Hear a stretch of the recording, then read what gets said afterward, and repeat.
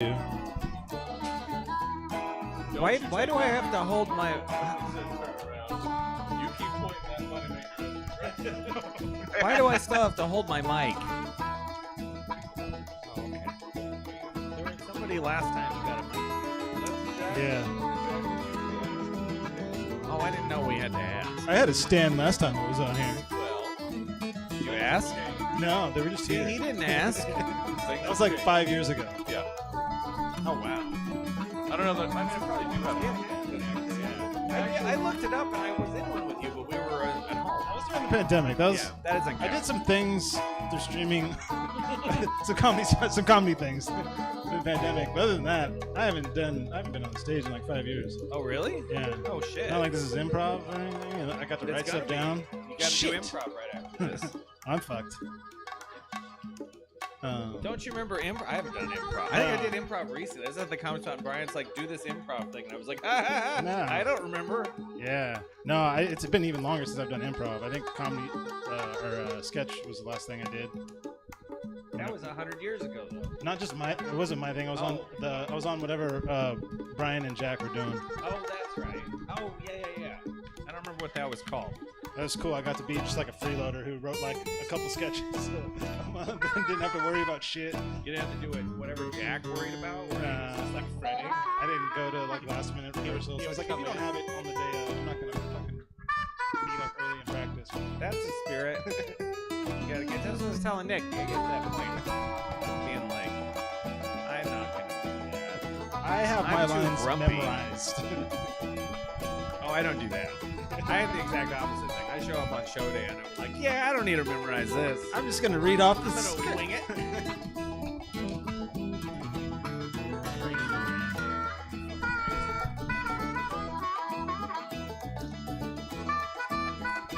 Really? I'm gonna sit here and just sigh through it. Oh God, he's still going.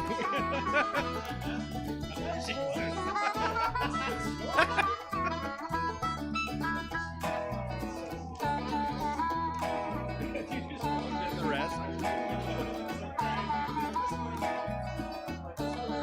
Yeah, I'm done. I don't even think I finished. I wrote most of an idea.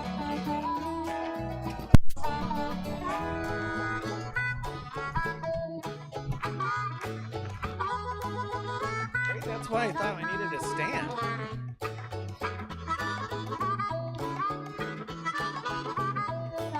Oh yeah. Maybe that's what we should get next thing. Maybe only a I usually Oh no, nobody likes that. Here it is.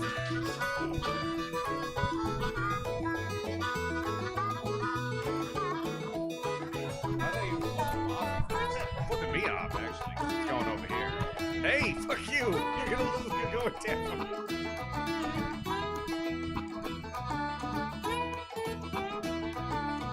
The only part I found weird, I think I did this recently in Eric Carter's on the TV, and you want to do that. You want to be like, you want to look at him because he's talking, but we don't, like, then you look weird. Because he doesn't know you're doing it. He's got like puppy dog on him. What is that? You're a legal buck right now. What? Oh no. It is, isn't it in season? Oh, this is gonna take a turn. I think it's deer season. If you got tags for D4 up in El Dorado County. The problem is that sounds too much like you know what you're talking about, and then I do. I know. That's the I only know. one, though. That's the only one I know. you gonna be well under limit, son. We're gonna strap you to the hood.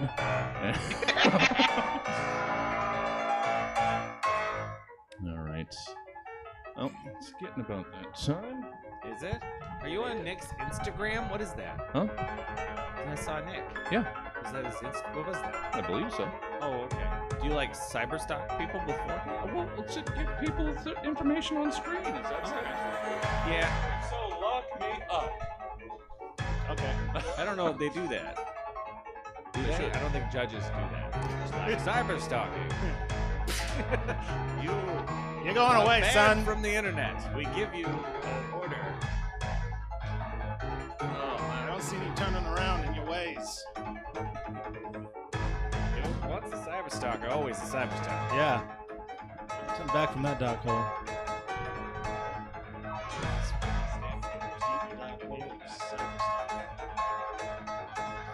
That's a weird. What kind of chips did you get there? Original? Sorry, I Open gotta them frame upside up Nick, down. and then we're gonna go. I think cyber stalking, it depends because you can kind of do it like casually. Oh yeah. Like most stalking, you gotta show up. You gotta put work in. But cyber stalking, you're just sort of like, oh, what are they doing? Yeah, that's what I expected. Yeah.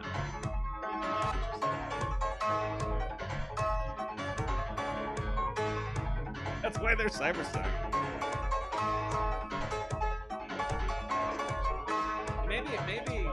Maybe it helps. Like maybe if there's like a bunch of All right, creepy there we guys go. that they just cyber stalk you instead of being stalkers. Like, yeah, but they might just be like, I can just look at her online. That's what she's doing.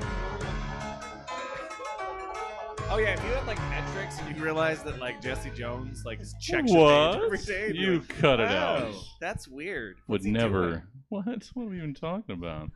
Hey, everybody. That slow, delicious fade out means we're doing this gosh darn thing. Welcome, and I also have to keep an ear out because I don't get people to help me yet, so I still have to listen for the other pre-sales and take care of them. So it'll be awkward when I leave you guys. Yeah. Are we gonna wait 9 minutes though? Like Laura was actually sitting here trying to give me tips on getting actual employment, and I had to say, "Oh wait," and I didn't even say, "Wait, excuse me." I just turned away to help someone, to help a paying customer.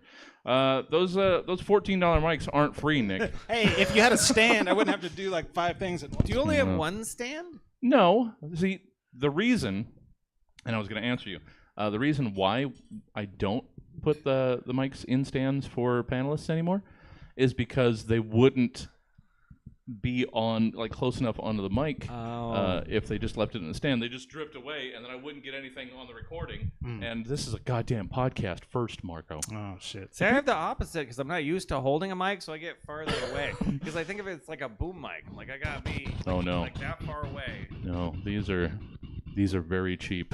You have got to eat them. You got to be all up on it. Gotta get up in that business. Yeah. Hey there, microphone. Yeah, welcome. Are we starting? I mean, we're. I thought you had more people and you were gonna make us wait till 8. Yes, exactly. I literally said that 2 minutes ago. Well, that means we're gonna dilly dally until then, right? Well, this is the built-in dilly-dallying. Oh, okay, that's fine. This is our second pre-show where we hang out and wait for audience online and in person. That's what we do. Is it a good system? No. I never said it was. It was really funny before when you left to go answer the door because it's like you're on a show that you made and host right now. Well, at that point, it was just the first pre-show. I get it. You know, it doesn't matter. It's fine. Welcome, online audience. Anyway, I was making a defense of cyber stalking. Yes. No, I heard. Because I think it might make stalkers less creepy. And I don't think that makes it okay, but it just makes me wonder that maybe more people would be willing to cyber stalk than to stalk people.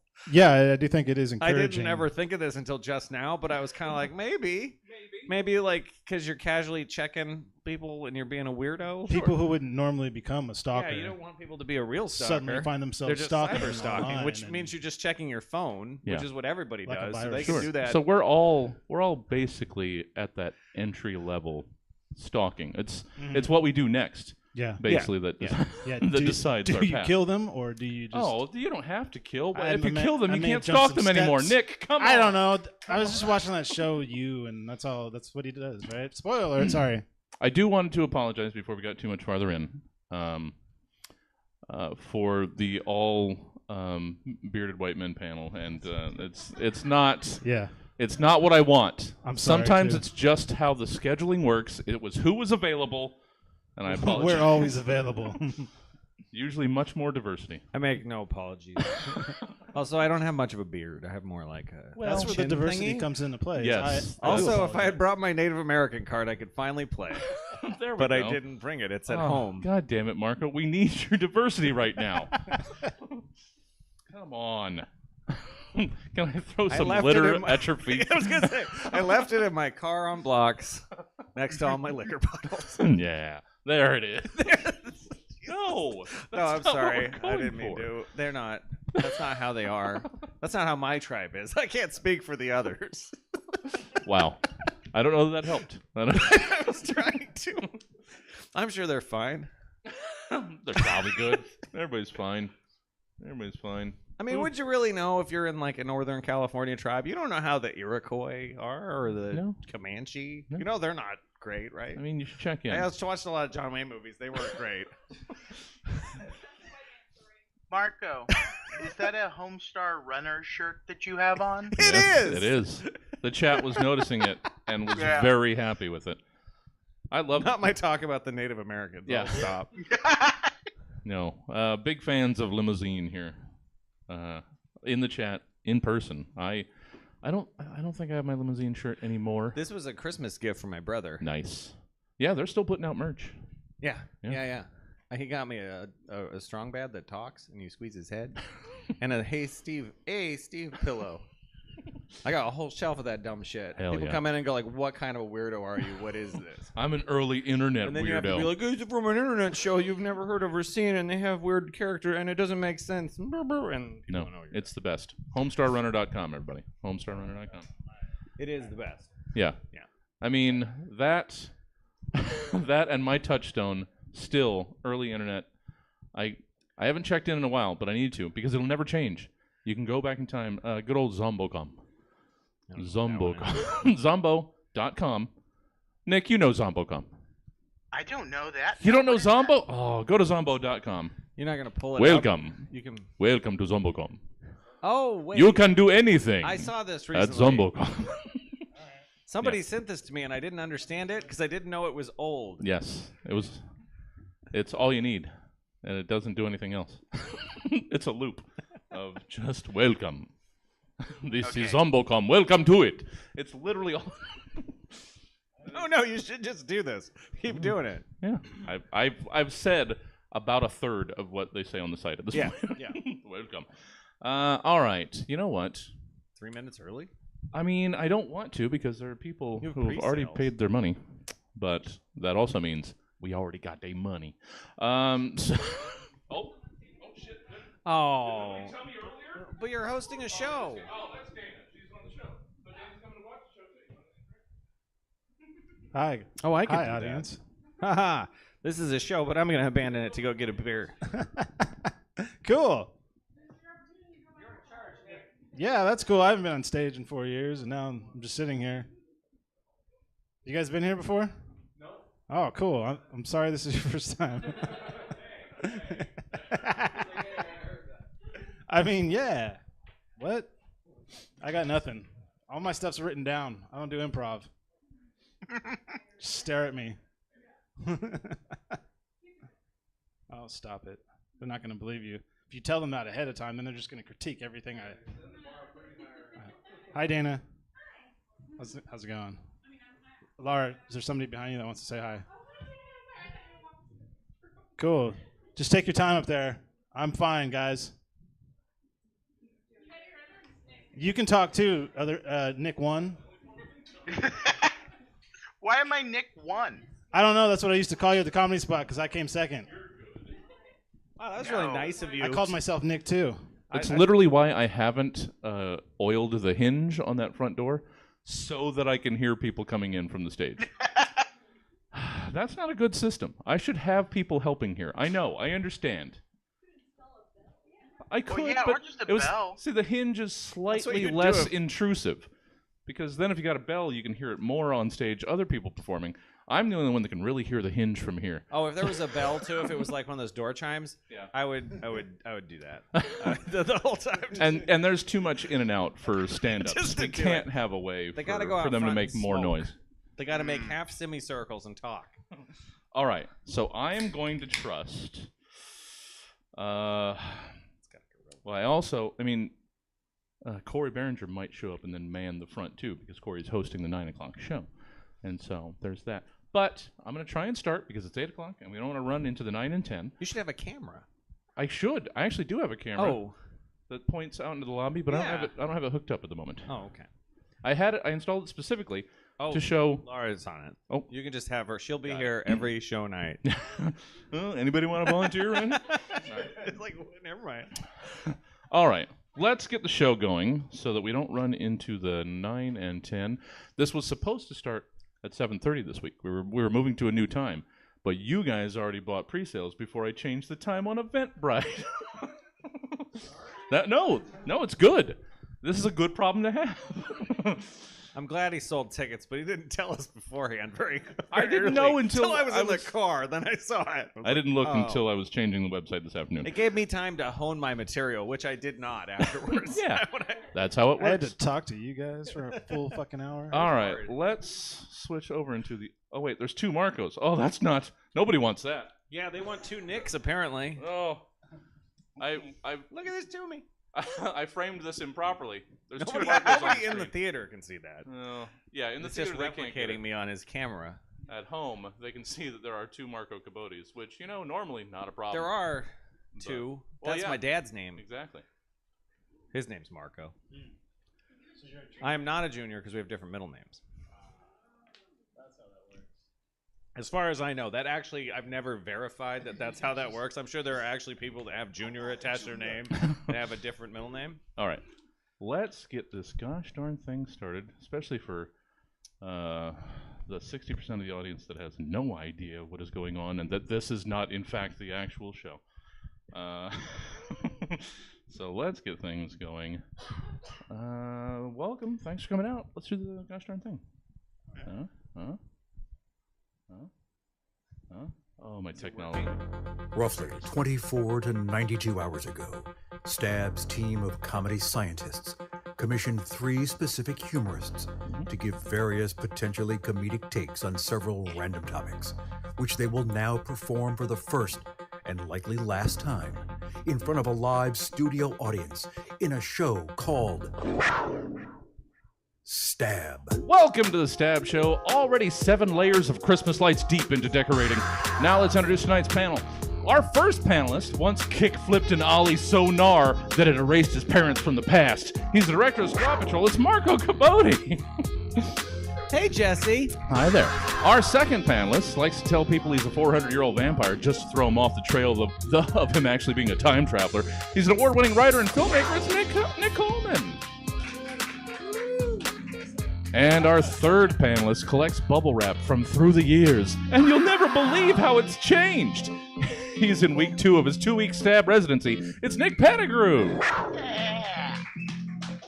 And I'm your host, Jesse Jones, fa-la-la-lalling your la-la-la. Welcome to the Stab Show. And this is your friendly weekly reminder to tune into the Stab Show on Cuts, KUTZ 103.1 FM on the FM dial, and KUTZFM.org on the org dial, Saturday nights at 11 p.m. And there will be. Yes, we're on the radio. What? Yeah. What Every decade week. is this? I know.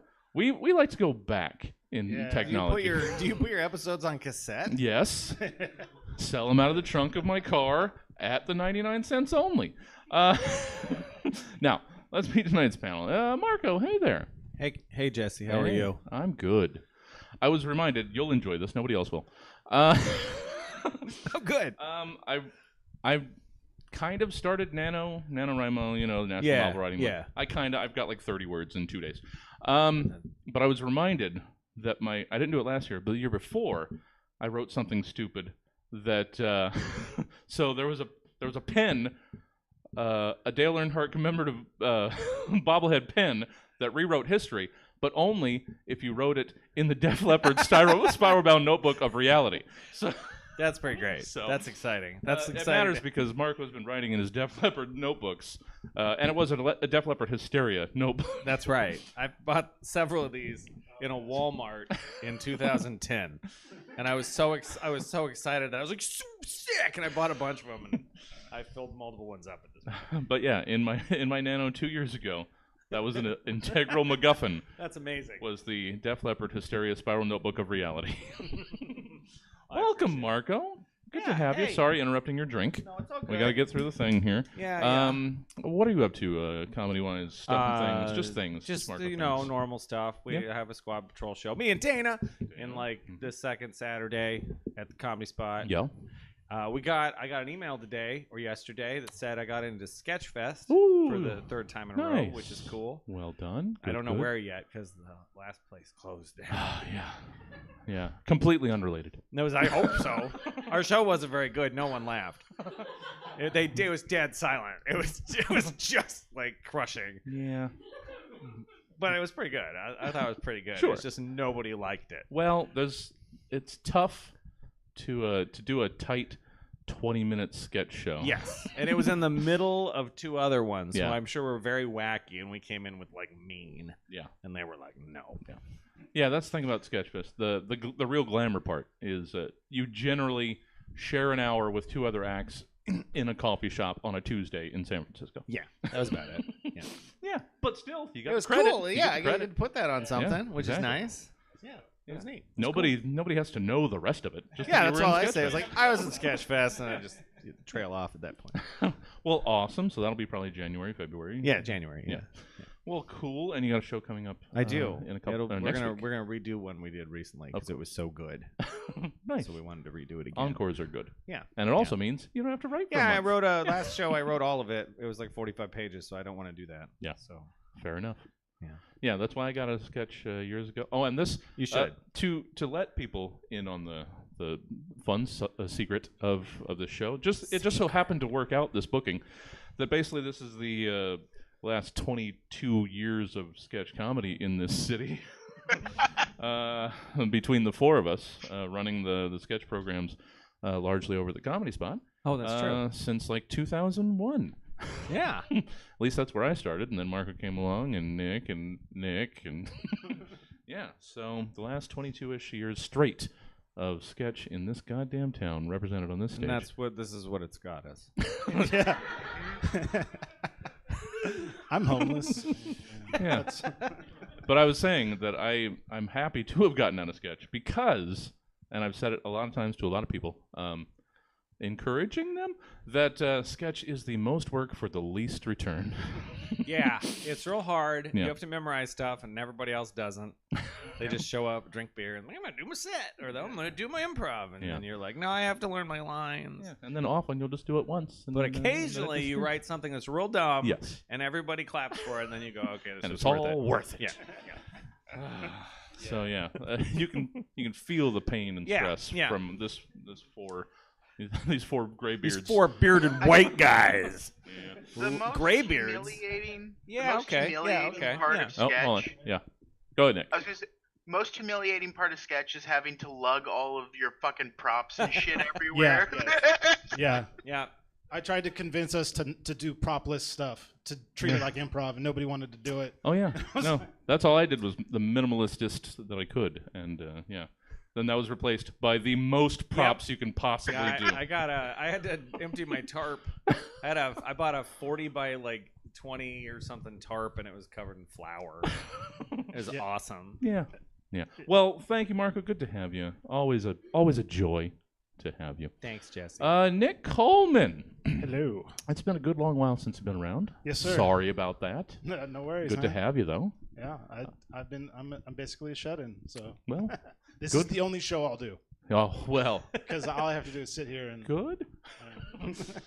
You're in a select company that basically only do this anymore. Yeah. There's like five or 10 people that used to do stand-up, used to do whatever, and now I just break them out of the stab freezer and push them on stage, and it's literally all they do anymore. Yeah, it was getting cold in there. Yeah. Well, good to have you. So before going dormant, you were doing the filmmaking stuffs largely and writing and. Yeah, I still like finish a short film a year. Yeah. I finished editing one this year, but haven't made a new one. But I'll get around to it. Yeah. Writing several things and not finishing it. Sure. I have had a couple things. There's a podcast called First Read Radio. Yeah. Where I've had some of my short screenplays turned into ear movies. Mhm. One of them, second one on the way. So that's pretty cool. That's about it. They're doing all the work. It's shit I wrote years ago that they're doing. Yeah. So, It's good to have something that you feel like you could submit when when something fits a Yeah. submission. Totally. Yeah, and the peak of my acting career Yeah, in man. Nick Coleman's award-winning film. Happy Accidents. Yeah. And then you were in Flip too. That one was terrible. Oh yeah. Oh, you were the TV guy. I watched that recently, and I forgot. I tried to you were fit in it. everybody in it, and Yeah. it just became way too long. And I was like, "What the fuck is this?" But yeah, good. But yeah, we need to get you in another one, man. Well, This sure. is so much fun. Award-winning Sacramento actor. Yeah. Mm. Yes. Best supporting actor in the Did you really win that? 2016 place called Sacramento Film Festival. It surprised me too. I mean, you're all right. I didn't have any friends in the audience. I don't have any friends. Period. It was a good turn. Chris Emery was so mad that he didn't win. Well, He would.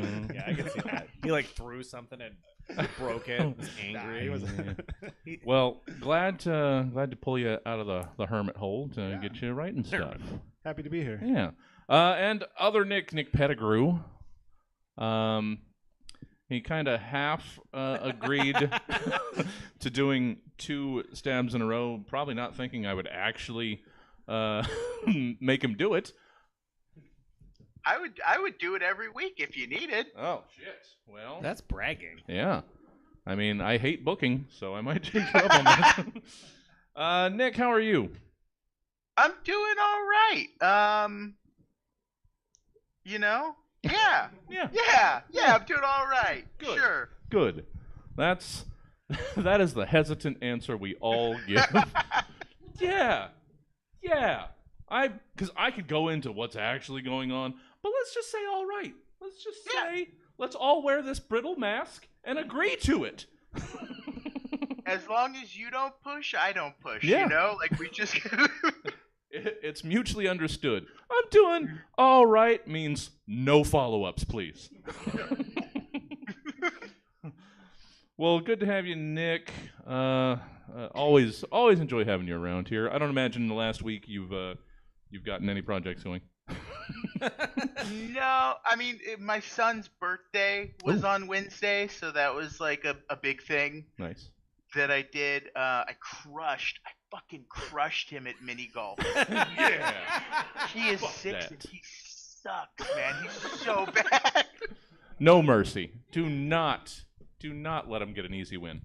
Well, no, because then they think that like it always comes easy, and that's not the case. No. You have to beat them down. Yeah. They have to learn early that life life lesson, is here to hurt you. Even your parents. Even the ones you love, especially the ones you love. Oh, and on that chipper note, that's obviously where we start the show. Now the show has begun. Wow. I know. Yeah. I know. Should we trim that? Probably. Done 371 of these. Am I going to change now? No, I am not. Segment 1, reorganization. If there's anything that can be truthfully said about this dovetails perfectly. If there's anything that can be truthfully said about the Stab Show, it's that we never have NTS or nothing to say. If anything, we've got HTS or hella to say. And while I didn't mean to make a second acronym, thus distracting you from the first nothing to say or NTS, I realized I just did it and have completely opened myself up to that being used in place of the one I actually intended, which was NTS. Any hoozle, let's forget what I might have just told you that NTS might already stand for, and instead give me who or what else NTS might stand for or represent to you. Marco Cabodi, let's hear your NTS. Why did you say it like that? Well, because anytime I've done this and said something else, everybody jumped on it. So no, I'm ready. I was gonna, but I didn't put enough time in. Okay. I did write down HTS, and I Yeah. had planned on it, and I didn't That's do it. right. All right. I just want to say that the thing I came up with, I was like, "That's terrible," and I can't believe you did that. And it does not represent the Stab Show and the future show that you will receive following what I'm going to say. Oh, ooh. Brace. It's not really that bad. But Okay. it's just stupid. Well, okay. Nothing wrong with stupid. That's where we You're hang in our good hat company. here. That's where we hang our hat. NTS. Hey, it's your mom. Wait. Hey, it's your mother. Your mom. Your mom you're in a consenting adult monogamous relationship with. Who is your sex mom? Your mom you have sex with. Okay. Okay. Your mom motherfucker. You weird ass motherfucker. So many times someone's like, hey, Timmy, you want to serve soup at the soup kitchen? And you have to tell them you're busy fucking your mom. Timmy, don't do that. But you're gonna. And dash away any thoughts that this is some sort of hot mom. No, this is a mom. Just a plain ass, floppy, frowny faced 57-year-old mom. But sometimes mom's done. You done exhausted that mom puss. I know, I'm sorry. She looks at you, weary, sweat across her brow, and says, NTS, not tonight, son. Mama's all banged out. Dad's cool with it. This is their introduction. I know. I didn't know you'd have pre-sales. I felt so bad once you were like, I have pre-sales. The two that didn't show up made the best choice. No, it's all, we're establishing base. It's all up from here. Thank you, Marco. I don't mean that. Nick Coleman. All right. Yeah. I apologize for the length in advance. All my other answers are way shorter than this one. That's what Marco's mom said. In 1995, Greg Miller invented the Nudicle, a completely pointless testicular implant for neutered dogs. Fast forward 5 years, January 1st, 2000 in Quincy, Ohio, Wanda Marchison and her husband Bill emerged from their Y2K bunker to discover society still intact. They were relieved beyond measure, for it had been a hellish New Year's Eve spent underground with their blue-tick coonhound, Buford. You see, Buford was not neutered. And right next door, the more tech-savvy and way less stupid Lindsay and Marcus Debussy were not worried about end times.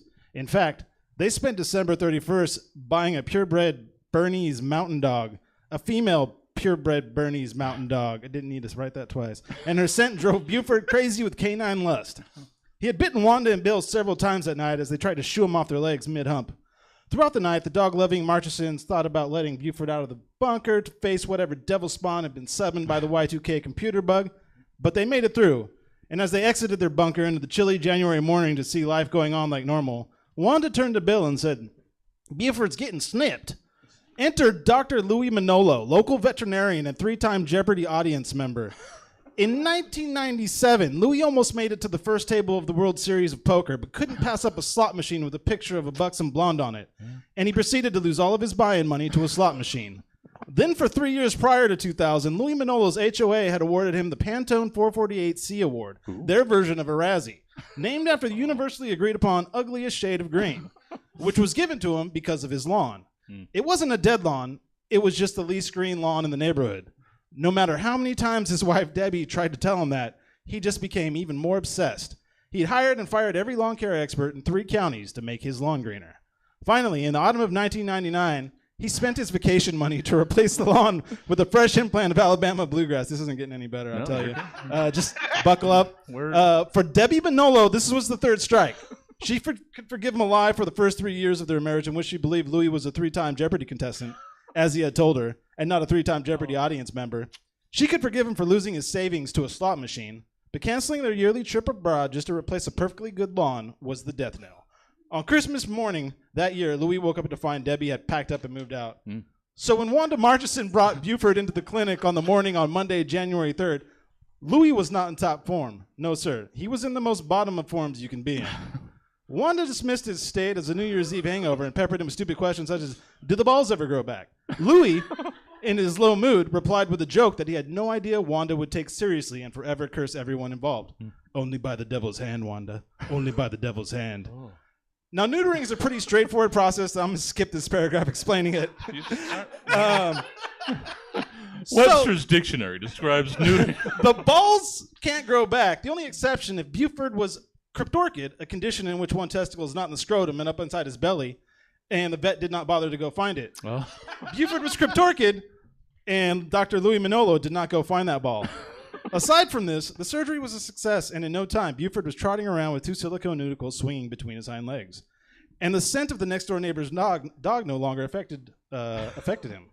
Then sometime in March, that prodigal testy came on back home and eventually fused with the 2 noodles in some kind of unholy symbiosis, which put something of the devil into... We're in the last page. Shut the fuck up. Which put something of the devil into Buford's brain. Later in an autopsy, the Quincy PD's canine vet would discover a cancerous fever had spread from the infected symbiosis of noodle and testicle all the way to his brain. Okay. This is where the acronym NTS comes from, noodle testicular symbiosis. A relatively harmless and banal condition that is easily fixed. But some say the devil really did come to Quincy, Ohio that day, because Buford escaped and went on a spree in which he knocked up 6 lady pups and killed 4 owners. Buford met his end at the rifle of Sheriff Wayne Higginbottom, a man whose backstory we don't have time to go into. But just know this was a bittersweet redemption for Wayne, as he had let his partner die at the maw of a rabid Siberian husky 5 years prior because he couldn't bring himself to shoot a dog that resembled his own childhood puppy. A week later, Marcus and Lindsay Debussy learned that Buford had impregnated their Bernese mountain dog, which he did. Bill told him it was impossible because he was snipped. He was outraged that they would come at him like this after recently losing his beloved hound. But what Dr. Manolo had jokingly told Wanda echoed in her head. Only by the devil's hand, Wanda. Only by the devil's hand. It's just going to get depressing now. She finally confessed to her fears to Bill. Now, I know, more. And together they knew they had to stop the birth of unholy devil dogs in Quincy. So on the morning of March 17, 2000, Wanda and Bill, one more page, I lied, went next door with hunting rifles and shot the poor pregnant Bernese mountain dog. Marcus and Lindsay ran outside so fast it startled Bill, who turned and shot them both. Bill couldn't believe what he had just done and simply lost it. Wanda left him behind to continue her mission from God, only to stop for a moment when she had heard one gunshot behind her. Bill had taken his own life. Wanda marched on for 3 blocks. Last paragraph. And then a short coda. Wanda marched on for 3 blocks to the next place Buford had visited last week. But before she could get there, Sheriff Higginbottom put a bullet in her, and she returned the favor. There's more, like they were in, but okay, anyways. And thus, one of the most bizarre true crime stories of our time came to a close as Wanda Marterson and Wayne Higginbottom bled out in the middle of the street that fateful morning. Long story short, there's no evidence. There's no evidence that nudicles do anything positive for your dog whatsoever. So why risk another Quincy, Ohio? Yeah. Wow. Well done, Nick. Well done. Stop it. Did you actually cut something out when you said it's too long to go into, or was that written in there? Yeah, it was written in there. Okay. I had written it and edited it out, but it was something I had when You didn't have to run through it either. I understand the feeling that no, this has to get. You could have. No, you should have dragged that out. That could have been 15 minutes of the show. Yeah. Well, next time. Next time. You set it up. Yeah. It's happening. Well, now you can just go at half speed on all the shorter ones that you said you have. I will. And I also lied about that. There are some longer ones. I'm a liar is the... You have to bring in like a phone book size bunch of paper and then sit there and be like, the night was 1969. It was the best of times. That's not even a long break. All right. Thank you, Nick. You're welcome. So sad and so good. Nick Pettigrew. You've got something in an NTS, one would imagine. Yes, that's what we're still doing is NTSs. Let's hear yours to wrap up segment 1. All right, Head Trauma Santa, HTS. No, I'm just Damn it. All right, let me start. Many of the great cryptids only want to help. Mothman, for example, has shown up both at times of great peril to warn of danger, and if crypto-erotic author Gwendolyn Rose is to be believed, to fuck horny journalists who question his existence with his fuzzy moth dick. However, not all cryptids desire to help humanity. One such creature exists in the woods. Which woods? Not one specific wood, and yet he lies in wait at the edge of every wood. I speak of the damnable Sasquatch. Oh, sure, he'll lure you deep in the woods with promises of a warm cave and squirrel meat for days. He'll make you feel loved like no one has ever felt before. In his furry arms, you'll experience true peace for the first time. You'll start to think that you can have a life in the woods, just you and your Sasquatch.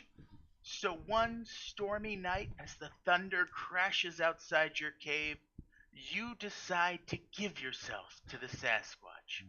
Wholly and completely, the echoing of your lovemaking will pierce the great storm and be heard in the valley below. Of course, that is mostly due to the intense pain caused by Sasquatch's massive, bright pink dong. But in the morning, when you attempt to curl your fingers in his chest hair, you'll grip nothing but air. The Sasquatch will be gone, leaving you covered in sweat, feces, and semen, with only a horrifically prolapsed anus as a memento of your time together. The truth is that all cryptids only want one thing, and it is disgusting. That is why I tattooed 3 letters on the pink sock of flesh that hangs from my rectum. NTS. Never trust Sasquatch. Yeah. Yeah.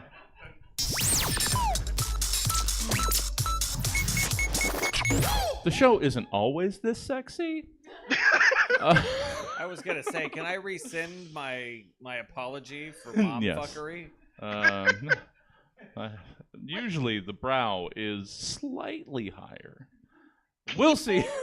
We'll see. People like Sasquatch erotica, and I mean, I'm just trying yeah. to scratch that itch, I you don't know know? if that's true. Oh, if 80% of the early Usenet is to be believed, Marco. Yes. Sorry, I'll just keep making old internet references that nobody gets. Segment 2, it's bootleg it. Food is yum, right? It goes in your eat hole and keeps you from dying. That's pretty cool. But not all food is necessarily great. I mean, who am I to say? I ran to the defense of circus peanuts and Necco wafers 2 weeks in a row on the Van Fully Candy Show, available on KUTZ 103.1 FM, cross promotion. But in this edition of Bootleg It, you're being asked to take these well-known, if less than beloved, food items and give us your dollar store, flea market, bargain bin, knockoff, counterfeit, or bootleg versions of each of them. Usually this is like movies and TV shows, but for some reason I got snacky, I guess. So let's see if this worked. So we'll go 1, 1, 1, 2, 2, 2, 3 times around. Hopefully that did not just surprise Nick Coleman. Oh, starting with me? Oh, no, just that you had to do all 3. No, of I'm them. number Oh, no, one. no, I got Okay. him. All right. Don't jump. Oh, Jumping. clearly Marco wants to get to his hot bootleg first. So let's Yeah. start our first of 3 times around. Starting us off with your bootleg croutons. Croutons. Boy, salads are bullshit, right? What kind of soft dick commie nonsense is all this roughage? I get it. The 3rd heart attack should be a wake-up call. Mm-hmm. But it's gonna be hard to eat all those greens with all that many dicks in my mouth, am I right? I'm gonna need to carb it up with this bish. I did write bish. Nice. If I'm gonna be able to see that eagle wink, I gotta carve it up in this bitch if I'm gonna be able to see that eagle wink in the American flag I use as a mirror every morning. How about some croutons? Uh-huh. Shut your lispy mouth, Federico. I ain't paying upwards of 2 whole American dollars for off brand. It was okay. There you go. I ain't paying 2 whole American dollars for off-brand Squaresales. Is there another way? There is? Hmm? What are these? They're 2 crons. Bite-sized cracker shavings formed into squares for only 62 cents a pack. We use only the tastiest bonding agents and the least deadly preservatives. Tastes almost just like the real thing, but not really. But fuck it, you just wanted salt anyway. Pour them all over that Sally. That's what I call salads. Pour them all over that Sally and smother it in ranch to defeat the purpose. 2 crons for when pretending to be healthy isn't enough. Yeah.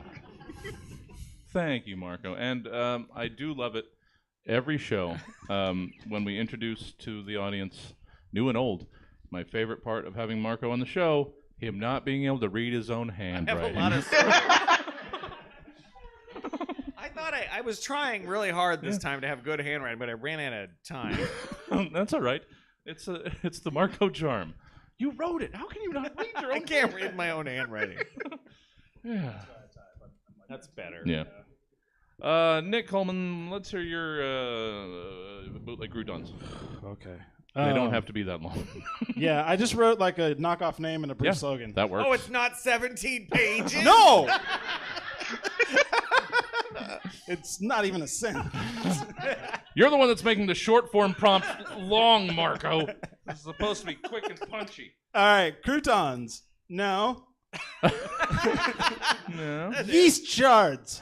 Real yeast flavored fructose makes real yeast shards. Hell yeah. That's it. Yeast shards. Yeah. That's generally what we're going for. No, you can have them long. Cool, I read it right. Everything works. Everything. There's no rules. Nick Pettigrew, bootleg croutons, go. Kobe Luwak croutons. Every fool knows that the best coffee beans in the world are those that have passed through the digestive tract of the palm civet. The same maxim holds true for croutons. No finer crouton has there ever been than those that have been harvested from the feces of those wondrous weasels. Each crouton is painstakingly extracted by the hands of hard-working Indonesian children and baked to a deep brown perfection. So feel free to toss a few Kopi Luwak croutons on your next Caesar salad and eat shit. Yeah. Yeah. Subway's new slogan. All right, second time around. We got to pick up the pace. No rush. I have to pick up the pace. You guys do your thing. Let's hear your bootleg, Marco. Your bootleg alphabet soup. You ever look down at your alphabet soup and think, I know these? Letters, I mean. I'm up on them. This soup isn't teaching me anything. I don't eat canned soup for the taste. I'm in it for the knowledge. While I'm sure they make Cyrillic alphabet soup or Mandarin alphabet soup, I'm also looking to be cheap. That's why I got Morse code soup. It's just lines and dots. They just make them out of the leftovers from the real letters. That's why it's cheap. That's why it's a knockoff. That's why I got it there. Yeah. I did look up if they had Cyrillic Morse code also. I was like, is that a thing? Do they turn those backwards ends into beep, beep, boop, boops? And they did in like the 1800s. So. Oh, did they actually? Yeah, they actually did. Oh. I didn't look up Mandarin Chinese. Well, yeah. That'd be neat too, but I looked up Yeah, Cyrillic. I would buy Morse code soup. Yeah, that's what I thought. Because everything's a It's word. just a line or a dot. Yeah. Well, actually, I translated Cyrillic into Morse code using some internet translator, and then it just gave me lines and dots, so it could have been wrong. I don't know. I don't know if the backwards N and 3 in Cyrillic are actually being beep, beep, boop, booped out. I don't know. Awesome. That's a guy you don't know if he's doing his job. Yeah, I'll send that. You don't know. Bing bong Yeah, he's SOS or like, something. Yeah, I he's don't know. probably doing it. Yeah. All right. Thank you, Marco. Nick Coleman, bootleg alphabet soup. Alphabet soup? No. No. Try Abjadia Hassan, which is Arabic for alphabet soup. Nice. Relax. Everything's fine. That's right, the hardest alphabet in the world, now available in suit form. Yeah. When learning Arabic, letter forms change depending on which position the letter takes in the word. And when you eat Abjadia Hassan, you also be like, what the fuck? How do I even wear swipes bowl off table? Abjadia Hassan. Nice. Sorry Nice. for butchering that. No, I Any of mean, our- we believe whatever pronunciation. See? We get smart around here.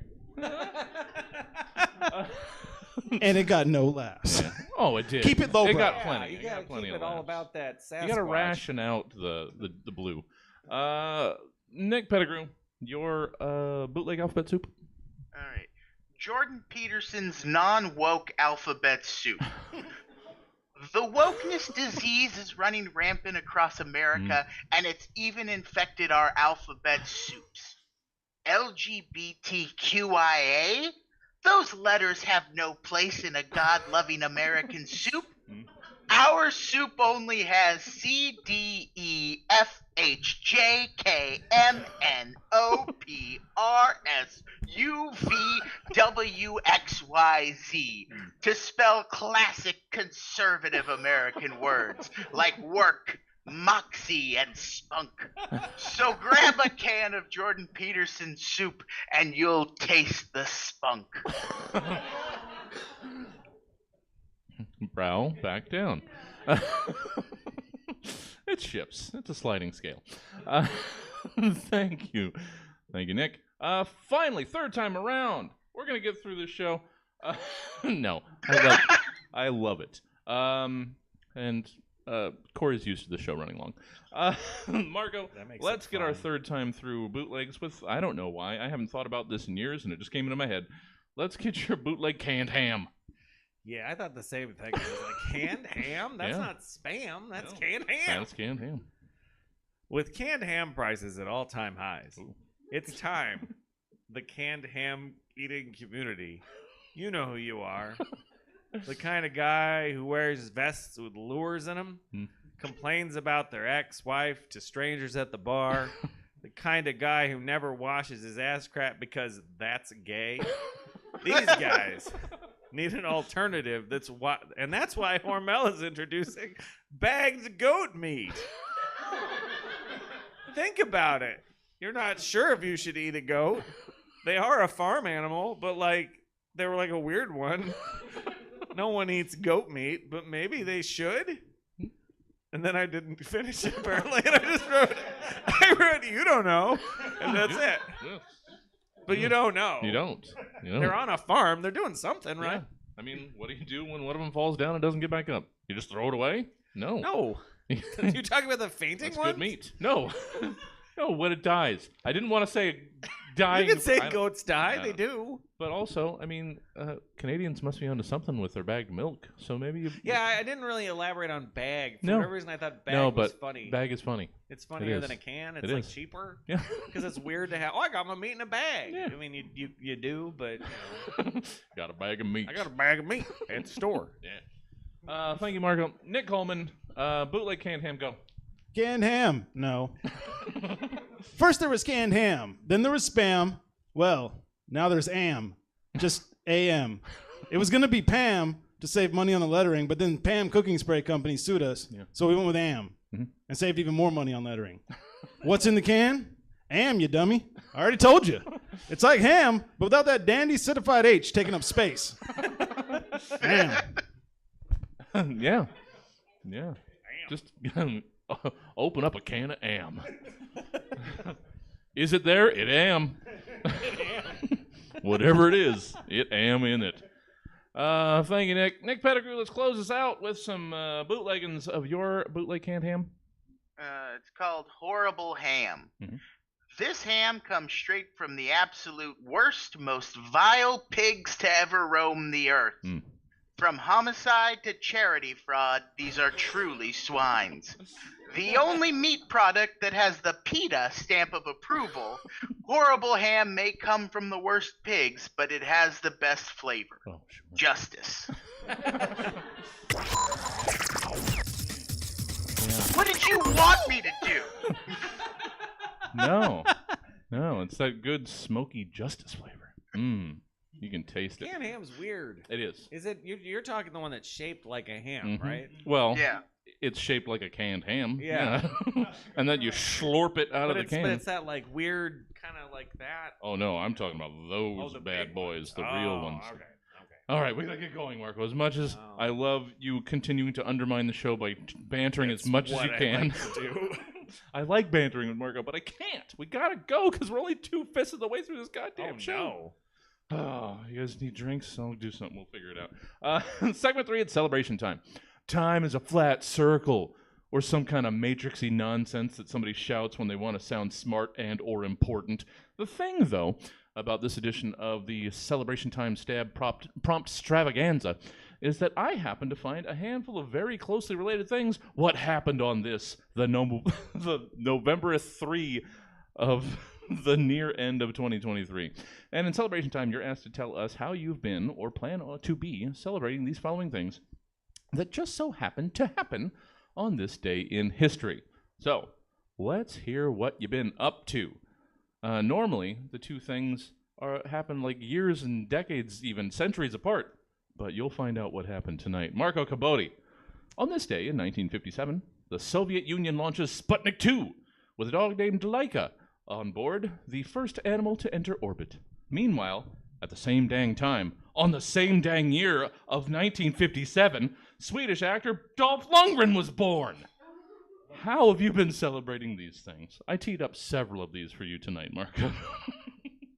First, I need a good story for the sympathies of the lady at the shelter.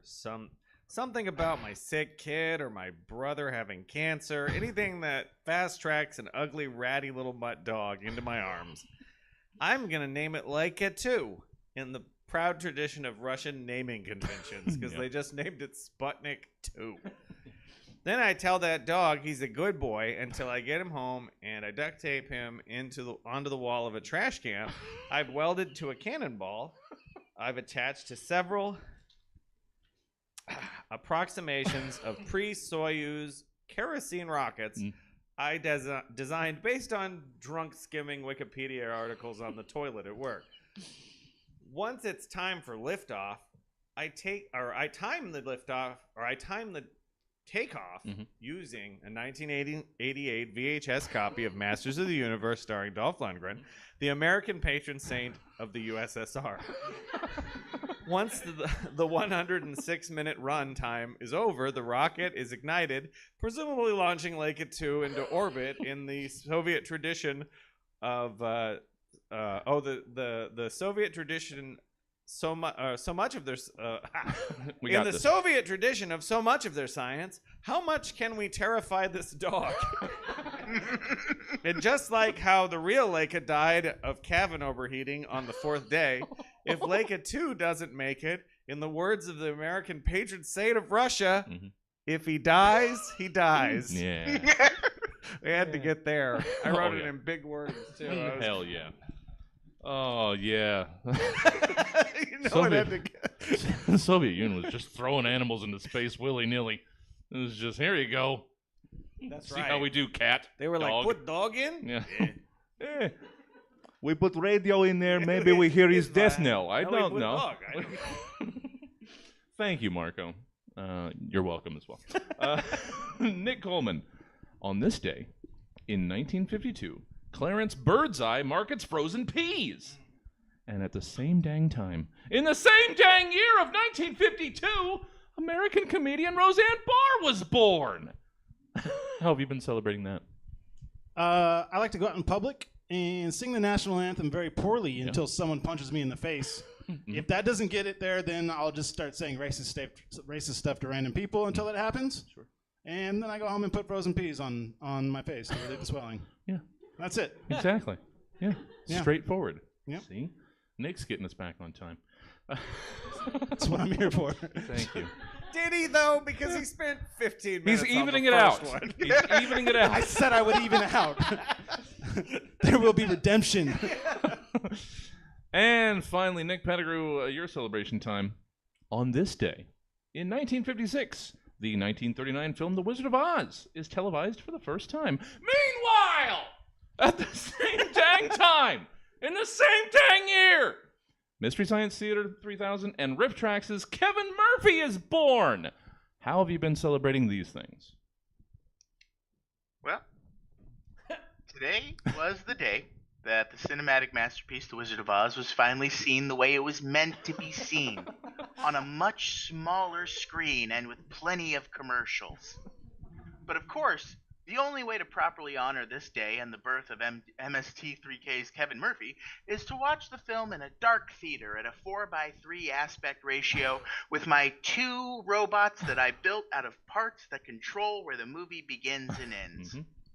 We'll sit and tell heavily scripted jokes that people will think are improvised. This will cause some of those people to make their own version of the show, but they won't plan nearly as much, and it will be bad. Like level 1 improv class show bad. All the while, the corpse of one of the Lollipop Guild will gently sway in the background. Yeah. Oh. Yeah. You know. The hanged munchkin. In Doesn't the that mean that when she gets to Oz though, it's just black and white still because it's the 50s? Probably. It doesn't have the same impact. Yeah, it does there'd not. be kids who are just like, I guess. Yeah. Yeah. The big transition into color It would just be really nothing. doesn't hit on a black and white TV. So, yeah. Thank you, Nick. Quickly on to segment 4. It's Vows to an Asshole. Love can find you anywhere. On the road, in a rest stop bathroom, thumbing through the kick-ass trucker tapes at the pump and choke while you wait for your riblet sandwich to finish microwaving. It's a beautiful thing when it finds you. Unless it's some kind of asshole, but you don't mind. You love that sumbitch. And in this vehicular-themed Vows to an Asshole, I don't know, I had themes tonight. It just happened. You are asked to share with us your wedding vows to these generally unlovable nouns or concepts. So let's hear your love engine roar. Marco Cabodi, let's hear your vows to coal rolling.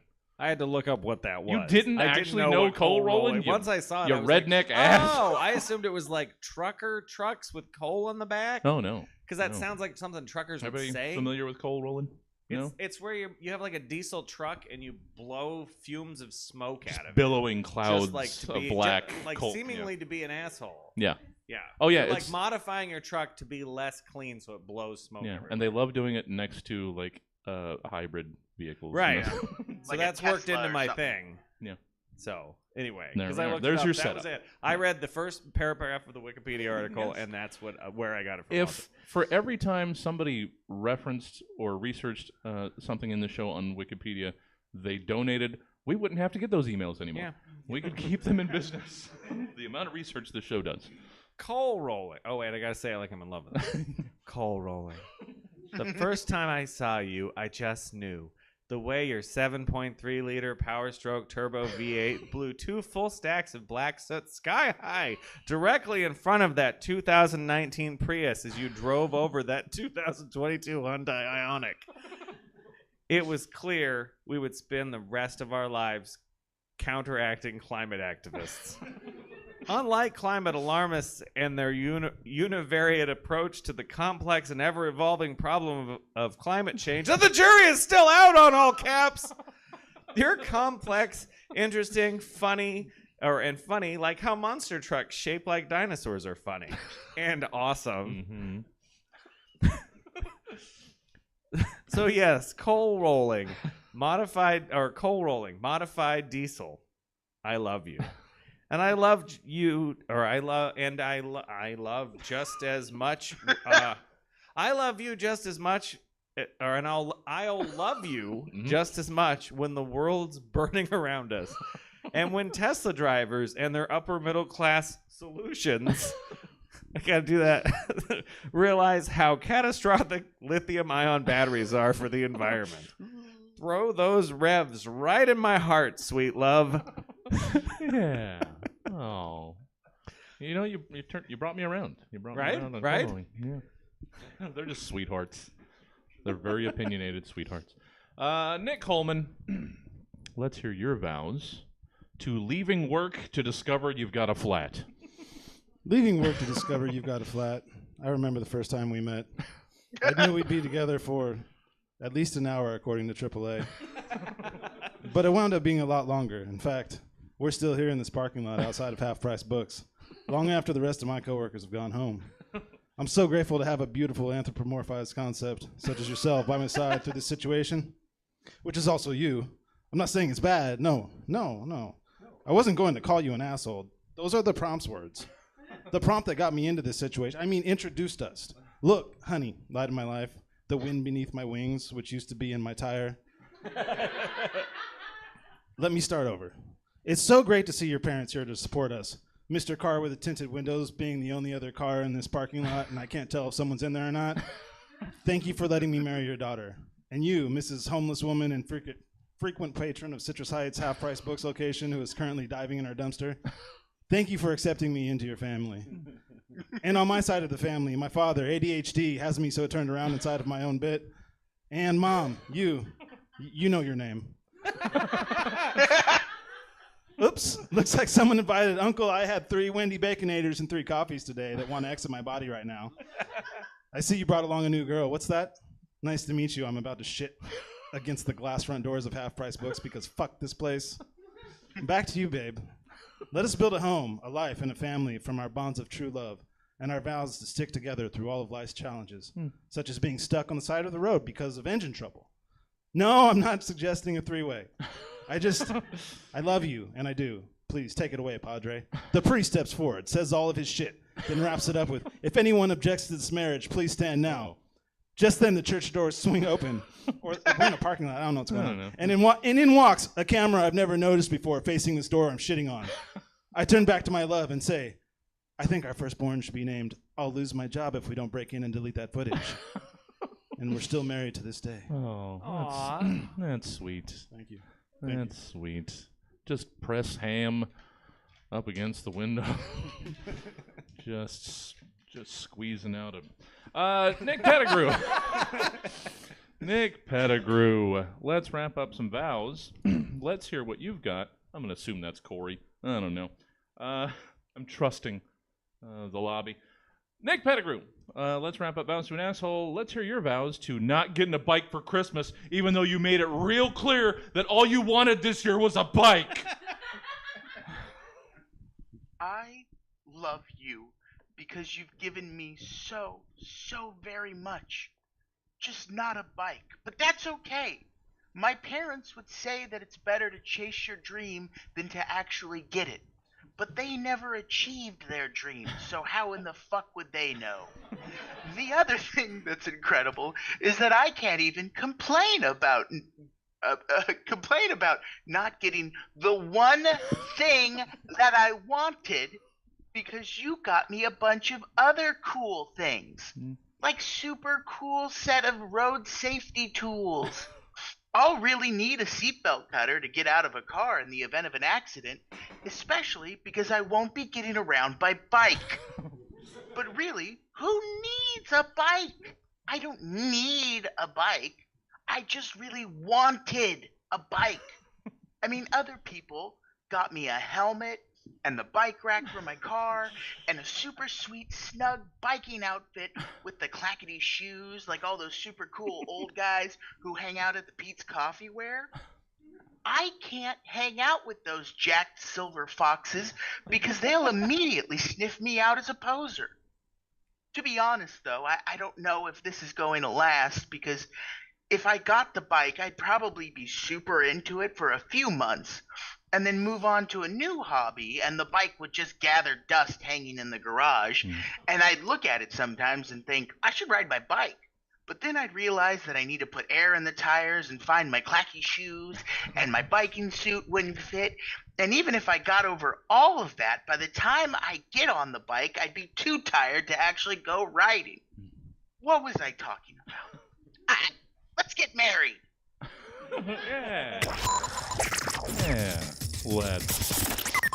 That's what you always want to hear. I don't know. Why not? I bought the ring already. What are we doing? And we've arrived at segment 5. It's Department of Tourism. Travel. It's not all it's cracked up to be. You never know when you might get hit by a weather event that might trap you in a place that you were going to be in longer than the restrictions would have kept you there anyway. I don't know. I don't even remember writing this. Did I write this one? I was like, that's confusing. I might not have rewritten this one. Whatever. Or maybe you just want to see some place that has slightly different shops than the place you're always in. In that case, you might need a little help deciding where to go. And in Department of Tourism, it's the job of our panelists to try and convince the indecisive traveler that your place is the one they should want to visit or put down whole new-ass roots in. Marco Cabodi. Let's hear your pitch, your tourism guide for Radington Heights. Radington Heights. Whoa! You just kickflip ollied into the most tubular mondo bodacious sunglass wearing neon puffy jacket of cool dude cities, Radington Heights. You ready for a ninja-filled shopping montage of dinosaur shirts and Australia fetishization? Me too, cool dude. We've got the chillest waves on the softest beach with the hottest babes in the pinkest bikinis, and they just melt at the sight of party cool mall rat backwards cap type guys easing their way into 90s fashion. Yeah! So if you like waves and beers and beating up nerds and parties and babes and helicopters and All right. Good save. Oh, Yeah. Holocaust. Almost took a weird turn. in the middle there. It'll just be beer, babes, Holocaust denial. Anyway, yeah, woo, skateboard. No. Beating up nerds, parties, babes, helicopters. Deans who got their comeuppance, titties, oft other cool dudes and cool dude homoerotic volleyball tournaments. Radington Heights has got a fighter jet full of shredding guitar solos just for you. Radington Heights, cool dudes only. Yeah. Oh, we got away with so much in the 80s. Yeah. Problematic. And it was only 5 million. No. Oh, what are we doing? It wasn't as many as they claim. Yeah. Marco Cabodi. Thank you for all of that. How can people get more Marco Cabodi in their lives should they choose such a thing to be? Squad Patrol, my sketch comedy group, will be performing at the Sacramento Comedy Spot the second Saturday of November. Like 8 days. Yeah. It's going to be awesome. We're doing a song. Oh. And a whole epic show about mobsters. Nice. It'll be great. Awesome. Well, check that out. Enjoy all of that. Thank you, Marco. Always a pleasure. Yeah. I'll also be going to the Holocaust Museum to make sure that I to make sure I know what's happening there. Just drop off a couple apology notes. Shit, this shit sucks.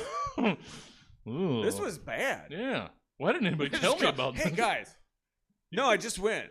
That was bad. Why didn't you tell me? Why didn't nobody say this? Thank you, Marco.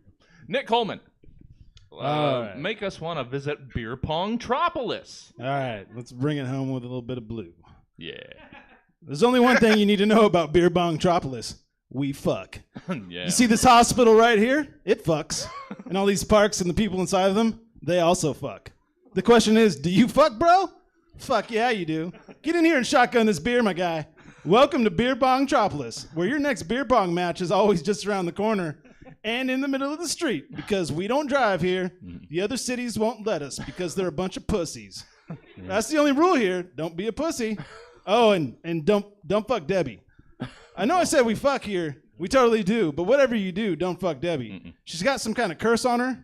Yeah, I don't know her deal. She was married to a cursed veterinarian or something. She says she's cursed because of some neuter job gone wrong, and we built this wall around the city to keep the rabid dogs out. I don't know, bro. We can't get rid of her. We should probably sacrifice her to the dogs. But whatever, man. Whatever. Like I said, she fucks. So if you do fuck Debbie, just know that if you leave this city, the dogs will get you. So come on down to Beer-pong-tropolis where we all fuck. And we're also fucked because of Debbie. Yeah. Yeah.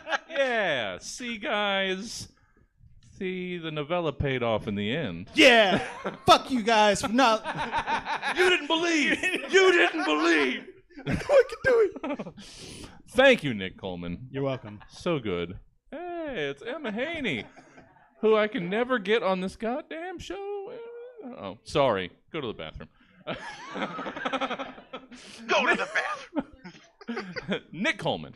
Can people? Oh yeah, you got stuff that you can point people towards. How can people get more Nick Coleman in their lives? You can watch some movies on YouTube at Nick's Movies. That works now. You can do like a little / at Nick's Movies. Yeah, I know. I just found it out. I'm on Instagram at Nick Makes Movies. And then I'm with my friends at First Read Radio. I kind of help them out. I got a couple of they turn short screenplays into short movies, ear movies. And you can look for my episode or any episode. Mine's called The Clerk and the Coxman. And then the new season's starting, and I'll have a new one called Decapitator. Nice. Yeah. Awesome. There's still plenty of ways to get Nick Coleman in your life. There Just you go. not in person. That's all right. That's overrated. Who would own a brick and mortar theater and expect people to show him? That's dumb as hell, Nick. You keep writing stuff that people read for you. Thank you. And Nick Pettigrew. Hey, before we wrap up the program, how can people get more heap and helping big old gobs of Nick Coleman where they work, or Nick Pettigrew where they work in bank? Wow. There's two. That was the one time I confused the You Nicks. actually did it. Come on. You did it in the intro. You did No, a I great didn't. job. You did a great Did job. Right. Come down to Pasadena. I'm here. Just hang out. That's about like the only.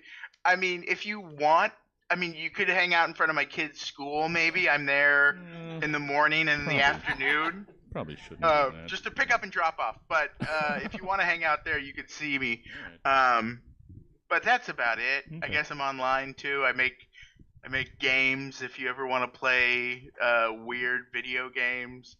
And God, that's it. Yeah. What is the IO for that one? It's itch.io / I think Nick Pettigrew. There you go. Yeah. If you want to play some of Nick's early games while we continue to wish list Expressorcist. Yes, Expressorcist will. It's gonna come out. It's Express Exorcism. It's a whole thing. It takes time. Well, thank you, Nick, for being a part of this. We enjoyed the hell out of you. Got Nick Pettigrew 2 weeks in a row. That's it's more than I could hope for. And Nick Coleman too. So many Nicks. And then a Marco. I'm sorry. Nick Pettigrew, let's wrap up the program with your pitch to make us want to come visit. I wish you wouldn't. Tired of feeling the intense full-body cringe of watching people do things that make you illogically uncomfortable? Then you should come down to I wish you wouldn't. Never again will you have to endure watching someone who can't sing earnestly try singing in front of a large group of people. That shit doesn't happen in I Wish You Wouldn't. Over at I Wish You Wouldn't High, none of the kids do those big, overproduced public performances where they ask another kid to prom just to have them say no. Nobody proposes at somebody else's wedding to try and save their relationship. As a matter of fact, if anyone starts to do anything that is even remotely cringy and makes anyone else feel weird, they are promptly arrested, shot, and their bodies disposed outside of the city limits. We all agreed it's better that way because if you're doing something that cringe, you wouldn't want to live afterwards anyways, you know? For the more aggressive tourists, we suggest you check out nearby I Wish a Motherfucker Would-ville. But if you're looking for a worry-free experience, please come check out Please come check us out. As a matter of fact, I wish you would check out I Wish You Wouldn't. Yeah. Was that cringe? Oh fuck. Oh God, they're coming for me. Please. You guys, you have to help me out. Please don't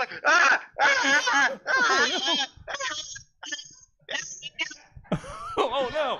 Oh, well. Nice. I guess then that means Stab is over. Thank you for joining us tonight, and of course, a very special thank you to our incredible panel: Marco Cabodi, Nick Coleman, and Nick Pettigrew. Now, if you enjoyed this enjoyed this thing so dang much that you just have to have access to 372 other episodes similar but different to it, then you should subscribe to The Stab Show via the podcast provider of your choice, be it Apple Podcasts, Spotify, or the Good Pods app. Or if you want to catch it live as it happens, then you just need to come on down to the Stab Comedy Theater or tune in to Stab TV at 7:30 Friday nights, and you'll be getting it. But that's all we've got for you tonight. So until next time, I've been your host, Jesse Jones, saying, don't forget to set your clocks back 4 hours this Tuesday afternoon and let the world sort out whatever the fuck else. Good night. All right, everybody, that's the program. You did it. Yeah, we've got 2 more shows. Oh, somebody did something wonderful. Oh, we got a cheer. Oh, look at that. That's $5. Warm Takes will begin in, well, let's call it about 10 minutes. So we've got another show. If you want to stick around, we can upgrade you. Somebody actually came for Warm Takes and took me up on the offer of if you pay for the 9, you can come to the 8 and see they got an extra hour of good times. So yeah, Warm Takes begin basically as soon as I can turn this over. So thanks for hanging out. Online, in person, Warm Takes in about 10 minutes. What the hell? Thank you, guys. Oh, motherfucker, goddamn bullshit, holy shit. Bye. It was great seeing you. Bullshit, Bye. motherfucker. Oh, fucking bastard, goddamn fucking shit. Son of a motherfucking bitch. Oh, shit. Ba-da-die, wow. Fucking bullshit, fucking bullshit, fucking bullshit. Holy shit, oh fucker. Fucking bullshit, fucking bullshit. Son of a bitch, what the hell? I do like this show. That's why she's Oh, motherfucker, goddamn bullshit, holy shit, holy shit, oh, holy shit, bullshit, goddamn motherfucker, oh, fucking bastard, goddamn fucking shit, son of a motherfucking bitch, oh, shit, oh, motherfucker, goddamn bullshit, holy shit, oh, holy shit, bullshit, goddamn motherfucker, oh, fucking bastard, goddamn fucking shit, son of a motherfucking bitch, oh shit, son of a motherfucking bitch, oh shit. Ba-da-die, wow. Fucking bullshit, goddamn bullshit, fucking piece of shit, oh yeah, fuck.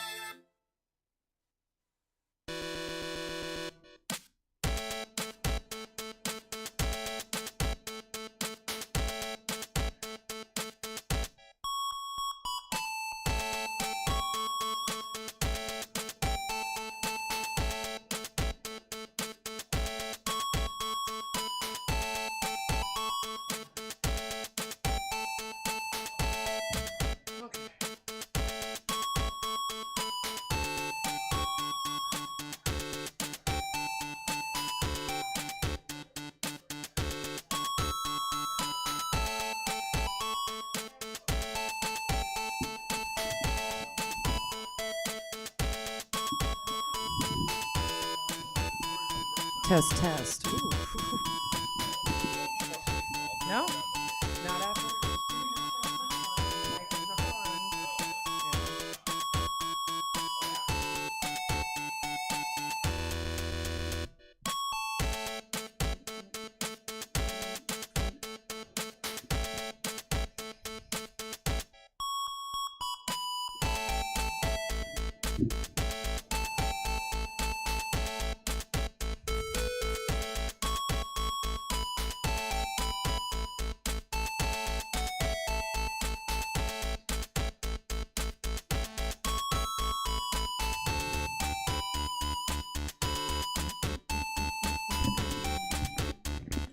Welcome to the Stab Comedy Theater. It's time for Warm Takes. Please welcome to the stage one of your hosts. It's Corey Behringer. Hey. Well, hello, Stab Comedy Theater. How the heck you doing? Yes. Love it. So this is Warm Takes. This is an improvised stand-up show. What that means is rather than comics coming up here giving you their hard-worked, honed material, instead we're going to let them do a tiny little piece of that, and then the rest of the set we're just going to throw random topics at them and watch what happens, basically. To varied results, most likely. They're pretty good. Yeah, for the most part. That's usually what that is. Yeah. That's what we aim for. I think that's why we call the show Warm Takes rather than Hot Takes. We don't want to set the expectation too high, but we don't want to set it too low Not either. too low, This is not yeah. the cold take show. This is Warm Takes. Sturdily in the middle is what we aim for. So to kind of give you an example of that, I'm going to do a little bit of material at the top, and then Emma, my co-host right over there, Hello. Emma Haney, is going to give me some random topics, and then we'll just kind of see how this flows. It's going to be great. Yeah, so I've been working on my confidence. I've been trying to become a more confident person, and I think it's working. I do. I'm seeing some progress here, but I recognize that there is a cap. There's a limit to how confident I can ever become. I know I'll never have that brazen confidence of someone who can get something out of their trunk while stopped at a red light. What is that? Have they no shame? I could never do that. I just couldn't. I'm just not built that way, basically. And I'm so judgmental when I see it happening, like in the wild, I'm just white knuckled, just like, ooh, this better be good. Because I want it to be good. I'm rooting for them. I want it to be something that could not possibly wait until that very moment. Like, I don't know, the steering wheel. It's never the steering wheel, though, right? Mm-hmm. They're not just sitting there like, wait a minute. I've just been twisting the nub this whole time. You know what? You stay here. I'm going to go back there. I'm going to get the steering wheel. I've just been twisting that nub. I don't know. My favorite part of that bit is the word nub. I know. I feel like I was just going to jump in and be like, expand. Expand on the nub, please. It's just not a word you get to use very often, But let's riff a little bit. You want to riff? Yeah, let's riff. Corey, is a hot dog a sandwich? It's not. I don't believe it's a sandwich, and this is a heated debate. Obviously, this is well discussed. This is well trod territory. But I'll give my take on this. I don't think that it's a sandwich because I believe it stands in a category of its own. I'm very pro hot dog. I'm a big hot dog fan. My wife and I are both hot dog fans. It's a big part of our decor at home. She paints erotic hot dogs, not just hot dogs, erotic hot dogs. Check out the art, y'all. No, it's fantastic. So I'm very passionate about the dogs because they're such a strange beast. You don't really know what's in them unless you do the research, and I refuse to do the research. I will not do the research. That is, ignorance is not just bliss, it's so goddamn tasty. Accurate. We'll stay in the vein of sandwiches. If you could make the ultimate sandwich, what would be on it? Oh, man. Well, at first it's going to sound pretty basic. Because I have very simple needs when it comes to like your classic deli sandwich. I love a combination of turkey and roast beef with some yellow American. I know it sounds kind of lowbrow, but I find that the creaminess of the yellow American ties it all together in a very modest way. Okay. I think. But how it would be the greatest ever is if it would be fed to me by Thomas Hardy. Yeah. Thomas Hardy. Yeah, the actor. Okay. Yeah. I was thinking Hardy Boys for some reason. I don't know why my mind went there. Do you want to do one more? Yeah, sure. Why not? Okay. What item do you hope will be obsolete in 20 years? Ooh, obsolete. Mhm. An item. That's an interesting thought of things that I you know what? Toothbrushes. What? I wish toothbrushes would become obsolete because I hope that we can develop a technology that we could just like take a pill or something for that, and then it's taken care of for us, you know? That should not be a part of our daily routine. I don't want to have to deal with this shit anymore. I feel like that's like a foamy ass pill. Yeah. To take care of your teeth I'm into it. I'm into it. Like if foam is the worst I have to deal with, foam, I have no problem with foam. I can't handle You mouth. draw the line at foam? I mean, I'd rather have like toothpaste in my mouth than like foam like I have rabies. Foam is satisfying. I find foam. Expand on that, please. I need to hear Well, that. it's just it's fluffy. It can be soothing. I don't know. Like think of sea foam. Isn't sea foam delightful? Sea foam I feel like is salty and You're talking about briny. flavor. I'm talking about sensation. Expand. At a certain point, I'm just going to keep talking about sensations up here, and I don't know if that's the vibe We're tonight. like, how did we get here? That's so strange. Anyway, I think that's about enough that we got the idea of the show, right? Did you guys get the idea Do of we the have show the from gist? that? Maybe we do one Yeah. more. Yeah, sure, let's do one more because I didn't get a uproarious round of Yeah, applause. everyone's like, I understand. He likes foam and weird shit in his mouth. Let me see. Hold on. I wrote a lot of random shit. If you wore, no, that's not for you. It was if you wore one, what did your prom dress look like? Oh, But well, what did no. your prom outfit My look prom like? outfit, well, I had two because I went to two proms. Different years. My junior prom and then senior. I was like, senior okay, prom. popular boy. Senior prom, totally boring because I went the formal route. I took the advice of my folks, and they're like, "You're gonna want the black kind of." I don't know if it was even a tux. It might have been close to a tux, but it was very formal. So boring though. Such a boring look.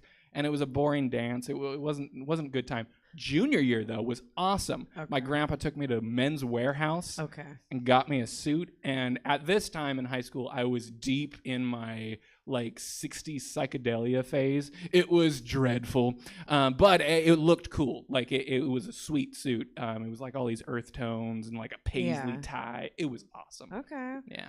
My junior prom was more fun than my senior ball. But I didn't go to my junior prom. I went to the junior prom when I was a senior because we got to go for free. And my friend got us kicked out because she started. Do you guys remember freak dancing? Yeah. We drank a handle of vodka on the way to Arden. Obviously. Where was it at? Shit, what's that old Arco Arena? That's where it was at. They had it at Arco? Yeah, in Oh, one I of the didn't- the exhibit Oh, they rooms. probably have like. Oh, okay, gotcha. Yeah, and we got super shit faced, and she started grinding on the geography teacher, and he's all, you guys gotta go. You're little. Check out this rhombus. Yeah. Yeah, you guys give it up for Yeah, Corey yeah. Behringer. That I'm was gonna a be, great first on the set. other mic throughout the night as Yeah, well. yeah, yeah. And please keep that going for your next comic, the very funny Joey G. Joey G.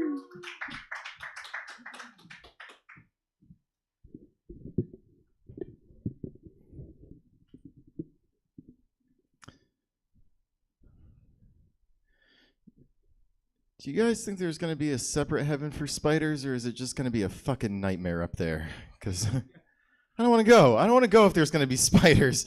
Man, that sounds like a nightmare to me. You get up there, Saint whatever's just, hey, you made it. Welcome to heaven. Turns out 80 billion tarantulas also died without sin. We can't do anything about this. It's a shared space, so get ready. I don't know why we made so many. It seemed like we needed them at the time. I was literally just planning on doing that, but everybody left, so I guess I'll do a little bit more. I was So sorry. We were producing the show we're doing right now. Oh, on the fly. I guess how that's that improv stuff works. That's cool. What do you think of Hot Wheels? Hot Wheels? Hot Wheels. Oh, Were you a Hot Wheels kid? Oh, I was absolutely a fucking Hot Wheels kid, man. I used to get them in like the bathtub and then like launch them up the fucking ramp, you know, that I think is like born in every single child to do, because I walked in on my 6-year-old son doing that and I was like, that's a fucking kid right there. They weren't my family was poor though, so we got cold wheels. They were a lot cheaper. The tires were square and it scratched up the bathtub. And they did not move. No, my dad beat the hell out of me when he saw what I did to the tub. Oh, that's not funny. But I didn't have a dad, so it's not real. You can chill. Have you ever been in a conga line? I saw one forming once at my friend's bar mitzvah, and I ran the other direction screaming, because that just seems like an absolute nightmare to me. And I ran screaming from his bar mitzvah, and then I ran and I ran and I ran and I ran until I got to the. It was a van that this guy had, and it was a mobile like reptile traveling show, and. I feel like you need to explain a little bit here. You really threw me for a loop. I was not expecting suddenly to have a mobile reptile. Yeah, it was this dude. It was in a parking lot at a Walmart, and it had this sign up top, and it said Jimmy's Mobile Reptile Show. Was he the entertainment for the bar mitzvah? No. This was just a guy I ran to after I saw the conga line and got scared. Gotcha. Yeah, we're in a parking lot now, 2.5 miles away. That's where I woke up. Gotcha. I learned some things, man. I would have actually preferred the conga line, I think. He only had like 3 daddy long legs. It was a really disappointing. It was a really disappointing reptile show. What's your opinion on reptiles? Was that seriously the next question that you already had prompted up? Sure. Okay. I'm terrified of reptiles. I don't really get near them, and I think that I never thought that there was any kind of credence to that whole like lizard people thing. And then this guy showed up at my door, and he was like, "Hey, you want to join this religion?" And I think it was Christianity. I couldn't really pay much attention because I saw his eyes flicker, and for a second they like went lizard eyes, and I was like, "This is fucking one of them." And then I locked myself in my house for 3 days. This is all getting very depressing. I'm sorry, but it's true. That's my only experience with reptiles. We did go to the state fair with my kids, and I like to stand in the doorway because they have air conditioning at that little reptile thing, and I hang out there, and I dread for when my wife goes, it's time to go see the cows, because then we have to go see the cows, and it's like, God, we come to this every fucking year. How many goddamn cows do you really need to see? They smell like shit. The kids have seen pictures. Can we just can we go? They please? believe they're there. They believe they're there. What's your go-to state fair snack? So those fucking corn dogs always seem like a good idea in theory, and then they hand you one, and you're like, is there a human leg in here? Because it seems like you might be serving me like human parts at this point, because I don't know how they make them that big. It's pretty gross. Yeah. But those fucking, actually, it's all gross, dude. Everything looks so good. You know those bricks of like fries and shit? Did you ever see those at the state fair? Did you ever get one of those? It's unmanageable. A brick of fry? Yeah, I want you to expand. Yeah, it's a solid fucking brick of curly fries that they form into a fucking brick somehow, and I don't know how. It's fair magic, right? Because that's like carny magic. Let's just call it what it is. Carny magic. Those dirty fucking carnies, and I don't know where they think they're putting all the potatoes, but like it's an odd thing because you can't actually get the fries off of it, and you just keep peeling back all this food, and you're like, where's the edible stuff? And then you just have like a $16 mess on your hands. Just the cheese plate though at the little fucking wine place is awesome. But I can't really go there anymore because sobriety. Yeah, and I tried to fight the peacock last time. Do you remember having the peacock there? They had a peacock there next to the wine thing, and I drank 4 bottles, and I tried to fight it, and it wasn't there this year. That fucker's lucky, too, because I came prepared. Did you feel threatened or like were you challenged by the peacock by his strut? Yeah, he was looking at my woman, you know. I don't have feathers. I had to go in there swinging. My manhood was challenged. All right, last topic. All right. Give me your either best or worst Thanksgiving memory. Best Thanksgiving memory. I don't want to tell you about my worst one because people are still alive. That I don't want anything getting to. But probably my best one, I don't know, this is going to be kind of like boring, but it's just, you know, when I was a little kid, you have time off school, your grandma comes over, you don't have to fucking go anywhere. Because that's the big problem now, right, with Thanksgiving, is they have to fucking go places. And I got to spend the entire day Thanksgiving in pajama pants, and I haven't gotten to do that since I was 9 years old. Because you gotta go to your in-laws, and that sucks. And they're nice people, I love them. But like, god damn it, dude, I just want to wear fucking pajama pants and eat a turkey without any fucking weird cooking methods going on. And but my best one was when my grandma came over because I love my grandma. So yeah, thanks everybody. Joey G, everybody. You've been great. Joey G and his Thanksgiving grandma. Keep that going for your next comic, the very funny Suzette Vanetti. Hello, hi. My Uber driver just pulled up and left, and I didn't know why. And then he started screaming like, fuck taxi cabs. So it's really weird. I'm like, that's why I called an Uber, bro. Calm down. Fuck taxi cabs. I agree. Yeah, hi. Joe's set felt like tripping on acid. I was like, what's happening now? Are the bricks of fries with the reptiles? I didn't understand. But that dance is probably called a hora, not a conga line at a bar mitzvah. I know, because when I was in junior high, they were like, you're such a hora, and I looked it up, and it's like, that seems mean and ethnically angled at me. So anyway, how are you guys? Oh, cool. Awesome. Thank you for answering. Sometimes people just are silent, and that's weird. It's like, you know, audience engagement is like, it is important. I grabbed the wrong bracelet. I'm sorry. It has some green elements. Don't look at it too hard. Yeah, I went to a Mexican baby shower, and has you guys been? No. No? Okay. Oh, sorry. That's okay. No, you're mic'd. Like, yeah. It's like hosting a late night show, and you're like the band leader. That's what it feels like, right? A little bit. Also, it feels like court. Like, I'm like, have you anyone testified in court? No? That's what it's like. You don't have to answer that, you guys. Somebody asks you questions, and you're like, you draw your attention here, and your attorney's over there, so it draws your attention back to the jury. So I know too much about this. I'm sorry. Don't ask why. It's better that way. Plausible deniability. Do you really want to know? Yeah. No, you don't. Then you'll have to go to court too.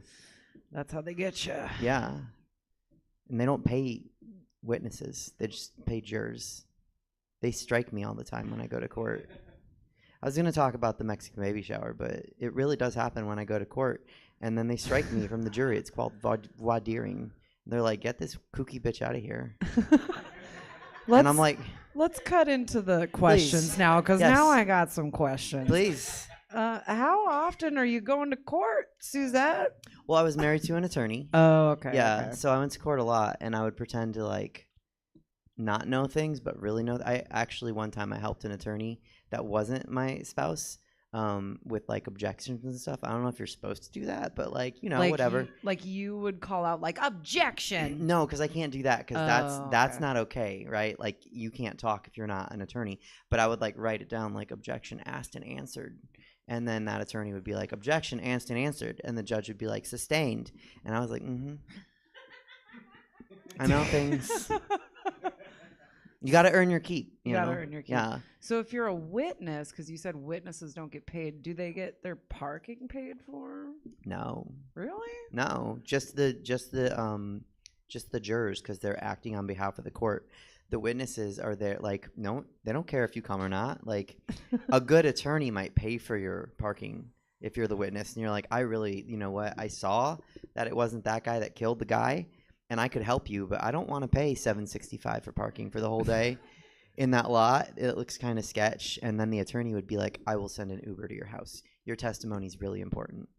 That'd be a good That's attorney. Fancy. Yeah. I like that. Demand that if you ever witness murder. Yeah. You send an Uber to my house. Yeah. Don't dress like a taxi cab. They won't pick you up. It's fucking weird. Let me see. Do you often remember your dreams? Only Not- the really fucking weird ones where you're like at home, but your home is your third grade school, and you're driving a car through the hallway, but the car is made of salami. Those are the dreams I remember. Wait, the halls are made of. No, the car is made of salami. Oh, okay. The halls are That normal. makes sense. The halls are normal size, but you're driving a full size car through them, and then you wake up, and it makes sense in that moment, and then you wake up and you're like, I am not doing that drug again. So, which drug was it? Salami that time. What's your go-to board game? My go-to board game is Monopoly. Why? Because I win before we start. Because everyone's like, I don't want to play that, and I'm like, forfeit. So what when you play Monopoly, what's your board piece of choice? I like the little dog. Okay. Because I have the older game. I think they changed the parts. I don't know. I don't know either. I only have like one version, the old version of Monopoly, and I always play the thimble. I was gonna, yeah, that's my backup is the thimble. Okay, all right. If someone takes the dog, but no one ever takes the dog. What's one rule that you live by?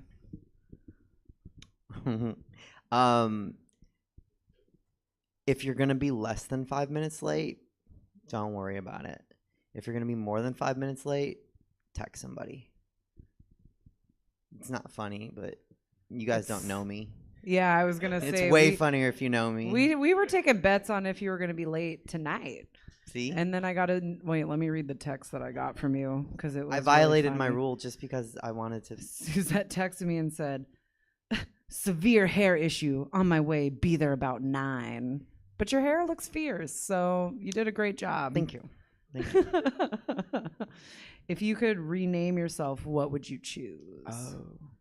Definitely not a French name for an Italian girl. That's weird. So Suzette's out. I think like a good.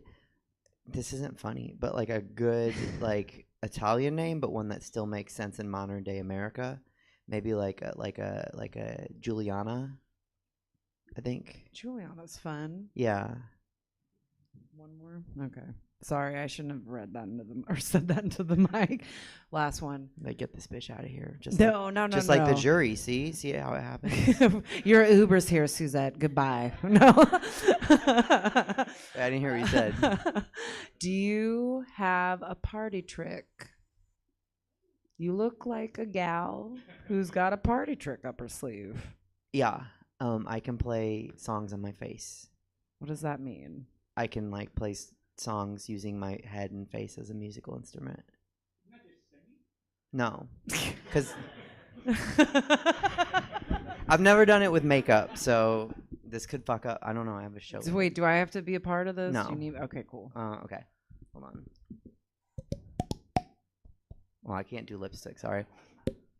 Okay. That's Mario shit, right? Oh, I love that. That's the cave from Mario. You guys, give it up for Suzette Vanetti and her questionable court appearances. All right, are you guys ready for your next comic of the night? Oh, you could do better than that. You guys, are you ready for your next comic of the night? Make it loud. Very funny improviser on the scene. You guys, give it up for Dana Bryan, everybody. I don't know what to do with this. I do improv. Hi. I don't do stand-up comedy, so like the making up part is gonna be easy and not this opening bit because I don't know what I'm doing. I thought I could do stand-up one day. I was like, maybe I'll give it a try, but then I was like, oh, I go to therapy, so I don't. That'd be redundant. No. Okay. But from what I understand, it's really expensive to be a stand-up because you gotta like drive to other cities and they pay you like $2 for like 5 minutes. So it's probably cheaper to pay $200 a month for therapy than be a stand-up anyway. So I think I'm doing good financially. What's something that's embarrassed you recently? Oh, it hasn't embarrassed me recently. This wasn't super recent, but I love this story to tell people. I actually got really drunk January of last year and accidentally flushed my glasses down the toilet. I was like talking to someone online and they're drunk babysitting me, and I went in and threw up and my glasses fell off my face, but I was so drunk I couldn't tell that I wasn't wearing my glasses anymore. The next day I like cleaned my whole apartment and couldn't find them, and I had to call in the plumber to like unclog my toilet, and he's like, I found some glasses in here. Yeah. I got a Clorox wipe and I wiped them down, and then I put them in a like sudsy hot water bath for a day, and then I Cloroxed them again just in case, and then I got these. So fuck those glasses. What did you do for Halloween this year? Oh, I went to 3 different parties. That sounds like a brag. Wow. But I have friends. But like the second party I went to, I only knew the host, which is really uncomfortable because I'm like I'm a social introvert. So if I know people, then I'll like talk to fucking everybody, and I get drunk and I like to tell people how much I love about them. And when you like know like 40 people, and I don't want to use the same words over and over again, so I have to come up with some really like inventive compliments for people. But when I don't know anyone, I was just like, I don't know what to do. Like I found people sit in a corner, and I was like, I'm gonna stay here for 2 hours. And I'm going to talk to one guy that looks single, and then I'm done. And then someone spilled beer on my feet, and I was like, that's a sign to go home. Were you in costume? Yes. At any of these parties? Yes. So for the first party, I was dressed up as a video game character from a video game probably no one's ever heard of. But I was dressed up as the Legion from Dead by Daylight. Anyone? Yeah, there we go. More people knew that in this room than in the entire Halloween party of like 40 people. Now that's kind of a murdery game, right? Oh yeah, you play against people online, and 4 people are trying to escape like a murder arena, and one person is playing like a killer. Some of them are like classic horror film killers, and some of them are like whatever, and then you like chase strangers down on the internet and hook them. You know, I do what I do. So was that your only costume that you took to all those parties, or no? The second party, I was like, I don't know anyone, and I need a boyfriend, so I wore a short dress, and I was a witch. Nice. It's basically just a very short tank toppy dress and a little hat on a headband, because if you put anything on a headband, it's a costume. That's the rule. That's how that works. Yeah. Right? Talk about the rodeo. Oh. Like, I'm from, anyone here familiar with Marysville? Somewhat, yeah. It's not far from here, and that's where I grew up, so, like, I know about the rodeo. Like, I'm not a small-town country girl. Like, I lived there, but I didn't take. So, like, I appreciate it for what it is. Evidently, rodeo clowns make a fuck ton of money, so if you're like, I want a job where I don't need a lot of special skills, and I can just run and be silly. You just need one specific skill. And I guess not an allergy to paint, because I think that would be a problem if you're like, oh no, my face is allergic to my job. What's a fun fact about your parents? They're not married anymore? No. I'm excited about that. No, actually, my parents met ditching high school, so Oh, you that's know that cute. was gonna work. Yeah, my mom's friend was like, "Hey, I got this hot guy I'm dating, and I need someone to come." So he's got a friend, so I need a friend. Let's ditch school, and then that's how they met. Oh, but it's great because like, so my dad, after he graduated high school, went to the army, and he went into Germany, and my mom found all the letters that he'd written her when he was there, and you think of like old war letters or whatever. These were the dumbest fucking letters I've read in my life. They were like, yeah, we went out and I drank like 3 beers, but German beer is really strong. So I got really drunk, and then we smoked some hash, and I was like not feeling great. And these were like, and then like 6 months later, he's like, yeah, I've adapted to the German beer, so now I don't get as drunk on as much beer anymore. And you're like, and he did this thing where he was evidently dating another girl at the same time, and he sent my mom her dumping letter. No. yes. And then she got my mom's letter of like, hey, let's talk while I'm away. And my mom wrote him back and was like, yeah, I don't like you like that anymore. Let's just be friends. But then he came back and they got married, so whatever. So it worked out. Yeah, I mean, to a point. It worked out. He got married, had a kid, got divorced, and then they got married. So it worked out eventually. Something in that German beer. I don't know. It is rough. Well, accidentally threw a letter too. Yeah. Talk about the opera. There's a phantom there. That's about all I know. Don't fall in love with the hot chick that the phantom's into because he's gonna try to murder you. That's all I know. Oh, but yeah. I started taking singing lessons recently, and the lady that teaches me sings opera, and she told me that I could sing opera, and I'm like, cool. I'm gonna use that skill somehow. Are you into musicals at all? I do. I enjoy musicals. I like the ones more in my range, and Gotcha. like the ones with plots that I can understand. Without a translation. Yes. Basically. Yeah. All right, last topic. I want to hear your best or worst Thanksgiving story or memory or anything even that is adjacent to that. Oh, see, like I learned as an adult that my family's weird because we get along and we love going and having holidays together. So my Thanksgivings were always a lot of fun. My aunt cooks a lot and nobody else has to cook because she loves it. And then I have cousins. Although we made the mistake of playing Cards Against Humanity with all of our parents. And my one cousin, I love him to death in the way that you love someone you're related to. Not because you want to, but because you have to. And like my job as the cousin growing up was always to like keep him in line because he would always try to push the buttons with his jokes. And I was like, you're funny, but I'm funnier. And I would try to like crack jokes with him. So of course we're playing Cards Against Humanity and trying to be like the most inappropriate and uncomfortable we can while we're playing with our like 50-year-old parents, which was uncomfortable. But you know, keep them alive. You got to give them a little jolt to keep the innards working, right? Awake. Yeah, that's exactly it. Right? Dana Bryant, everybody. Thank you.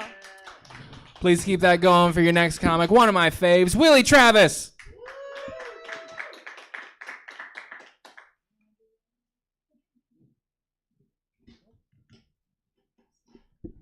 Keep it going for your hosts. Both of them. Emma Hamey, Corey Behringer. Happy belated, Corey. Oh, thank you. Way, man. I had a birthday last month. It doesn't matter. We're fine. We're moving on. That's the topic of discussion. Let's get back to it now. Yeah. Well, how do you feel about birthdays? All right, if we're just riffing at this point, unless you want to do material, we could just talk. I just wanted to state that, Sure. I'm not on Facebook, and happy belated to you as well, his beautiful wife. Quite more belated. Yes. I haven't been on since August, all right? Fuck Facebook. Well, I mean, we posted on Instagram too, so. See, that's full of titties, so yeah, I don't titties see and anything. birthday. That's what the feed is about. That's right. How do you feel about birthdays? Like, do you get weird about them? Like when you're like inching up to that next calendar date, I don't know. It's kind of sad, I guess. I don't really celebrate my birthday. I don't know. Maybe I consider myself ageless. That is so otherworldly. It's for you to say about yourself. I am a gas. Yeah, no, I don't really have any. You guys got me a pizza one time. That was pretty cool. We did. Yeah. We got you a bunch of Red Barons, didn't we? Yes. We got you several Yes. Red Baron frozen pizzas. We used to Yes. live with Willie. Yes, Before, like when we were engaged, Jacqueline and I lived with Willie, and I hope we weren't too disruptive. We've heard each other fart and have sex. All right, it's that's why I love them so. The farting mostly. Let's be real. A lot of pooping going on in that house. Expand. Well, it's my pastime. I like to poop. I'm a professional pooper in the poop league. Let's talk about roommates. Actually, I think that's a good topic that I'm sure you have some experience with. I mean, you've had many a roommate. I've had them, yes. Yeah. Like what's your take on the concept of roommates? The roommate. Mm-hmm. I don't know. Let's here, maybe this will open it up. Yeah. Talk about some bad roommate experiences. Some bad ones? Some bad ones. Well, sheesh. I guess it wasn't really bad. That laugh tells another tale. Well, it was embarrassing for me. Actually, pretty sure this was with you guys. Everyone sucked. No. No. I'm pretty sure the house was full, and I like to practice impressions sometimes. I like to try and wait. He does really good impressions. He really does. I like to try and wait until the house is empty because I'm self-conscious. But you know, I don't know if I knew, but I was doing Macho Man in the shower. Give him a little Macho Man. And it's a little Macho Man for you. Just imagine that in the shower. And yeah, no, I don't. Right, because you're vulnerable. You know, when you're in the shower, right? Just ass out in the shower, and I'm doing impressions, and you know, just different levels of vulnerability. As I, you know, I don't know. It wasn't bad. It was embarrassing. Just like this. Talk about ghosts. Ghosts? Yeah. Do you believe in them? No. I don't believe in ghosts, but like the films, like Paranormal Activity, shit like that. Mm-hmm. That creeps me out. So yeah, the thought of them. Yeah, can get you. Yeah. That's pretty. Do you feel similarly about aliens? No, more hopeful. Hopeful. Yeah. I'm kind of the same when it comes to aliens. Right, take I me want to away. believe. You know. Yeah. Thanks, Scully. What's your what's your warm take on time travel? Time travel. There's a lot of that going on, right? Is there? Right? Expect. Am I right? With as many details as you will allow. Oh, sorry. I mean, initially it was all Loki, but now that you bring it, I got nothing for you. Get it, girl. Yeah, no, time travel, man. I mean, you can only travel forward, right? Like, you technically can't travel back in time. I think that's like the true facts. It's a fact. You can only travel into the. No, I don't know if I would myself. Probably. Yeah. Yeah. If there's not like major consequences, you know? Sure, that's always the little caveat that you give yourself for these thought experiments. Is like it won't affect anything. Where would you go though? What's your destination in time? I don't know. Like, why not just go to like slavery times and just beat up a slave master? Just yeah. No, is that too violent? No. Beating up a slave master? No. Is that not? I feel like hilarious? it would be very concerning if you asked an audience, any audience, if that was too violent, and they gave you, yeah, that's a bit much. That poor guy. He had a family. He was following his orders. Protocol. He was making sure that uptick was met. No, if I probably go to like the 80s, man, and you know, I'd probably be like a teenager there. I don't know. If that's like what we're doing, we're also changing our age. Is that a button on the time machine? That's the rules. But I also want to be a teen that can get coke in the 80s. How do I make? Is there another button for that? Right? At least 16, right? Yeah. With like a mustache, that should get me coke. Oh yeah. No, I think the 80s. I was big on the facts of life and that whole like. Because it came out in like the early 80s, but like the mid 80s was when it like was like all neon and shit. Mm-hmm. Yeah. Mm-hmm. that was a. That's why I like early '90s so much, because it's basically late '80s. Yeah, and it's just it's a mess. It is. 80s hangover. Last topic. Yes. Talking about camping. Camping. You know, why'd you laugh?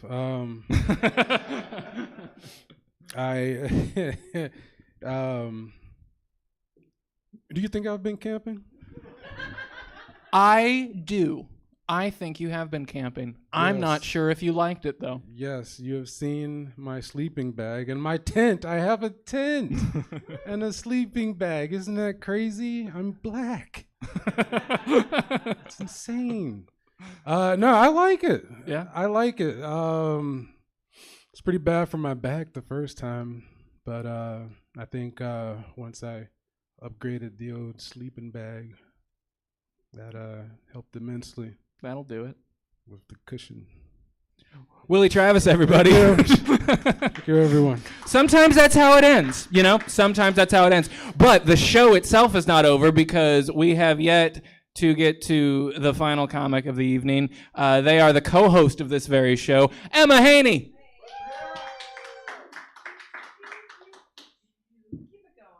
Yeah! Keep it going for yourselves, for supporting our show. We appreciate it. Thank you for coming out.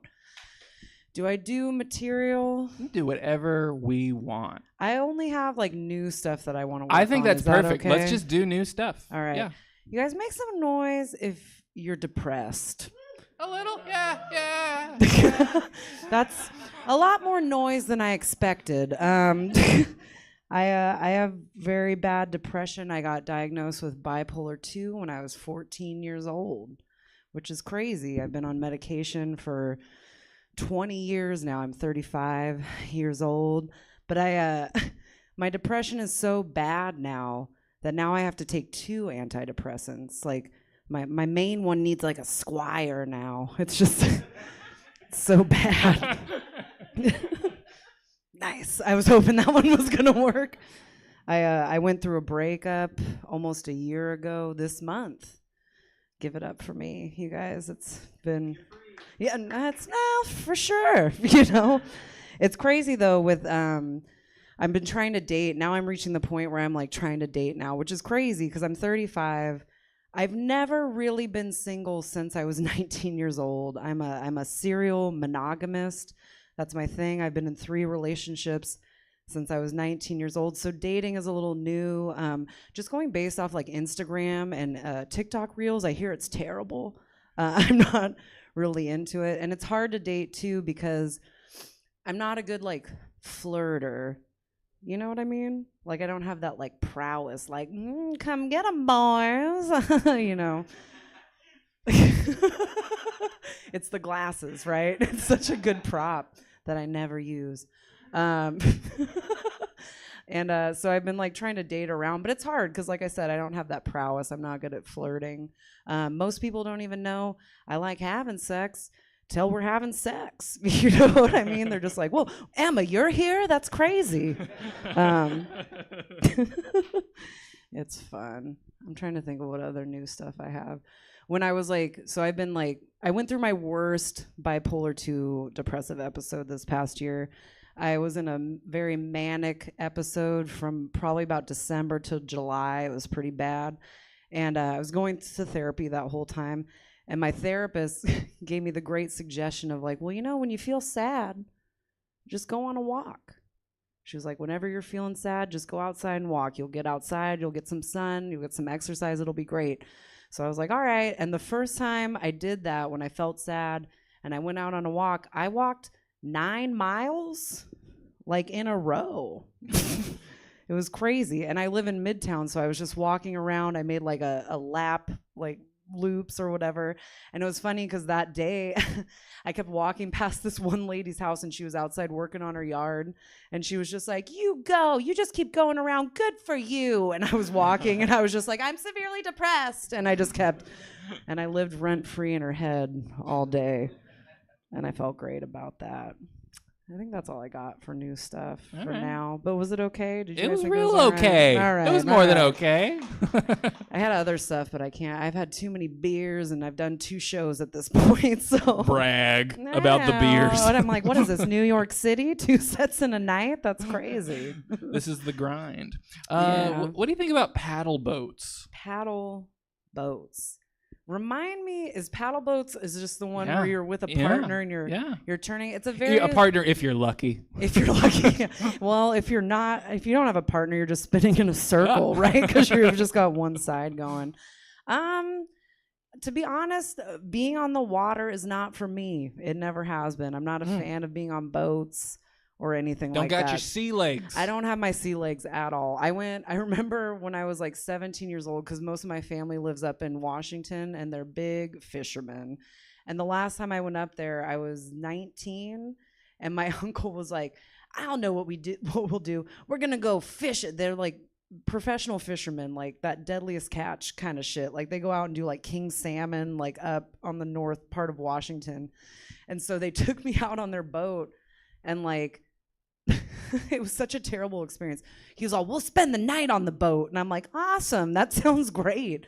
It's going to be so fun. And I ended up like, and he kept giving me beer because he was just like, oh, it's my underage niece. This will be fun. Oh, Just like, she'll think I'm a cool uncle if I just keep giving her beer. And I got super sick on the boat, but I caught like the biggest salmon ever. And I got it like taxidermied. Oh, yeah. So that was kind of cool. I'm like, look what I caught. I don't know. Paddle boats. Paddle boats. What do you think about NASCAR? Why do you keep asking me these white ass questions? Fine. What do you think about black NASCAR? I can't speak to that, you guys. I don't have experience. NASCAR, I mean, it's just driving around, right? The thing that I always think of, did you guys ever watch the show Malcolm in the Middle? Absolutely. I love that You guys episode. watch that Yeah. show? Yeah, there was the episode where Hal takes them Rusty to NASCAR. Malcolm? Yeah. And they just like, they hang out for like 15 minutes and then they just ditch him. But I always think of Hal because he's just sitting there getting drunk, and then he has his NASCAR visor on. And then by the end of the day, he's like, I'm going to be slick. They'll never know we went to the races. And he throws his hat away, and then he has a sunburn that's just his NASCAR across his forehead. Fucking Hal, you know? That guy did Fucking Breaking Hal. Bad, which I is know. weird. And Seinfeld. Did he do? Oh, he was the dentist, the Yeah. weird dentist Yeah. in Seinfeld. Yeah. Did you Yeah. guys ever watch Seinfeld? My new roommate's trying to get me into it because I never watched it. Yeah, It's all right. Yeah, yeah. It's Yeah. yeah.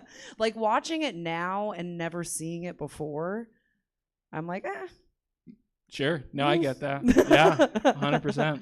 All right, last topic. Last topic. Well, All yeah, right. there is a 10 o'clock that we're already Oh going yeah, into. that's right. We were talking about Um, how courteous we are. We're so fucking courteous. Oh my god. What's a Thanksgiving memory that you have, good or bad? A Thanksgiving memory that I have that's good or bad. Oh, when I was like, I think I was like 10 years old, we were at Thanksgiving at my grandparents' house, and they served peas as a side. You guys know peas, right? The I'm vegetable, the familiar. green ball vegetable. And I hate peas, even to this day. I can't stand them. Thank you. That got an Not applause enough- break. Yeah, that got. I'm like, fuck. Just let me put the mic down. I can't even top that. But I remember, like, my mom was like, "You gotta, if you want pumpkin pie, you're gonna have to eat your peas." And I'm like, trying to think, and I'm like, you know what? They'll never think that I did, or they'll never realize it was me. And I don't know. I think it was just because I was 10 years old and not thinking. I threw slowly over the course of the dinner all of my peas under the table because my grandparents lived in the same house since like the 1960s, right? Never changed their carpet. So they had that long 70s shag carpeting, and I'm like, oh, the peas will get lost in there and they'll never find them again. And I just threw all the peas. And then I remember before we ate dessert, they were clearing the table and like putting the folding table away, and they're just like, who the fuck threw all these peas under the table? And I was just eating my pie like, I don't know. That's kind of weird that they're under there. And that's my Thanksgiving memory. Emma Haney, everybody. So much. You guys give it up for yourselves again for coming out tonight. Yes. This is Warm Takes. We do it every first Friday at 9 o'clock. Absolutely. So the next one is December 1st. Yes. And we have some free tickets to not just this show, but any show that you want to use this for. So come see me on your way out. And we want to see you back here for more shows. So tell your friends, bring someone. Bye-bye. Yeah. Have a good night. Bye. Drive safe. All right, everybody, that is Warm Takes, but we're not done. We're not done. If you'd like to stick around, LOLGBT Plus presents Say Yes is coming up basically as soon as I can set up the stage. Drag, discussion, salon, talk show, hang. It's a lot of fun. Suzette will talk you up out in the lobby. But hopefully you stick around. If you're done with us for the night, check out stabcomedytheater.com for our full calendar of events. We're live in person Thursdays or Sundays, and we stream everything we do 6 nights a week. I'm going to go set up the stage.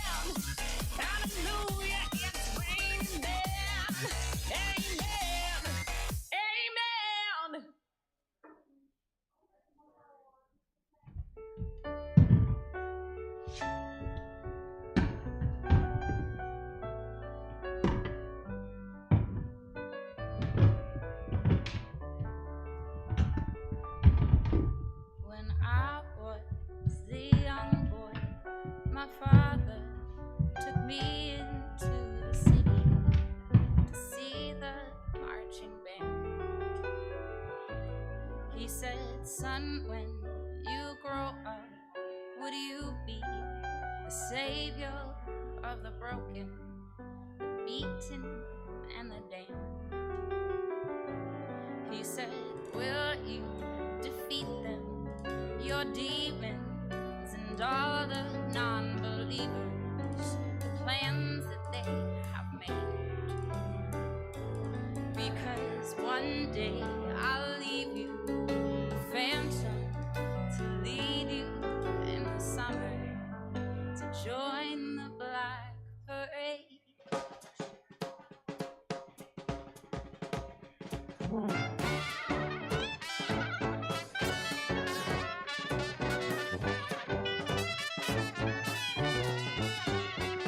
Sometimes I get the feeling she's watching over me, and other times I feel like I should go.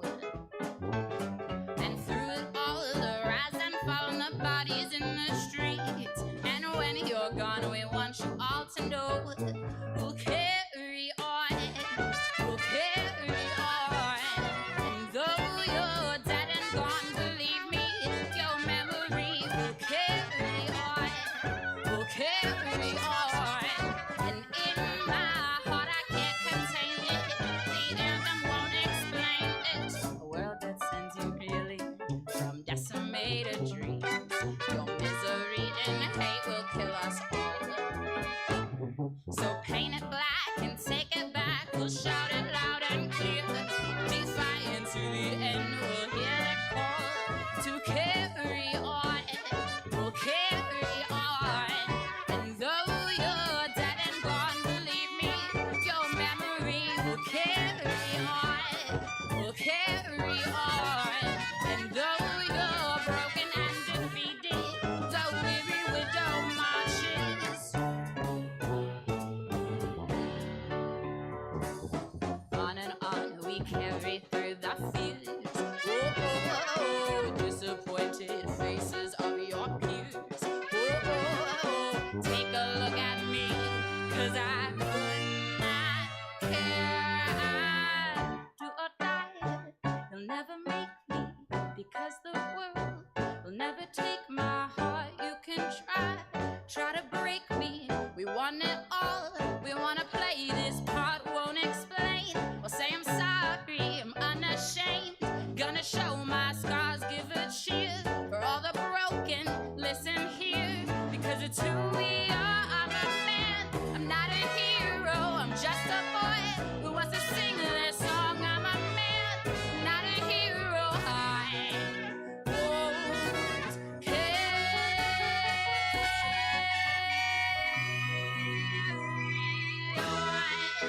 will carry on.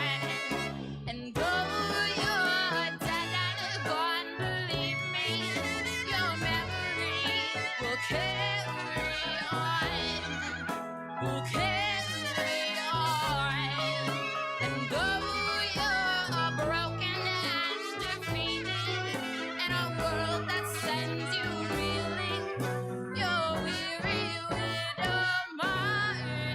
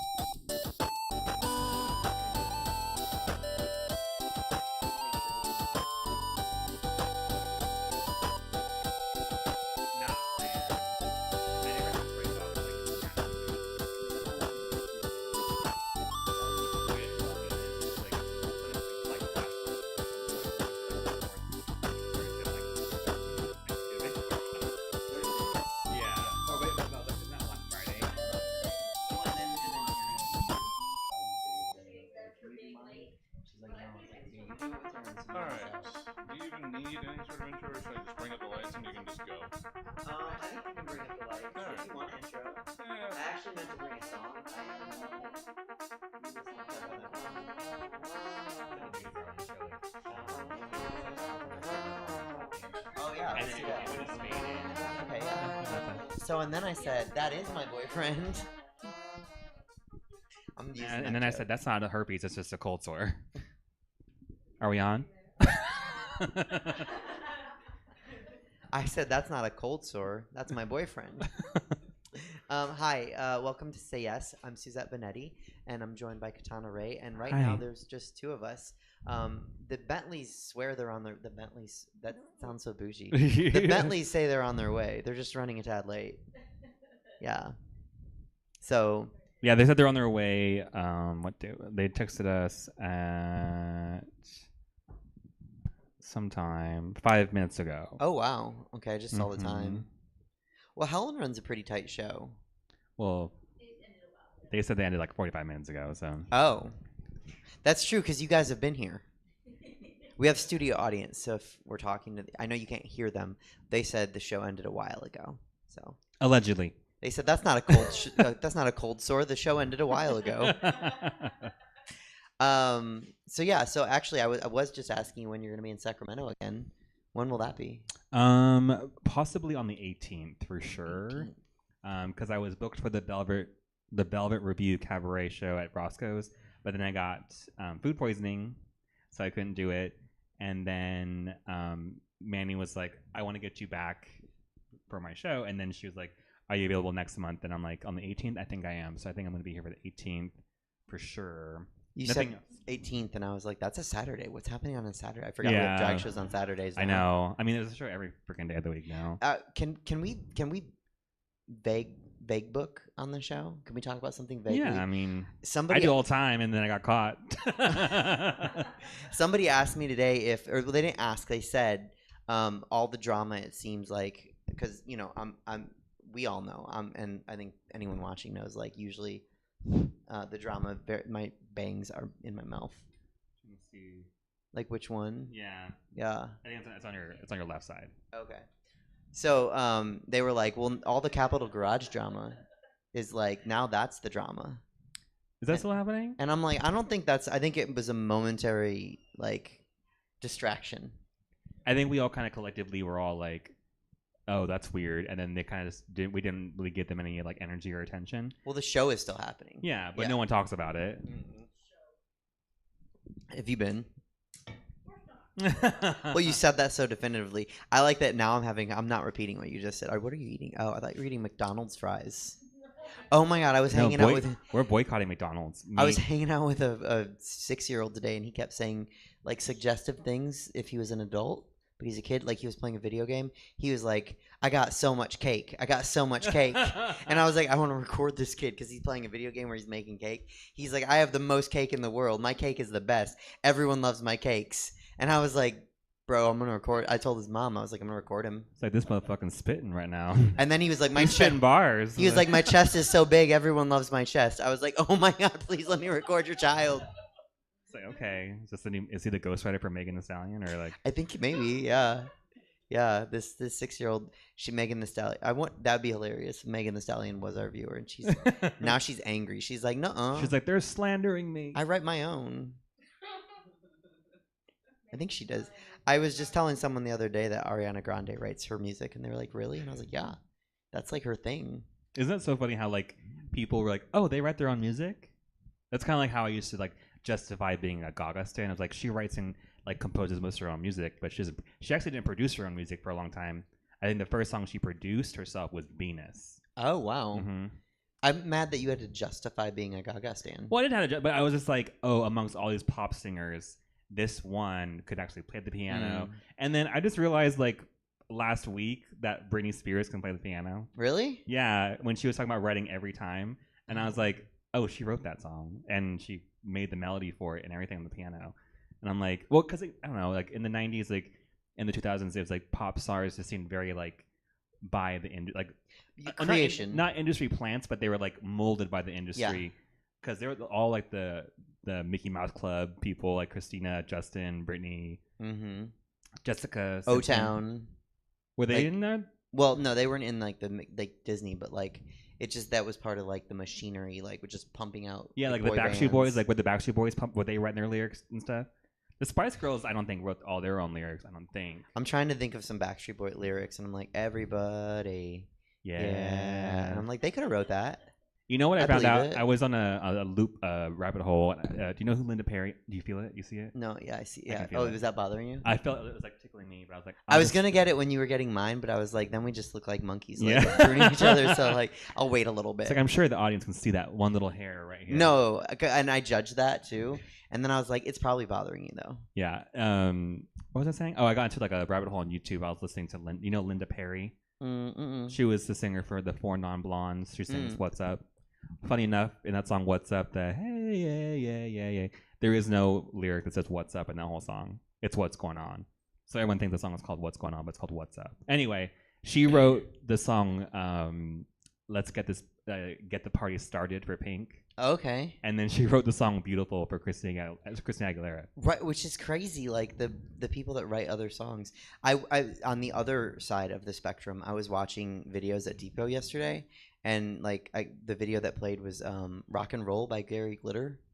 You know, da-na-na-na-na-na-na, hey, da-na-na-na-na-na-na, hey. Oh, okay, yeah. Right, and I was like, and it was like 20,000 people in the sea at this concert, and he's doing this song, and I was like, the audacity of this man to write this song. Like now the song's great, and every gets played at all sports things. But like when that's he why first, I think about. I was like, yeah, I think I'm hearing that at like Right. sports movies and stuff. but when he first wrote it, like I'm like, weren't people like, what the fuck? Like, I don't know. I just think had about, that it's funny thought. how like people like Freddie Mercury had written songs, and he's even like, I mean, now he's like widely known as being like a queer icon kind of thing. Mhm. But like his songs are played like at sports events and hockey games, like "We Will Rock You" and shit, and it's like a faggot wrote that. I think most sports fans are cool people, honestly. So like I think most. Well, you're sports- biased because you're a sports fan. I so. am a sports fan. Yeah, actually, I'm wearing my team colors today. The Crazy Taxis. Yes. I love the Trenton Crazy Taxis. Get on. So I'm from Pittsburgh, and all the teams are black and yellow. Okay. Yeah, which I think more cities should do that. I'm gonna ask someone in our audience, what do you think about that, Joe? That is a good idea, but the Phillies would have to keep their colors. I was gonna ask. Green and silver. Oh, you don't want okay? So he said if that happened in Philly, where he's from, then everyone's taking the Phillies colors, not the Eagles colors. Yeah, it's a mismatch over there right now. It's like Flyers are orange and black and white, and Eagles are silver and green, and Phillies are red and blue. What do you think about that when you hear that as a non-sports fan and a drag performer? Are you like, why did they have so many colors in that city? In what city? In Philadelphia. Philly. So the Eagles are green and white. Kelly green, or are they okay? So they're current. Well, the preferred is Kelly green and white. The Flyers are orange and black, and then the Phillies are like blue and red. I mean, more power to them, I guess. I don't know. Like, let them do their thing. If I don't know. I don't even know the history and all that stuff that goes into picking colors for teams and stuff like that. So, like, I don't know if the only thing. Okay, this is gonna sound so out of pocket. The only thing I can compare it to is like, obviously, like, I'm gay and I'm proud to be gay, but I'm like, damn, why is our flag a rainbow?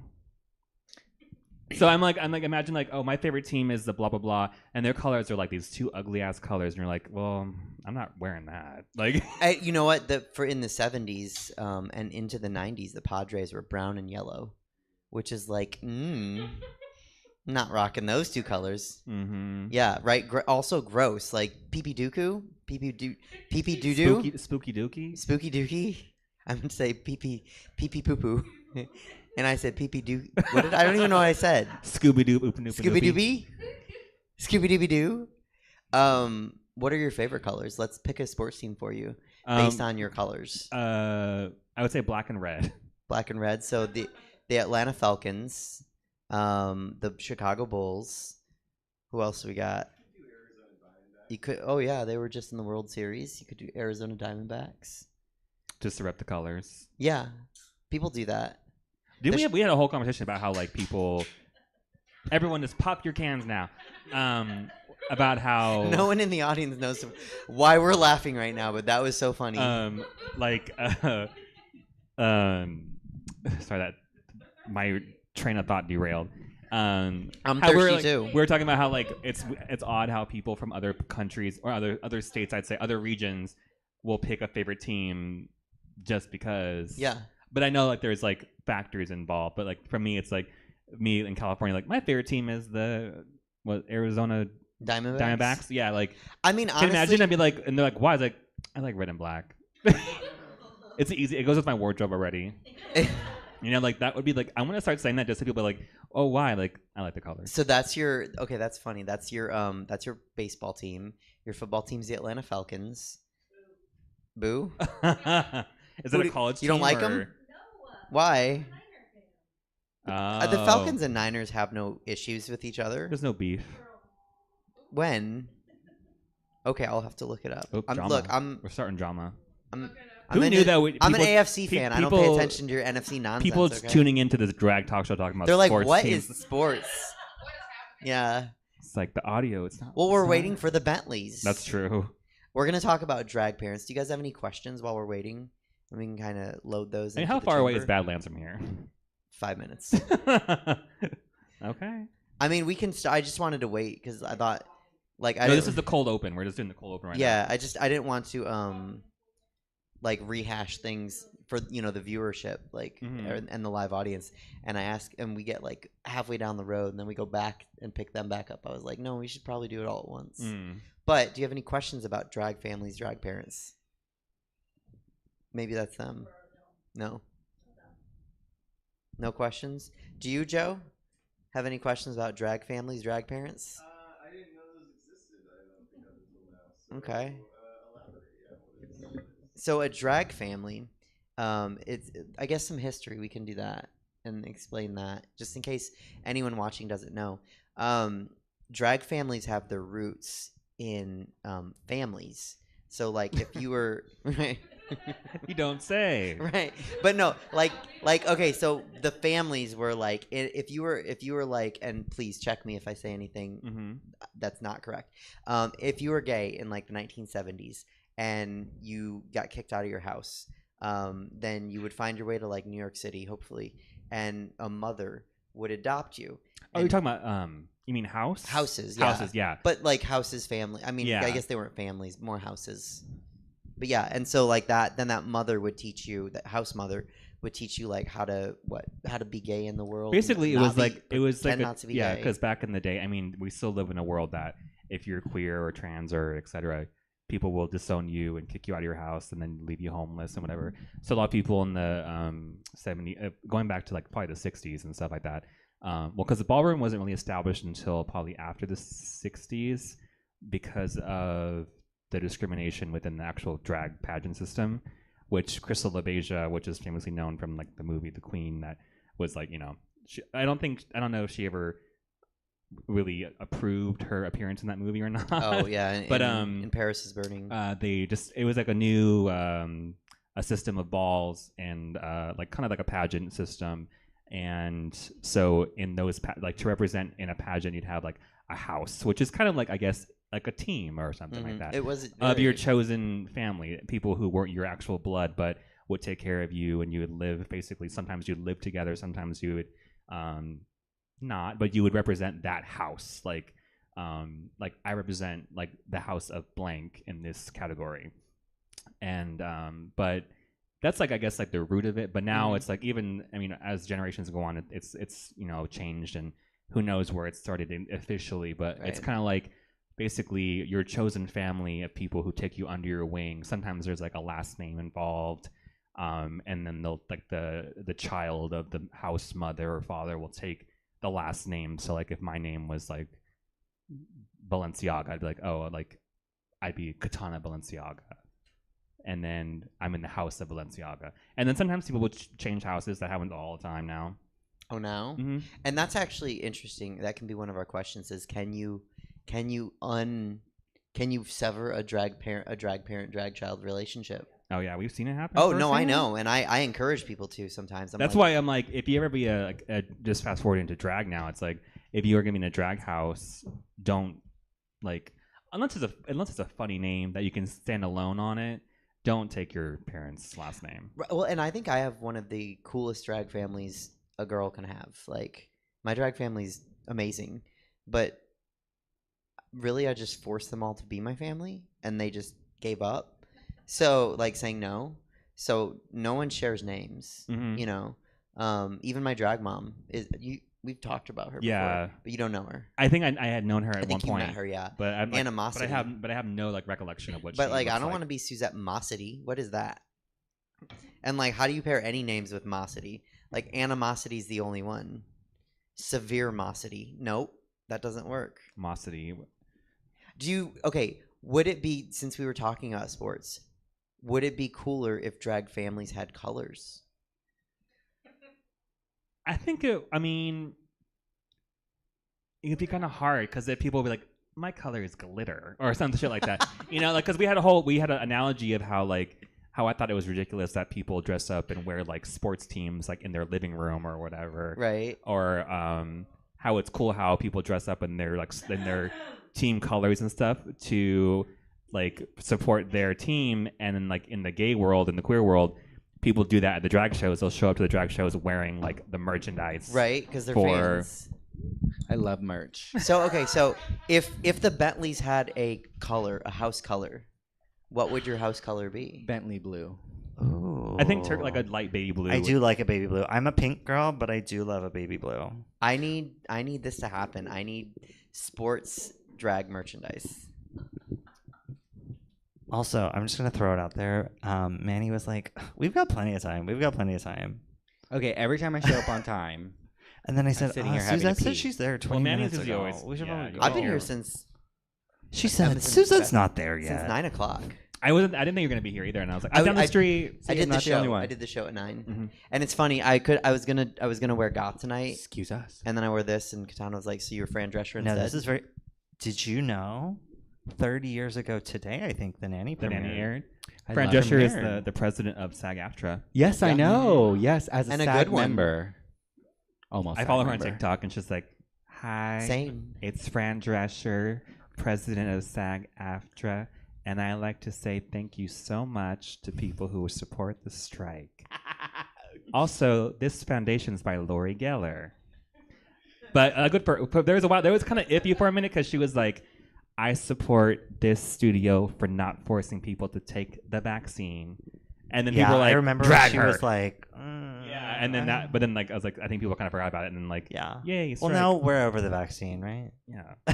I never got mine anyway. I'm just kidding. I get the vaccine for the tingle. Oh, speaking Thanks, of COVID. Speaking of the tingle. Speaking of tingle, we have kava for all of us. Oh, bring the kava out. Oh my Where? god.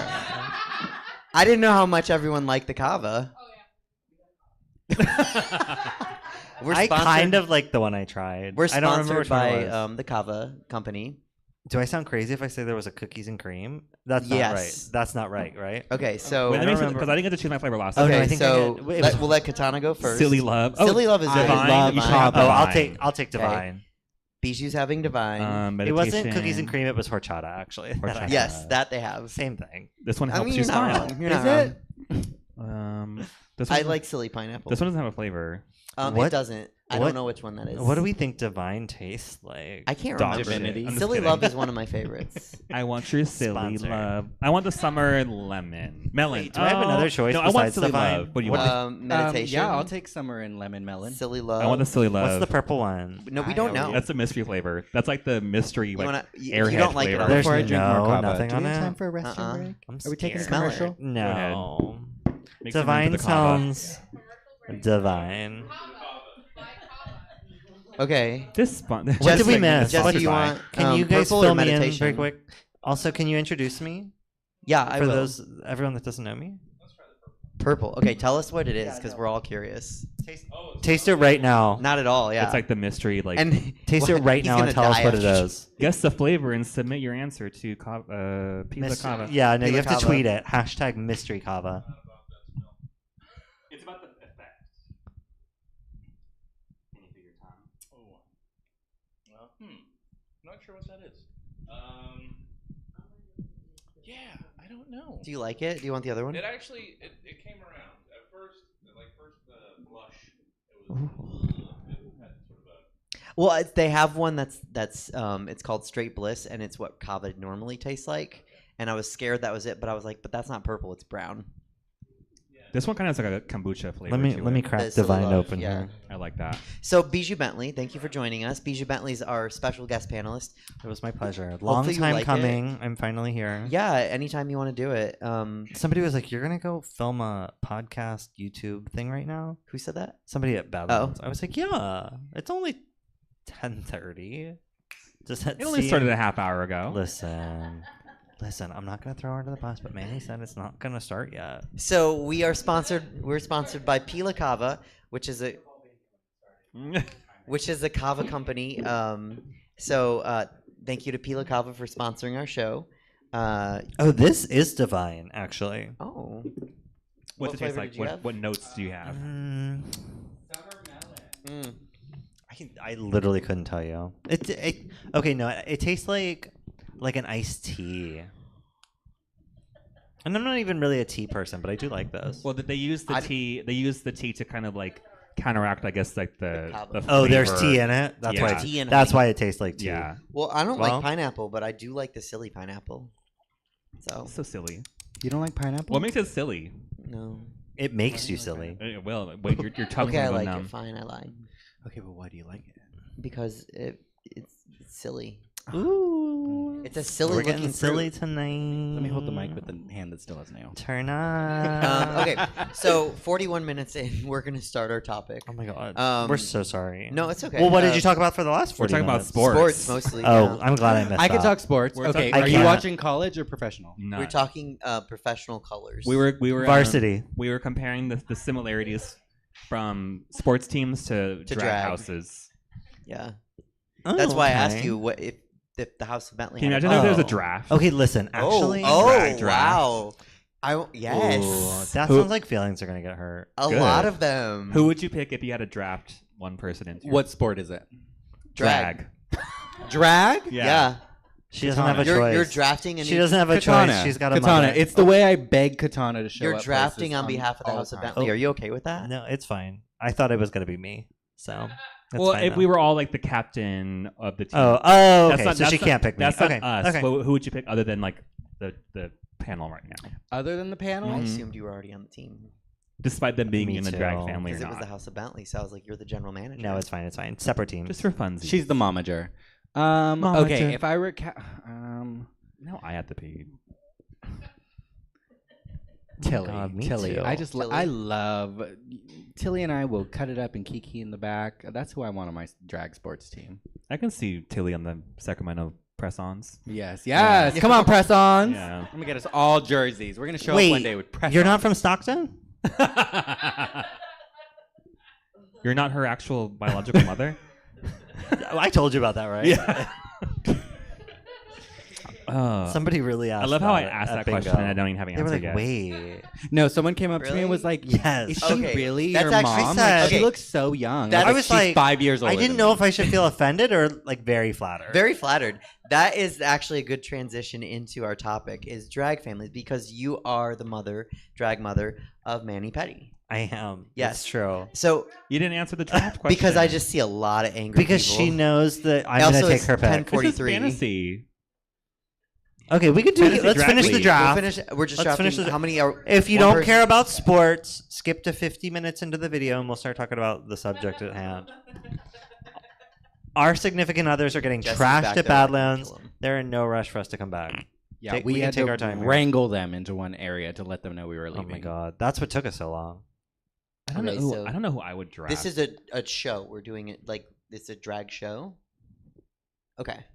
Oh, I was just gonna say like in our team, like our drag family. If we were drafting, like how. Okay, but like similar, same thing. Like Yeah. y'all have to put on a show. That's what I'm thinking. Yeah. I think the show is like yeah. I mean, I feel like it's So the we're same. all like, we're all doing 4 competing brunches, and you have to draft the Oh, a brunch is Oh. different. Okay, yeah, no. best. Okay, fine. All right. Because fine, Tilly, that's stop. my night girl. Then we're all doing Because then I'm not picking somebody good. I'm just picking somebody popular. Then we're all doing a Friday night. We're all doing a Friday. We're all doing a Friday Okay. night. Okay, do I get to cast off? Tilly. You are yeah. You took Tilly it. and Rose. You already picked Tilly. Whoa, whoa, Oh, whoa! now you get 2. One at a time.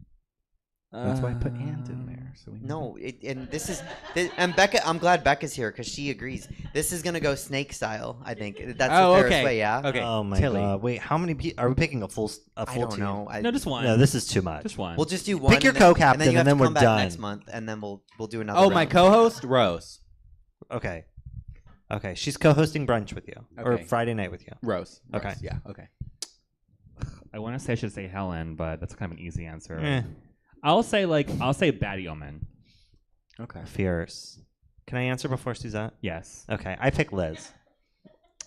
I didn't Sorry. approve that trade. Liz is Like I was watching. third. Like what happened? Okay, obviously I'm biased, but Liz is just and this is something she takes pride in, is that she does it all. Yes. She does not rely on anybody else for anything. She's like, I can do my hair, I can make my outfit, I can make my mix, and I will perform it. That's true. So, and I mean, I can do that too if I want to, but Why when Liz can if do I it? don't have to, why should I? I'd rather pay somebody that likes to do it, but I could be self-sufficient if I wanted. Just saying. But she takes pride in her self-sufficiency. She's good at it. So, and we've talked about that on this show. Like if you are good at it, then by all means do all the stuff yourself. But like if you're me, get by all the all help you means, can get. Yeah, get Liz's help. You know, why wouldn't I? Why would I do it myself? Well, and nobody will put you together like Liz. Like if it's not working, After Liz it. will be like, "This is not working," and then you. I think you it'd be go funny. out I there would think it'd be fun to be spectacular. styled by Liz one time. Like I'm like, I'll be your doll. You put whatever you want on me. And Okay, see what that'd she be comes up with. fierce. I will say the one time Liz styled me and I showed up to Paradise, I was like, "Do you guys notice anything different?" She did my makeup and everything, and everyone was like, "No." I was like, and to be fair, my makeup was bigger then too, so it was like very drastic, and everyone was like, "No, I don't see anything." And I was like, she did my makeup and styled me for "Oh." brunch, and everybody noticed. But that makes sense. All right, Suzette, who's your pick? This is a brunch or a Friday night? Friday. Friday. Co-host. Co-host. I'm gonna go obvious pick and take Taryn. Oh, okay. Yeah. That's a good one. Yeah. Yeah, it's good energy to volley off of. I got my second pick. I'm ready for next month. I don't know how I became the fourth, and that's a trade. I should get compensation. Well, I'm the guest, so obviously I go before you. Oh, that's true. Yeah. So. Okay, fine. Okay, now we can get on the actual. Okay. Okay, please. So Okay, you now are we'll talk. you are a drag mother. Yeah. So And- skip to 10:47 if you want. I like it. You said it at well, you're gonna have to 10:47. edit and put it at the beginning of the video. I'll have to make another skip to Instagram 10 reel. Like skip to 10. Skip to 10:47. Yeah. 48. Well, we didn't start at 10. Oh. Well, We tried to wait for you guys. skip to this part if you want to hear us Click talk below about this. in To be the fair, I description. almost ate shit down the Badlands stairs. When that happens. I saw someone do that Again. So okay, so obviously, when you started, Yes. I don't know why I said obviously. Obviously. Yeah, obviously you started. Period. So when you started, did you have a drag family, a drag parent? I didn't, and I started as like a bedroom queen, so I was on the internet and I was self-taught with like YouTube videos and stuff like that. I was too young to go out. I first started like messing around with drag when I was maybe like 17, and obviously it was like rough. But no, I didn't really like know anybody else that did drag. My friends were like interested, but I didn't really have anybody that I could really like look up to for help or anything. And I did take pride in the fact that I was like, oh, I never had a mom. I just did this all on my own.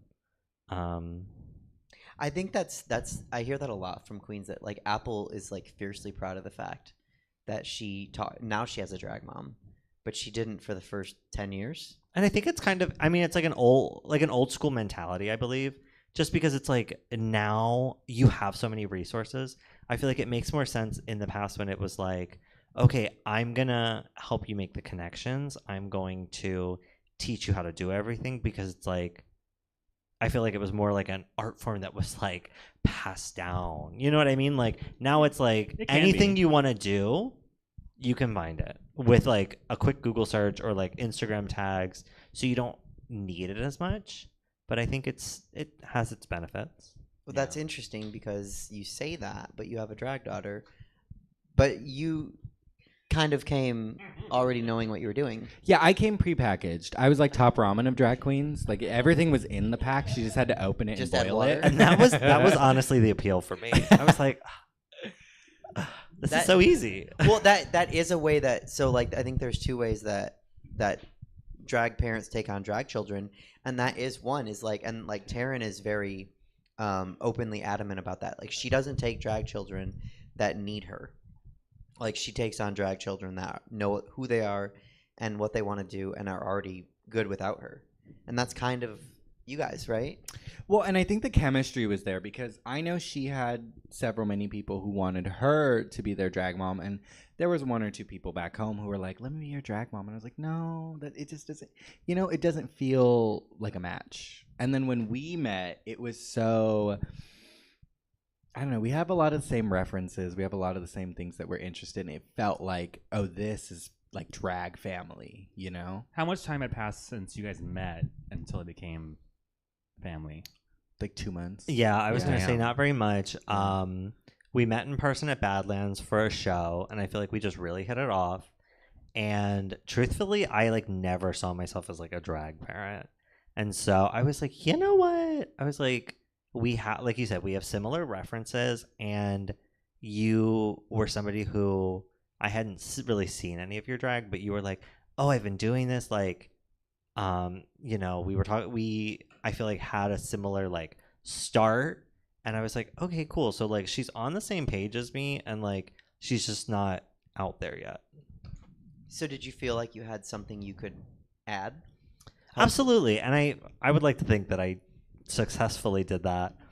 And I don't know. I mean, you, like I said, you were kind of the prepackaged deal. You already knew how to walk in heels, and you knew how to do makeup. And I was like, that's stuff that's hard to teach. You're welcome. That's a big. Yeah. Thank Katana. Because I spent many Everybody can thank Katana.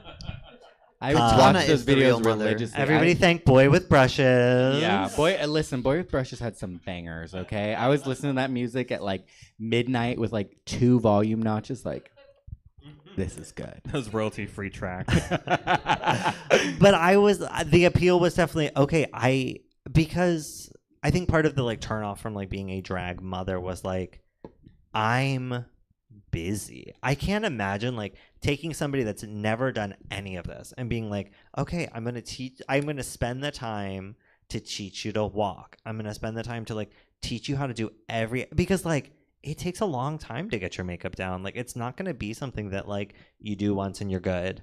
And even Manny, I feel when we first started our relationship, I was oh, she's cute.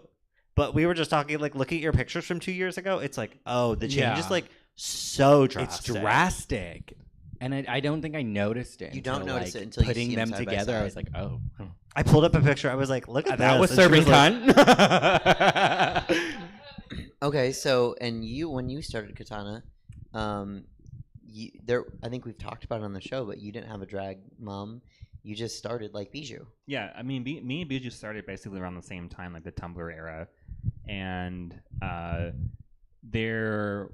I was underage. I was probably 19 when I started getting into drag because it was season, Drag Race influenced me. So it was probably season 3 when I started doing makeup. So that's when I started attempting to do. But back at the day, in the day, they didn't have tutorials and stuff like they do now. So I had to just look at what they were wearing, look at this, watch on I don't know, it was on Downlink or something at the time. It wasn't on Logo. It might have been on Logo TV or whatever. And I had to pause it whenever Manila closed her eyes, and then be okay, what did she do? And it was there was no 4K back then, so I had to zoom in and be okay, what the fuck is she wearing? And I was and they're random photos. I had to find the most weird photos of people to learn their makeup. There's a picture of Jujubee I did where she was at the finale and she's eating mac and cheese, and there's a photo of her with her eyes closed, but her mouth is full of mac and cheese. But I was that's a perfect photo. It had the whole dimensions showing and everything. And that was the reference from my Jujubee video I did. You should see the pictures I send to Liz of hair. Well, and I used to also have a folder on my desktop that was inspiration, and it was a bunch of not necessarily just makeup, but just drag. I'm okay, this is kind of what I see for myself, and it's I'd get ready and I'd open it up and I'd kind of click through and like, you know, I'd teach myself. And then I also used, ooh, my voice is all sexy. It's the kava. It's It the makes kava you kicking sexy. in. No, I can still. Can you feel your tongue still? I can feel mine. Oh no, my tongue is gone. Oh dang it! Oh my god, I do kind of feel like I'm at the dentist. I love that the kava is like the exciting thing for the panelists.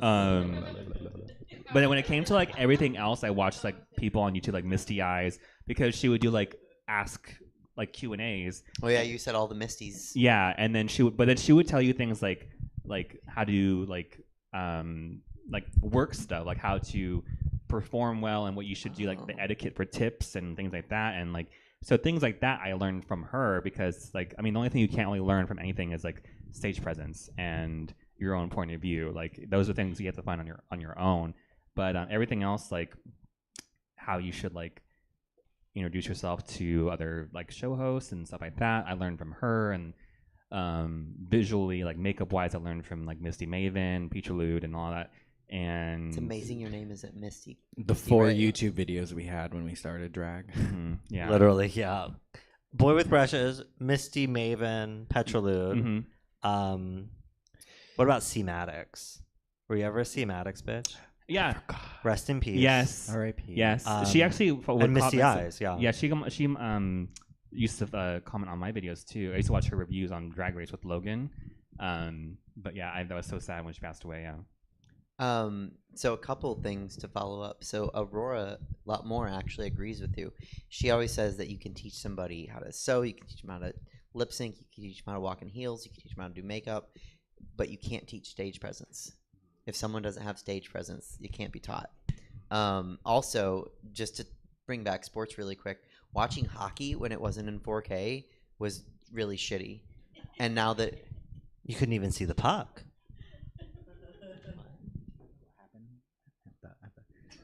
Just say it. This is a safe space. What, the hockey? Is it something not? happened at the hockey game? Here or like? Yeah. Oh no. When was it? Just say it. Someone passed away. Someone during passed hockey. away playing hockey in a very tragic and freak accident because the whole thing is on video because it was during a live game. Usually it happens during football. Someone will have like an arrhythmic heart condition and when the heat hits and it's always terrible.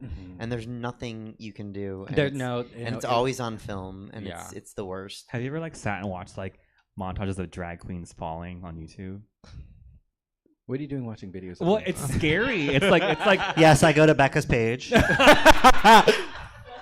She goes to Katana Ray playlist. Sometimes when I need to watch a wig fall off, I go watch Maya. Like it scares me. I'm like, love you, Maya. I know you have it. I know you were there, but I think I've only fallen 3 times in my entire career.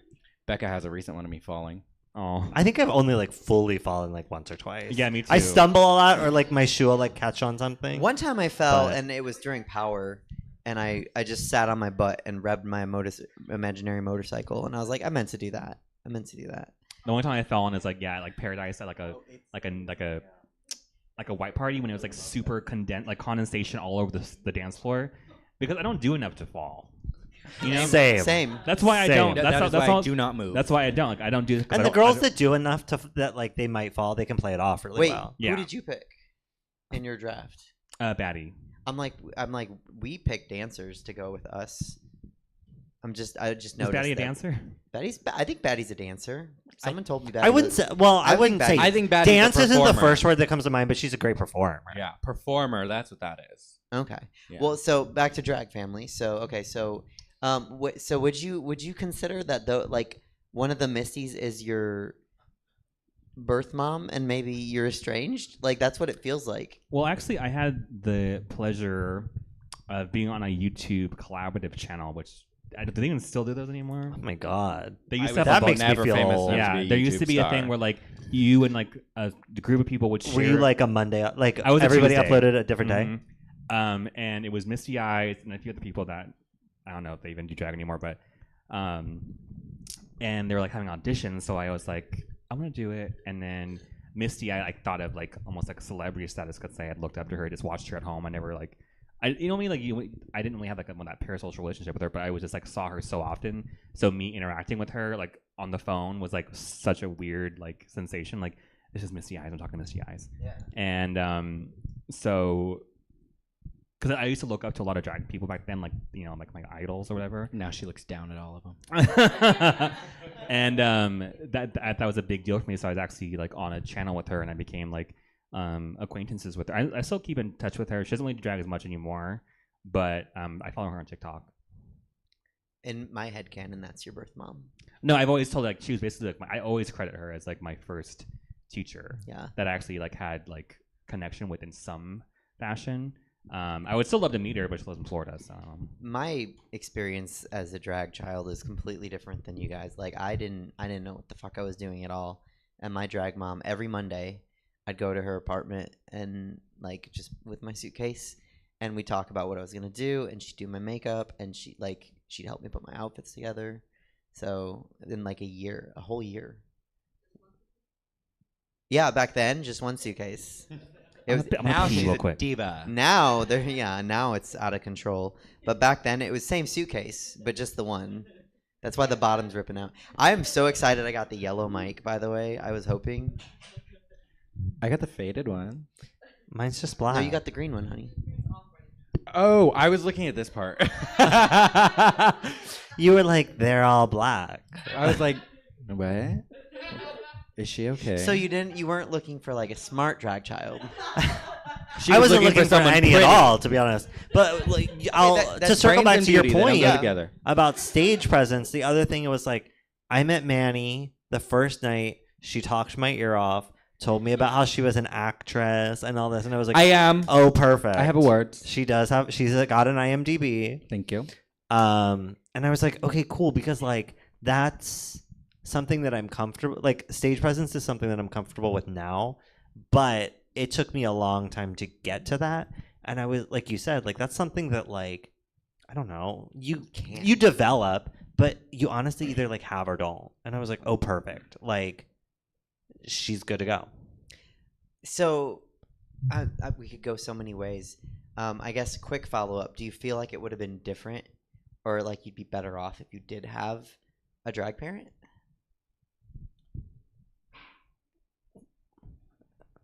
Can we all hear the flash? If I'm quiet, no. Oh, okay. I was like, if we ignore it, but you just.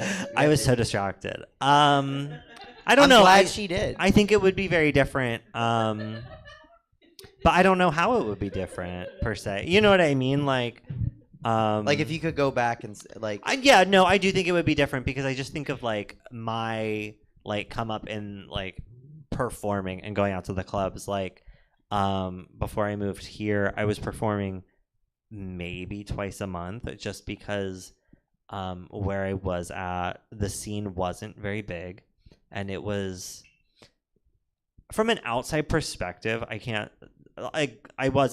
hadn't made my way in really, but from my perspective at the time, it felt like it was like the established queens kind of had their thing and newer faces kind of got to pop up here and there. Now that and like now that I'm like I've put in the time, I see that I hadn't put in any time there. You know what I mean? So I wasn't deserving of that anyway. But at the time it felt like I was like, oh, there's only a couple shows and, you know, these people have their shows and they run it and it's their thing. So I do think that, yeah, like if I had a connection with somebody who was like, I'm going to take you under my wing, I think my drag probably would have not necessarily gone in a different direction, but I think where I'm at right now would be different. And I think that, you know, I maybe would have been more developed as a performer sooner, and I might be doing different things, you know. I just remembered when you were talking about that and when getting booked and not getting booked back then that you also met my drag mom. Yes, like randomly. Like once. I think. Yeah.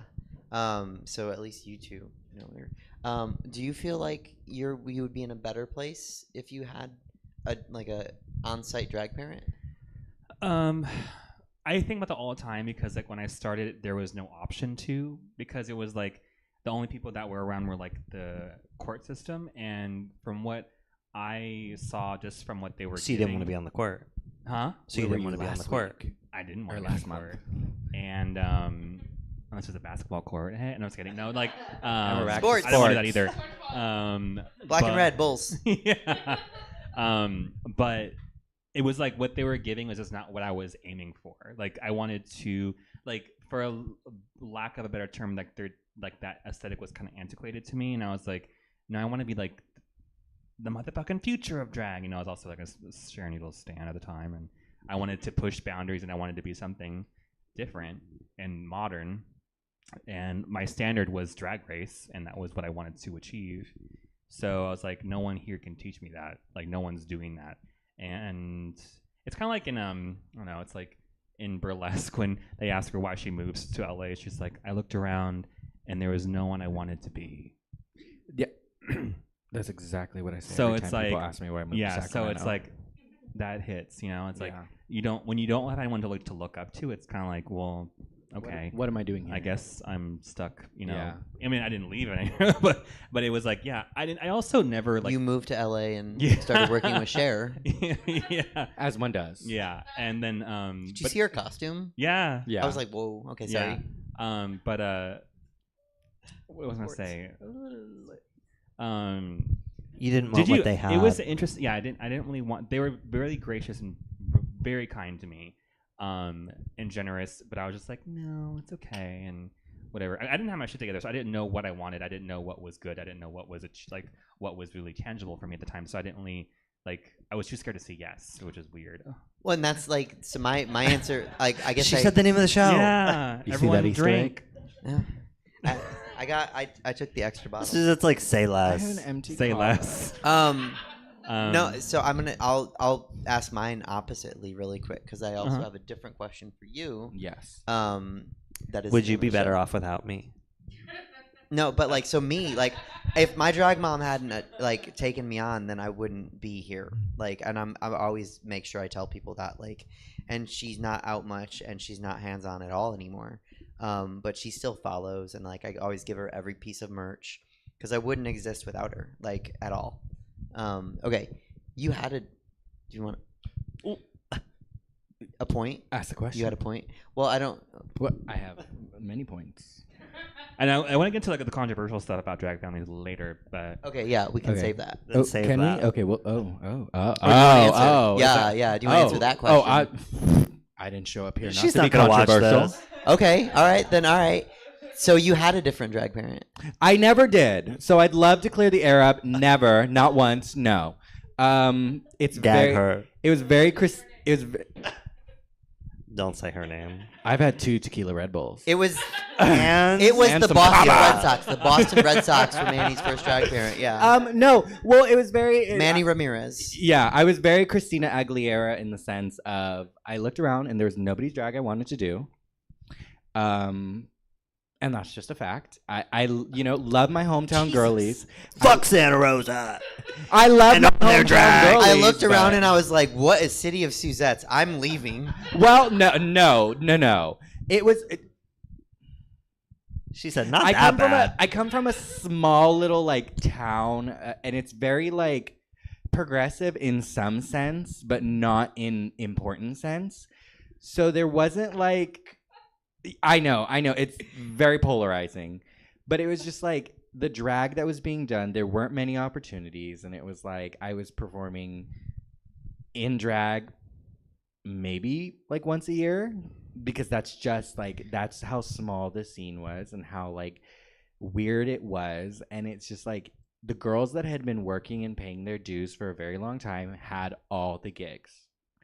And so that was part of why I was like, okay, well, I don't really want to fight for the bingo Scraps. that we have here Scraps. and the once a year brunch that we have. And that was, I had, my acting career back home, and I was like, okay, I'm ready to move. I'm ready to be nobody. I'm ready to be humbled. Like, I want all of that.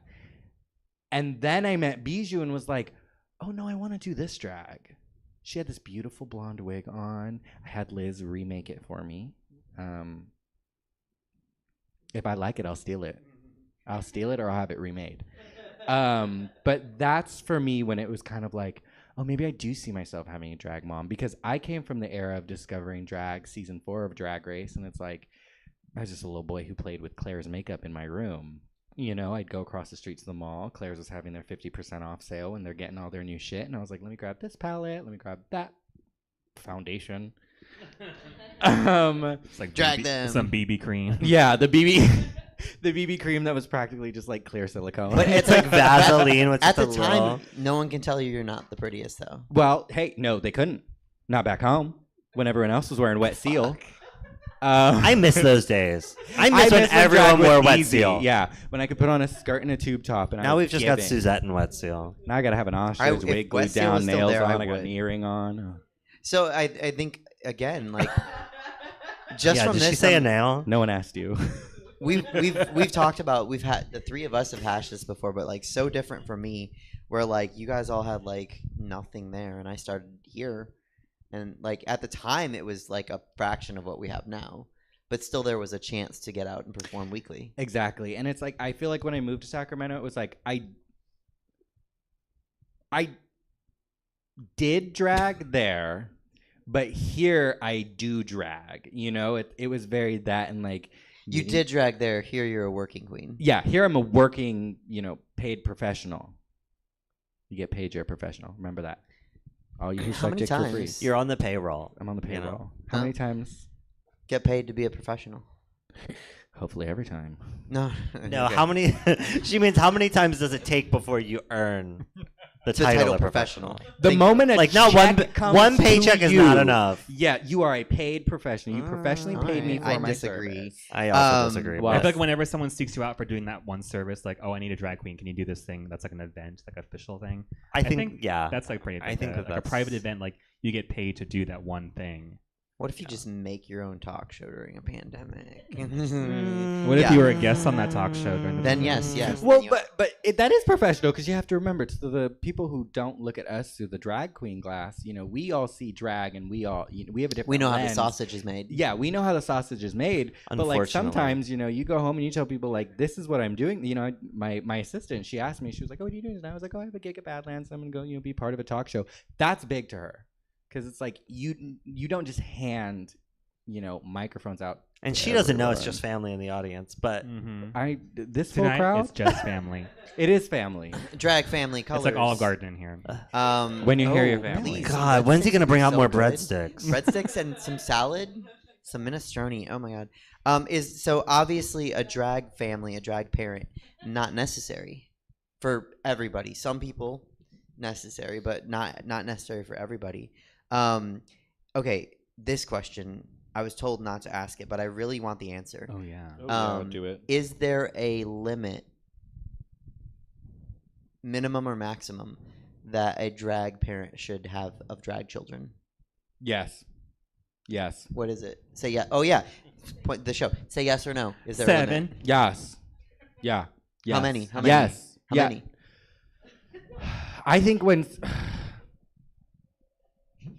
it depends on how established you are to me, because I feel like when you work a certain number of years, you're going to meet people and you're going to see people who you want to, like, you know, take under your wing or like just help tweak a little bit. Because it kind of kills me when someone's been doing drag for 2 months and they have a drag kid. And I'm When like, you have 7 "Whoa, drag children and you've been whoa." doing drag longer than I've been alive, I mean, shorter than I've been I alive. was like, wait a minute. I'm only 16. I'm like, so wait, they've been. You should not have 7 kids. I'm sorry. There's like, I There- don't even think I'm at the stage where like I can have a drag child. Like that to me just feels you're not. inappropriate. You know? Well, you're the mother. You would. Yeah. I'm not old enough to be a grandmother. Oh my god. Yeah. That don't listen to her. That's the I'm barely old enough narcissistic to be a thing. mom. Wait We always until get the people- mistaken as sister. Wait until the people at bingo find out you're a grandma.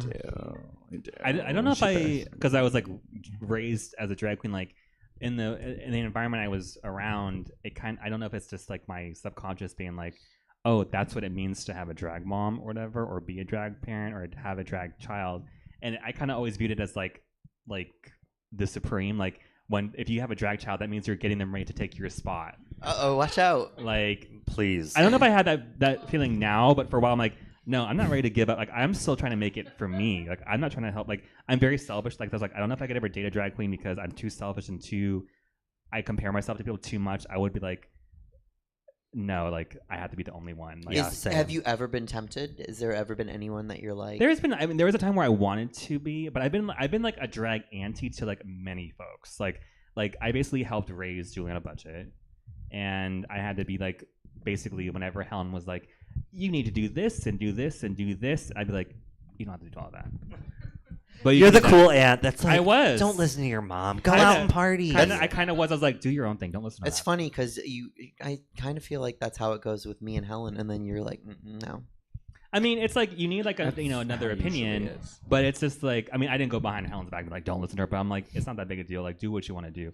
But I've helped, like, I've mentored a lot of people, and I've never wanted to be a drag mom, but I love helping people and being like a sister or whatever. Like being like where we are, like there's not a lot of drag families in the Stockton area, except now there's the Bentleys and then there's the the Roberts and stuff. That's it, right? Just those two. She said, I think, Stockton has more drag. That's families than Sacramento. I've always viewed the Ease of Paradise or the Stockton Girls as a collective, as artists, not a drag family. We are basically like kind of like an unhinged like drag family, but like we're all our a own. village. You're a drag village. Well, I say because we're all artists and a collective of artists is like a thing. Like we're like kind of like a house, but like we all have our own things. But like when it comes to us being in the circle, like we have a camaraderie like amongst our circle that's just a little bit different.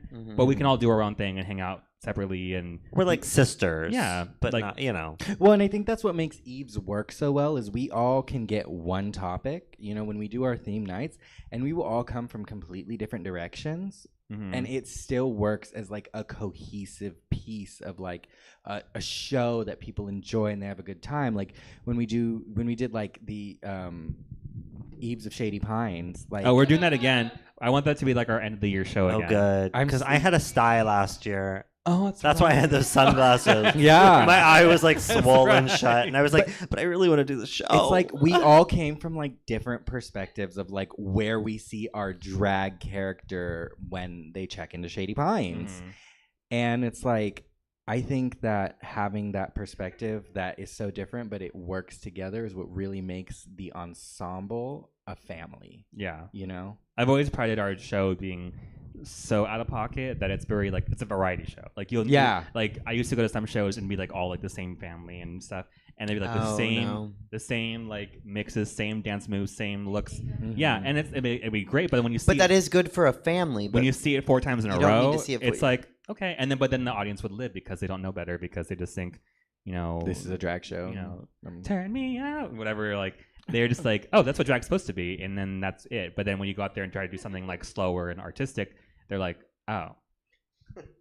Okay, so you don't have a limit, but you don't. Yeah, You think so the family- question was, how many kids You don't should think you the have? family should I all just be think- in one show? I won't say there's a limit because I feel like there are people who are like quite older and more experienced, like I don't know, that have many children. But it's like if you have something to offer them and you have something to give, like experience or whatever, then you should have no limit. But if you have nothing to provide other than friendship, you can be like in a house or like a chosen family. I don't think you have to be someone's daughter. Like if you're not going to take anything, like there's so many. Well, we'll get into it later. But I said no. I'll say just for now, there's no limit as long as they have something to offer. I think it's going to be case by case basis, but I think someone should like be an active drag parent. Like if you can't be an active drag parent, if you can't mentor and like, so my drag mom got nothing out of being my drag mom, right? Like we didn't know what the fuck we had. I don't know if we know what the fuck we have now, but like she just did it because she wanted to help me put my vision out there, and she was very invested in that. And I see a lot of drag parents who like just scoop people up because like they want to give their name or like someone's performing well and they're like, oh, and it's like, slow down. Like, do you vibe? Because if you don't, like, I hang out with my drag. Like we just go shopping. We just hang out. We just have lunch and shit. Like I like that. Like we're family, and like the rest of my drag family that I hang out with more, like we're very much family. So like just I don't think there's a limit. I was thinking about it the whole time and I'm like, oh, maybe like one per every 2 years. But I'm like, no, as long as you can be active. And if you can't, then don't. Like you said, like worry about your, like you didn't say it, but like worry about yourself. Like do you, Okay. You didn't say it, now you did. I do think that like you said, it's kind of a case by case basis. And I think like drag family means something different to a lot of people. Speaking for myself personally, even when I knew that I was like, I really want to ask Manny to be my daughter, I was like, up until like literally like the day of, I was like, maybe not. Just because for me, it was like, this is a commitment. Like in my head, I'm like, this is a commitment. Like this is somebody that like, once I say that, I can't take it back. I'm like, and well, I mean, I could. But in my head, I'm like, okay, like once I put that out there, like this is like, but that's the this right is a attitude. thing. And to me, I'm like, this is somebody that's going to represent me. You know, this is somebody that doesn't have to do what I do, but I want them to be somebody that does something that I would want to be associated with me. I don't want it to be somebody that like acts, you know, like an idiot out at the club and embarrasses me or whatever. And so say that's why you rejected me. Right. Yeah. Exactly. So I do think it depends, because I also know people like you said where it's like, oh, you just started drag and now you're like snatching people up. And it's like, if that works for you and like everybody involved is like on the same page, like that doesn't hurt me. But I know for me personally, I did want to be like somebody that was like actively there to, like I said, not teach from start, but I was like, let me guide you. Like I want to be able to use my connections and use like my knowledge to help you better yourself. You know, that's like, I think there's I've wanted to be a drag parent. I wanted to be a drag mom once, and it was someone who like amazing. But I was like, oh, I can teach you the things I know. You don't need anything I can't teach. You can do all that. But yeah. So I don't. Do you guys have anything to add before I keep going on this list? Like any questions? I mean, I will say topics? that it did feel very like I was learning a lot, which was refreshing. I mean, a lot of people like to write me off as a Nepo baby, which like to an extent I am. But You are. she would not she would not book me.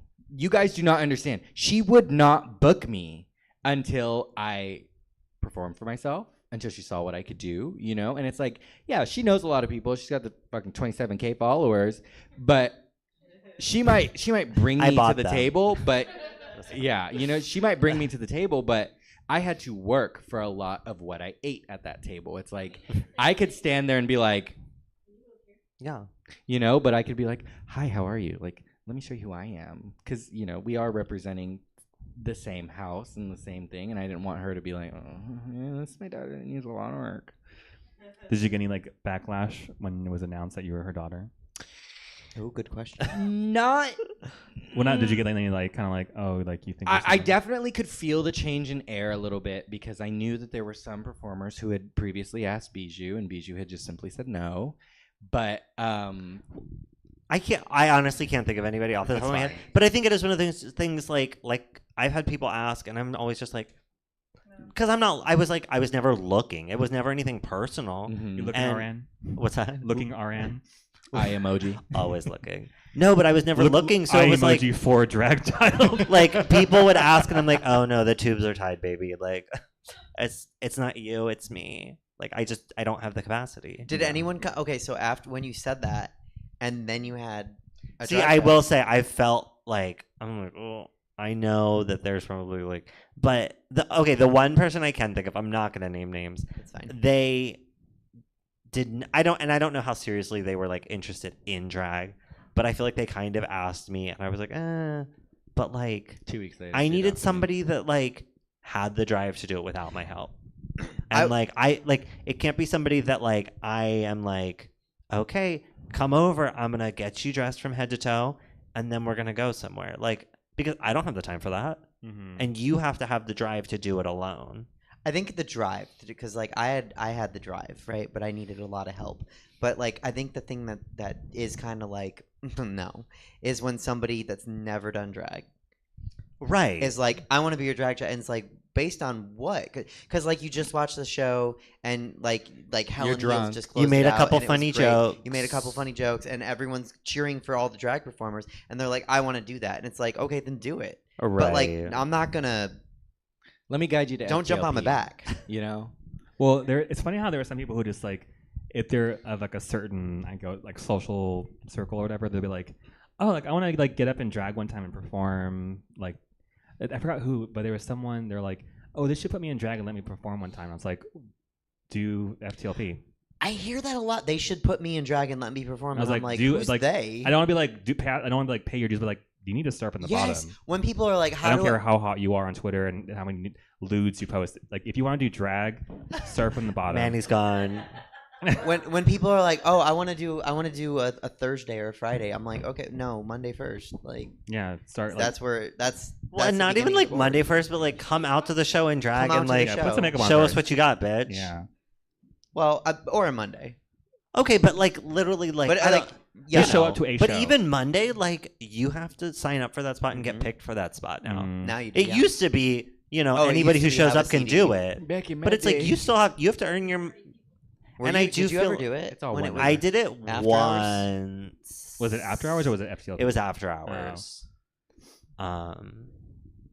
Yeah, I did it once. I asked that question because, like, to be honest, when 'Cause I Katana hated me. No, when I first learned, because I had met you like at Paradise, probably a dress code or something. Didn't she win one of the first dress codes or? I won animal print. You- it was like the which second I or should third. not Yeah. have, but I did. Yeah, and then I remember being just But it like- wasn't. bad. It wasn't like a bias pick. Yeah, You were good that night. No, the And audience you looked loved kind me. of a The mess, audience but loved me. We had you the don't same have to shoes, look didn't good we? to win dress Very much a code. mess. You just We have were to wearing pick yeah, we were class. wearing the same shoes. I wore the outfit last night. I know. I clocked the shoes. I was like, fuck, I gotta tell her we should wear them sometime. I remember just being like, like, because like Bijou was so established, even just like social media wise, that I was like, damn, she's gonna get like access to like 20,000 people on Instagram. Like Nobody likes me that much. But I know, but like at the beginning, I was. I very, know like, my 20,000 don't like me that much. And then, It's like but I remember- 20,000 dead accounts and then like 7,000 people that actually It's look like at my when shit. like someone I get the same feeling if someone from like Drag Race gets a drag daughter. It's just like, oh, okay, now all of a sudden like they're gonna get all this exposure because they're the child of someone, and I don't know them, so I'm gonna be petty. Well, and I think that that's also something that I've seen. Like when, like you said, people are like, "Put me in drag." Like, will you be my mom? I'm like, we've never met. You like, I'm like, not that I'm interested, but I'm like, what if you like come out to my show first? Like, what if we like message each other more than once? Like, you know what I mean? Like, what do you think? What's our chemistry like? You know what I mean? Like, Yeah. you just see, oh, you're doing cool stuff. Like, That's I want to me. do cool stuff. Like you're pretty and people like you and you Right, get attention and you right. get money. I want that. No, keep right going. now. What else? Compliment me some more. Well, no, because there's a lot of. Y'all almost caught me on 4K. The comma didn't hit that hard. Oh, I had two. Oh, maybe I have a second one. I'm Finish that unhinged. sentence. Where were we? We're talking about. I asked her like she gonna get like backlash or being. I definitely did feel a bit of a different air from a couple of performers. I won't say names. Tell me after though, because I'm curious. You know, we talked about it recently. I know. I have a short-term memory though. Yeah, apparently she does. I think it's basically a bit based on my experience of watching drag children and like what most drag families contribute to that. I'm like, it was kind of like, okay, well, what is she gonna do? Like, just be a mini Bijou? And Yeah. then. And Like, now she is. Well, No, like in a way, but also not. Like it's in the BCU. She's in the Bijou cinematic universe, but she's like a different. She's like a different into the Bijou verse. Yeah, She said BCU, and I'm putting like that in still- my bio Yeah. now. Yeah, like she's an alternate. Yeah, like I'm still in sports mode, and she said BCU, and I was like, how does she know about that? I've always identified What is Bijou as that? like Bijou's universe. Oh. So whenever like Bijou does something, even when Bijou does like an impersonation or something, it's like Bijou, like not like I don't know, like if it was the Bijou version of that character, like it's always in the Bijou universe. Like, Yeah. Bijou-fied. I think you guys complement each other like very well. I think we're similar in a lot of senses and different in where it's important. Yes. That's Okay. what I think a lot of people forget is we're two separate entities. Ooh, I don't forget that. Well, no, of course not you. Yeah. We love you in this house. Well, and I have people that are like, Manny's like slowly morphing into you. And No, it's like, I fully it's stole still- her face. I'm like- I will say I the fully stole makeup's- her face. Okay, but also like when we got ready together at DragCon, I was looking at how you were doing your makeup, and I was like, I want to try that. So also, you know what I mean? Like it becomes reciprocal. Yeah, it's like when people start to look like their pets. I look like all four of my cats. Out of drag, I am scraggly. I have am a pug. I'm licking myself. I have a pug. I love their cats. And well, it's kind of like I used to think that you and like Liz were kind of in the same universe as well. Like similar, but not like identical. Yeah, I anyway. feel like we have similar like inspirations and stuff. Yeah. But it's one of the I feel like if you like put our faces or like whatever next to each other, it's like, oh, they're really not alike at all. It's like you guys have the same standard of attention to detail, but it's like you can. Well, tell, and like you're you separate. said, as far as like dating a drag queen, it's like there's always like that underlying like competition. I don't think she feels it, but I'm always like Liz I'm doesn't like, feel oh, I anything look about so any of good us. tonight, and then I look over and she's like done, and I'm like, well, I thought I looked good tonight. I honestly like. I honestly have never like looked at you both as like, you know, like there's the cool one and there's the other one. Like there's the Manila and there's the There's the Sahara. pretty one, and there's Bijou. And there's So thank you so much for coming tonight. Yeah. Thank you for coming to the TED Talk. Yeah. Well, and I used to always think of like Liz is the pretty one, and I'm the kind of goofy one. And that was, I mean, my makeup was bigger, and I was like more like campy. But now I feel like my makeup's gotten like less crazy. That's how I feel like if Daniel ever started And I'm like, drag. oh, I'm pretty too, actually. Is there anyone? Okay, now let me think of a better way. Who to ask it. isn't pretty? Say names. On the count of 3. Ready? 1, 2, 3. So, how do you feel when someone does take a drag child and they shouldn't? Like, I'm trying to think of a way to ask that question. At the end of the day, there's nothing I can say or do that will do anything. It does not personally affect me in any way. It does not bother me. Until they start taking all your bookings. Well, it's kind of like well, there are some venues where I'm like, damn, I would love to be booked in that big venue, and then I just see these people who are like, oh, they're in that drag family, and they've been booked like every month all of a sudden, and I'm like, must be nice to have connections, but that's what a drag family is for. So at the end of the day, it's like, at the end of the day, I was like, well, that's what it is, and that's what they're getting the benefits of it. But it's just like, I have witnessed some like people go into drag families or houses, and then I wouldn't say change, but they definitely like go their own path and say their own person. Change.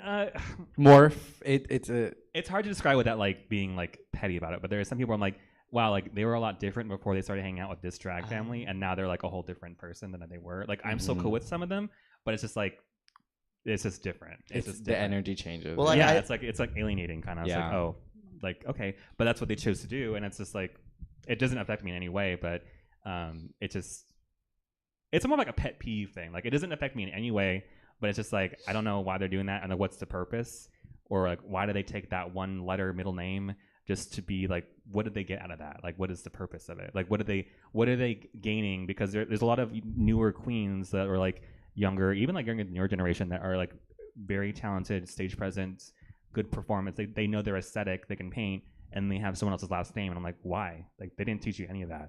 Yeah. Like I understand the appeal of having a drag chosen family and being part of the family, but I would never be like, oh, that's her mother, because I don't get that from them. And that can apply for a lot of people. Like a lot of people, like, oh, they perform like me. You're gonna be one of my children now. And it's like they could have they would have made it on their own. They don't need a last name. You know, like. I agree. Did you, when you met my drag mom, were you like, oh, that makes sense? I don't think necessarily. You know what I mean? I think obviously you learned a lot, but I don't think. I don't know. No, I didn't I was necessarily- just no, but you know what? I curious. didn't necessarily be like, oh, yeah, I see it. You know what I mean? It's just like if you had taken like Manny Bentley or something like that would have been like. Yeah. But the fact that you have your own identity really helps. Well, and she said if she ever becomes the second most famous Manny Petty, she's gonna change to Bentley. Yeah, I said if we got another Manny Petty on Drag Race, then I'm fully prepared to change my name to Bentley. I have my name picked out. Which we were just talking about it the other day. Somebody else was like, "Why isn't Manny's last name Bentley?" And I said, "You know what? That's a good question. Actually, let's ask her." Would you be Manny Petty Bentley? Well, okay. See, here's the thing. It is a hyphenated name. I'm Mexican. I'm used to having multiple last names, but her middle name is actually Petty. Yeah, middle name is Petty. Well, it's Manny two Petty last names. Bentley. So it's Manny's my last name. But It's like Her first name's Jose. Manny, comma Petty. yeah, you introduce me like you do at the doctor's office. Manny Petty. Petty. The stage will see you now. Well, and then when you say my name properly, it's Petty Man. The eye is upside down. It's like pink. It's just an exclamation point. What was the question? You know, I don't know. Why didn't you take my name? Oh yeah. No, I did take the She was a name. Bentley. And when I did, She's a proud Bentley. Yeah. Well, she's not wearing her necklace tonight, but it's fine. She's proud. You can't see it. It's because you're so far. I specifically made sure I put mine on too, because I was like, "Oh, it's drag family." You know what's sick is every time I remember to put my necklace I don't on, have she mine doesn't have on. hers. I desperately like at this point because I'm getting old. You want a Bentley necklace? Huh? Yes. I want one. I would really like. Okay, well, Heather necklace. Now that you mention it, What I said. I'm just kidding. I All said that's I in was- here is a Badlands paycheck and a Sunny Angel. And I said I was expired doing an TikTok. open mic yesterday, and someone was like an Oprah mic, and I was like, "Yeah, you get a joke, and you get a joke." No, so I want to be, but I want to drag. I think I really want a drag son, you know. Yes, but I see that for you. But I don't need or really want them to be such and such Vanetti. I'm like. No, and I don't think you need to be. Like, I think a drag family with like all the same names is like cute. Mm-hmm. But like again, with like if Manny did not have a name prior, I would be like, it yes, would have been different. Bentley. Yeah, it would have been different. But I she already think- had a name, and I was like, okay. I think you it know. works so well that the name we don't.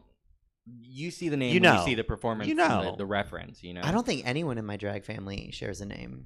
I think everyone has different last names. Well, and that's the fun part about like chosen family. is Right. It's like, you know. And they're all their own identities. Exactly. We're all people who came together, and we're not suddenly all one entity. We're still those individuals when we came together. It's just, how does it change the chemistry, you know? That's why I'm like, ultimately, it doesn't really affect me because anyone, like, if it's like a new group of people, either they're going to quit drag eventually, or they're going to do their own thing and find their own path and be their own person. A big thing for me is like when people are like, "I'm a drag kid," I'm like, "How long do you want to perform?" Like, because you got to do it forever now. Yeah. Yeah. Like, no. you can't ever stop. It's just interesting to me sometimes. I just think it's funny that sometimes people will take a last name and then again, like they'll kind of like not surpass them, but they'll be like out and about more often than the mother was. Why'd you look at me when you said that? Oh yeah. I was looking at No, the I'm just kidding, I'm spotlight. just kidding. But like there are people who like take a last name and I'm like, you're basically like you're booked and more busy than your mother is. So it's like now you're stuck with that last name. But if you're really a good parent in any drag, real life, anything, then you're probably proud. Right, like that's kind of your goal. Right. You know what like I mean? to make the next generation better. Yeah. But I get what you're Which is saying why I too, wanna because drag now son. you're always going to be known as this person's name. It's different also like if the person I'm speaking, like the person in question was someone who did drag for a number of years first, that people already know them for being X, Y, and Z. Oh yeah. And then it's like, oh yeah, that's their drag child 'cause that's their last name. But sometimes when it's like around like 1 or 2 years of less, like people might not already know who the originator of that name is, so it just sounds kind of out of context. But again, it's just like that's my own personal thing. Also, there's drag performers who just pick the last name of a family, and I'm like, no. No, yeah. Go meet the Davenports before you take the name Davenport. Right. Did you guys have anything to add topic wise? Like any other angles? I love kava. It is good. I Thank you, love that Pila Kava. drink. I don't know. We're gonna do another show there. Can I be there? Yeah. Can I be there? I said we're gonna. Oh, I'm available on the 18th, by the way. You are? Okay, perfect. And I need and question. Connor has to be there because what you're gonna do Kava Chameleon. Oh yeah, that's right, George. Yeah. Kava. I love your drag family. Me too. I really do. Me too. I really Can do. I take a moment to say, Manny Petty, I'm so proud of you. In the 2 years that you've been a Bentley, you've done so many amazing It's been things. 2 years already. Almost. Jesus. Almost, yeah. In I like moved here in February or 2021, April. yeah. But you've done so much good stuff. You've got a show. You're regularly booked, and you don't need me anymore. And that's I'll why. always need you And to now tell me they're- to and fix that's my why life. I'm ready. The I'm emancipation ready of for Manny. another baby. The I don't know emancipation. if anyone noticed the glow. You're pregnant. I'm pregnant. Oh. She is. The test came back positive. Drag pregnant. Oh, COVID? Yeah, I have COVID and I'm having a baby. How do you? Well, the baby has COVID, not Well, Bijou. Well, yeah. Once you stop peed on the COVID stick and it said positive. once you stop so- taking the vaccine, you got pregnant. Yeah, well, I was supposed to go get my new vaccine booster, and they said, "You don't look so good. Come back another day." So So how do you feel about becoming a drag big sister? I am very excited to be a drag big sister because I feel like I'm at a point where I have some stuff to teach, and it's like I did come into this with like a performance background, so I have like, you know, it's my degree. I put in that fucking work, and yeah, I'm gonna mention it every fucking day because 4 years of my life was gone to that fucking school. The link to her IMDb will be in the description. It is for the in my video. bio on Instagram. Follow and Is it follow the really? page. Follow well, and no, subscribe. now it's subscribe, follow, and Yeah, subscribe read at off Man all the Petty's credits while IMDb. we're here. Yeah. So no, But I think that's gonna be so cute because it is Right next because to the I'm, BCU. Yeah, the BCU. Yeah, I was The BBCU. Oh, wait, that's different. Well, Sort of, kinda. That was a RuPaul joke. No, but I also like it's exciting for me because I love the idea of expanding the Bentley dynasty. It is the dynasty. It's not like the house of Bentley. It is the Yeah. Bentley dynasty. It is the dynasty. It's That's a little cute. grand, but you know. But a lot of The people. last American the- dynasty. The biggest question I've gotten from people is like, "Well, are you going to be jealous?" And it's like, "Well, no," because She's I'm, like, "Of I'm- what?" I'm fully I'm fully. You know, I am myself. fetus? I'm never gonna be worried. The oldest is always the favorite. So. Well, and it's like, I will tell you people this one time and one time only. Where's my camera? She said this downstairs. Is that my earlier, camera? That's your camera. I will always be the first baby Bentley, and no one will ever take that from me. Yeah, you don't sound jealous at all. Well, I don't have to be. And I she's was like, the first I would like to baby. say the baby Bentley is a cum guzzling fucking Cum cunt. guzzling, trash talking whore. Republican comes up for. Scrotum face, cum guzzling whore. Like, But I am I want your excited. sympathy vote. And I sleep better at night knowing you're not in the White House. Anyway.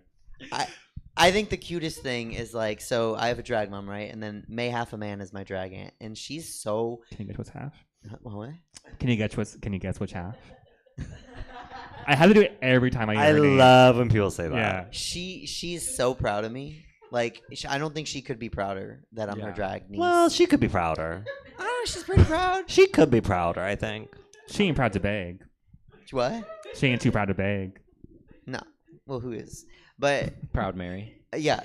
So I think anyway, I think that's like gonna be the cutest thing because that makes like I'm never gonna have a drag sibling. I don't think I think my drag mom's tubes are tied for sure. Yeah. But like I don't. I got mind- mine untied, so. Oh, you can I do think that. they can do that. I'm pretty sure. They can. Can they do I that? think. Yeah, they can just go like.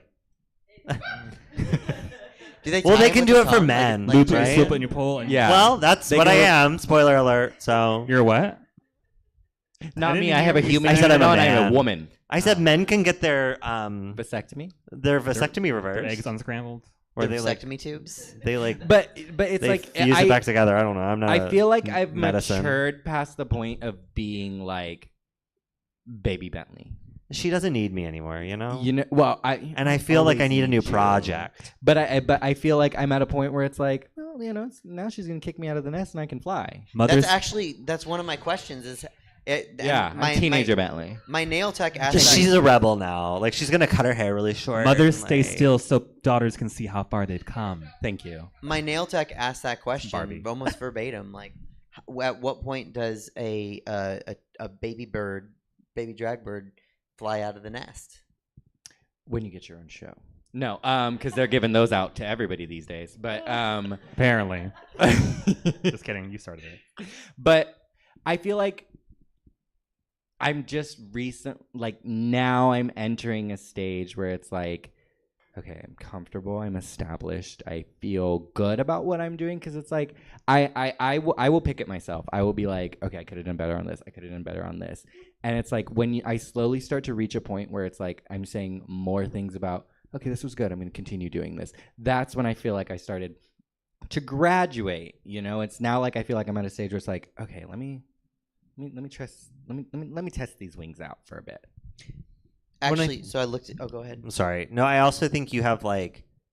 I feel like people know what to expect from you, and not in like a bad way. You know what I mean? Like not in a predictable way, but like you deliver what people expect to see from you. You like if people know that you're in a show, they know what level of quality they're getting, and I think that kind of speaks to that as well. They know you're Calucci of drag. Yeah, thank you. Thank you for saying that. Wait, You're the wait, Calucci can of I the say Bijou something? Cinematic universe. Tonight she was bragging about. She said, I'm trying a new silhouette tonight. Her new silhouette was Ostrich? a tearaway jacket on top of a bra and panty. Oh. And to her, she said, "Well, You know what? That's trying. it I is said, slightly well, different." I showed so up she with rocked clothes. her different silhouette for about 20 seconds, and then it was a bra and panty. 2 minutes and 47 seconds is when the beat drops. I said, so "Is can it a check new?" out. She said, "I've got a lot of new looks." I said, "Is it new looks or old looks in different colors?" And But I I'm said, allowed to "Ew." say it because I do that too, bitch. Same. If you know it works, It you works. know, If it ain't broke, works. don't The question actually was, what are the drag parents' responsibilities once the baby flies from the nest? I don't know. To tell me when it was a busted and crusted moment. And I will. Yeah. That's one thing Politely. that helped me get to where I feel like I'm at now was she was not shy about like giving me constructive criticism. It was like this She was doesn't great, like it why when don't I we try do, this? but yeah. I always think when it's I great. tell you your burlesque was second best, you took it very personal. And I still take it personal to this day. We almost got into it in the dressing room. We today almost over got into it. well, that's we talked about Max Drag. Max Drag. I thought you said magic, and I was like, close up. We're gonna talk about That being magic. said, I would Magic love to Mike. do All Stars. I would love to do All Stars. So did I, and I was on the show. Me too. I was a judge. Can we be like the Pangina of the show? Maybe. I thought you were gonna say something. Anyway, No, I'm what are my responsibilities? Yeah. I don't know. I feel like continue to be there for you when you need me. Continue to cheer you on. Just always need you. I don't know. Okay. I feel like I've put in my work and my time, and now I deserve a fucking break. So you're having a baby? I'm having a baby. She's going on. She's going on. So maternity no, like I leave. said, It's- okay, but that's also part of it. I'm like, Yeah. Manny's at a plate, and like again, like I said, Plate. all like drag families She's are on a different, plate. whatever. She's But I'm like- like, she's like- Manny's at a place where she doesn't not need me, but I'm like, I'm not really like, I don't really need to do much. So I'm like, now I'm ready. She's grown up. to take somebody else. Like I have empty nest syndrome. Is your baby gonna be a Bentley or your unique name? She's gonna be a Petty. Can it be? She's gonna be. Tattoo, She's gonna be Tatiana, Bentley like, Petty. like a tattoo on a First and Bentley. last Like name, you put Bentley no, it's a Petty. bumper sticker on a You Bentley, wouldn't put a right? bumper sticker on a Bentley. How Yeah. would you feel if the baby's a Bentley and you're Manny Petty? I will feel the Bumper exact sticker same Bentley. way. I was always the first. I will always be the first. No one will ever take. I that don't. From me. I think she will BS. probably also be a Like- Bentley in Spirit. not In in the spirit, dynasty- but in you the know what I mean. Like dynasty? the name will like it won't be on her birth certificate, but she will have the necklace. You know. Should be like a Heather. Exactly. Yeah. Like her legal name isn't Heather, but Heather she is a Petty. Heather. I think the only closest thing I ever had to like a drag child was putting my sister in drag, and I wanted to put my mom in drag one time because I wanted She to. said, "Fuck that shit." She did. I wanted to do the First Wives Club and do the ending scene because my mom kind Oh, I of reminds love me of that. Diane Keaton, and because I was gonna, I think I named my sister Broadsword, I love that. and then I was gonna name my mom Battle Axe That's fierce. because I want to name all my like kids like weapons. Right. But now I'm like, well, shit, dagger, Have some kids, please. Butt plug. We musket, In my head, we all need my some daggers running around. huh? We need a dagger running around. Dagger. I always wanted my drag kids to all be That's B kinda cute. names, but there aren't like it's hard to think of like Brenda? good B Brittany.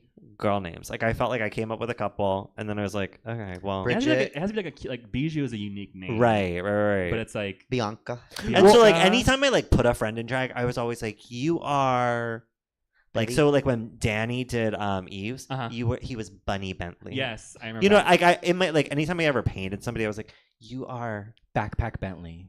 Basura. Yes, my mom when I painted her, she was Belinda. Do you remember when we did? Do you remember when we did the Chelsea's game show? I can't remember the name. Who wrote the shit? Yes. And the tech was like, "I'm Suzette's sister," and I was like, "No, you could be a cousin." You could be the distant A kissing relative who's cousin. married to the cat's in-law. Yeah, no, because you don't. You're like, don't represent me that hard. Like, Yeah, no. I would have a drag son named Manta. Manta Ray. Manta I Ray. love that. Ooh. Speaking of what names, about one named Sting? Stingray. Yeah. Speaking of names, Stingray. I love that all Elena Roberts, all of her, she wants all her, I don't know if I'm a little low of her spot. She wants all her kids to be named after the seven sins. So that's What why sin? Ava Wait, is hold on. avarice. Is there like wait? hold on. Gluttony. Are there translations? Well, what well, sin I'm not- does I did ask her Elena about have? that. I did ask her Gluttony about that. Roberts. No, I forget. It was. Slop. She has something clever for Slop gluttony, Robert. but I can't remember what it Slop was. Roberts. I cannot remember what gluttony was. But Sloth the it was Fierce. something. I was like, oh, that's really good, but I can't remember what it was. Gluttony punishment.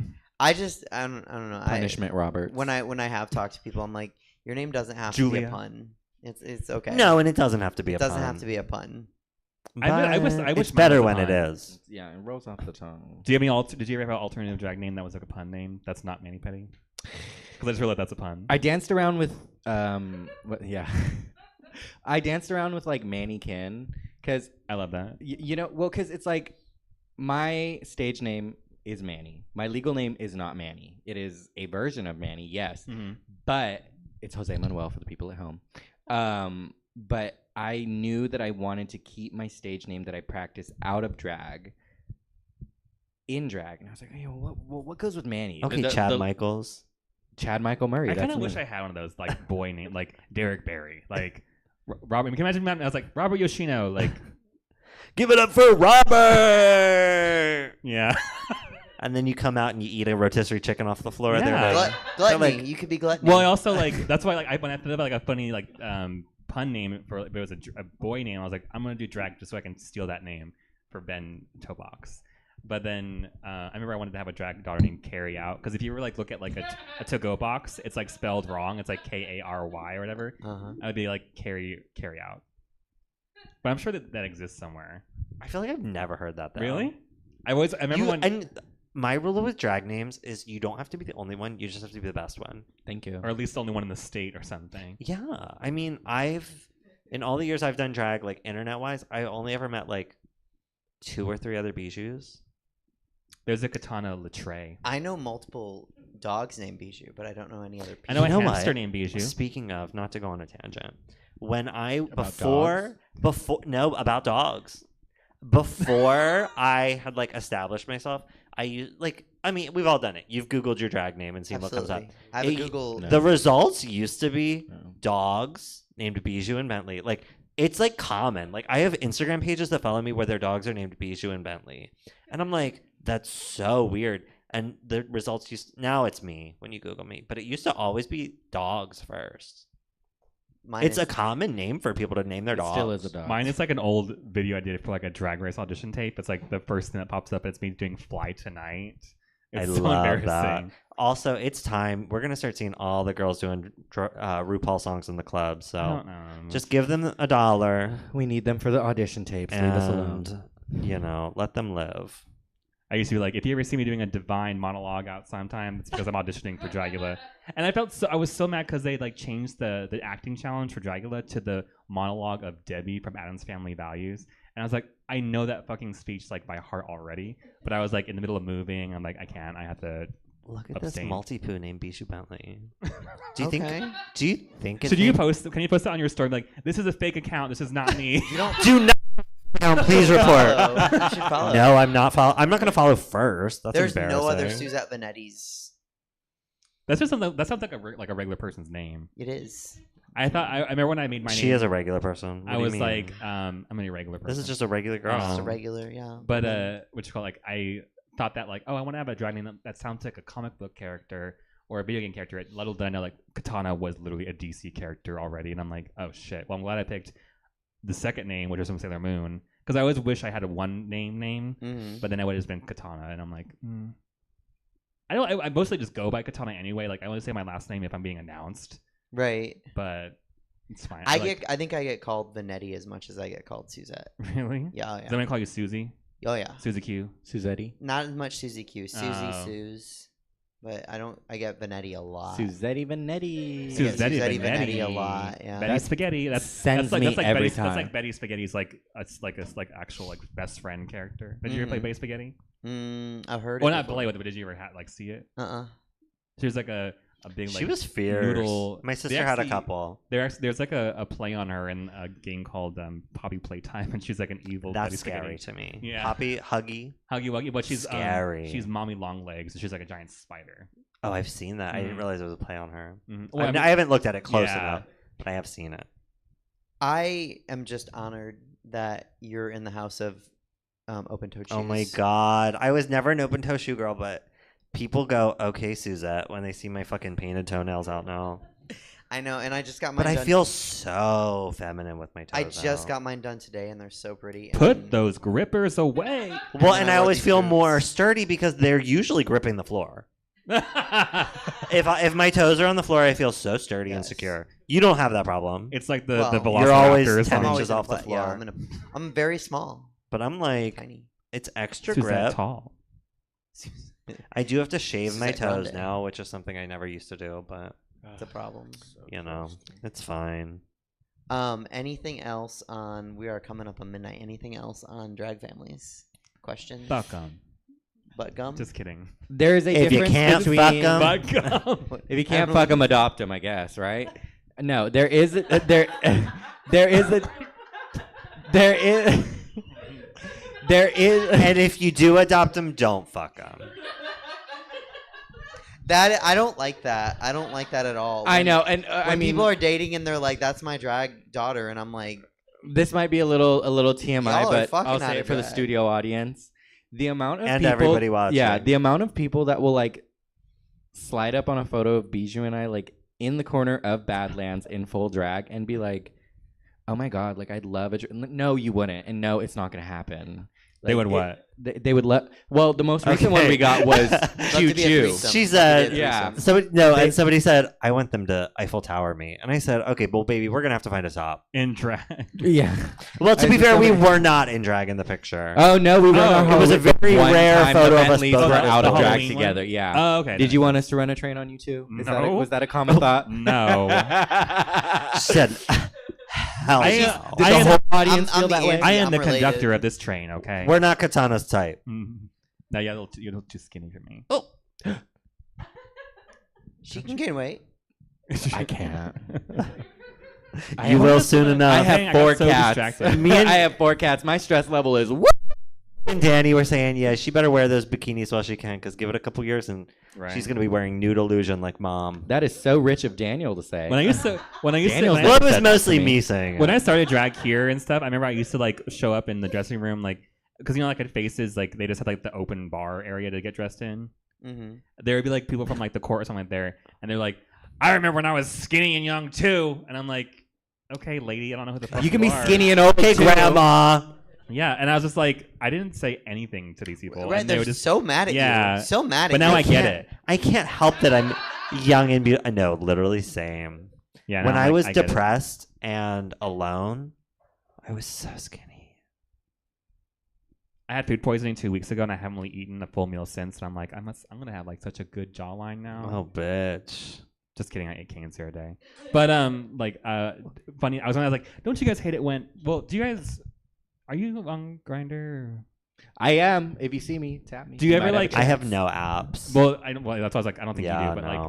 like, when people are like, they know you, like they're mutuals with you, and then like they like you think they're gonna be interested in you for a different reason. They're like, oh, like can you put me in drag? That's happened to me many times. That's happened to me once. There is a handful of yeah, just don't say the there's- T word. Well, there's a 'cause they're- handful of they chasers might not be who are tea like chasers. They might just be drag chasers. yeah, they're drag Oh. chasers. Yeah, it's like put me in drag and then fuck me, and it's like Right. no. I mean, it's just put me in drag. I will say, yeah, I get that. I'm not even on the apps, but I get that Like too. on And DMs. I'm like, if that's what you're into, that's fine. And I know girls that are into that. Yeah, but I I'm love like, that for you. Right. It's I don't want to spend all that time putting you into drag and Yeah. then, ruining But I'll it. say also, like, going off That's of why, that, that's why. I don't have wanna that ruin issue it. where I'm like, what do you like me for? You know what I mean? Like, I'm like, this new friend, I'm like, do you like me because you see me, like, on stage and, like, being this, like, big personality? Mhm. Or are you interested in being, like, friends? You know what I mean? Like, I'm like, do you think I'm really cool because I put on a wig and dance around at the bar that you go to every weekend? Or are you like, oh, you seem really cool and I actually, like, want to talk to you? Do you ever have issues with like? But that might also be like imposter syndrome. You know what I mean? Like Yeah. maybe I am cool. You Why are. am I questioning it? You are. Of course you want to be my friend. Yeah. Do you ever like have it? I mean, because I feel like, I mean, we've beaten the dead horse to like to death. But like, you are like That's well what you do, known and right? like on social media and stuff, like do you have issues trusting people who want to be your friend if you don't really know them because they might just be getting to know you because of like clout?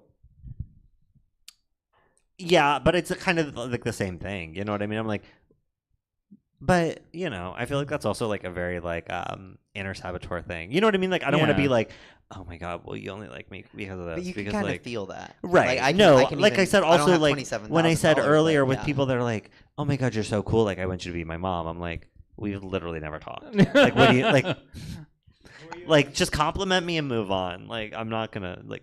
There is nothing here. I get but that a I do lot. have that issue. Just generally speaking, it's one of those things where it's like always kind of in the back of my head. I have a bad imposter syndrome too. Like I'm literally like the host of the show at Eves, and I'm like, I don't know if they like me. You're here. like, oh my god, they hate me. They come here every week and see me, and they fucking hate me. Well, because I feel like it's like I'm like the boss. Like they kind of have to be nice to me, but I'm like, I don't know if they would like me if we weren't hanging out. That's how I felt at Badlands tonight. I was like, y'all are here, and I'm yelling at you all, and I'm being mean, but you have to sit here and clap. Oh, like the audience? Yeah. I'm talking about like the Oh, cast. oh yeah, no, we don't like you.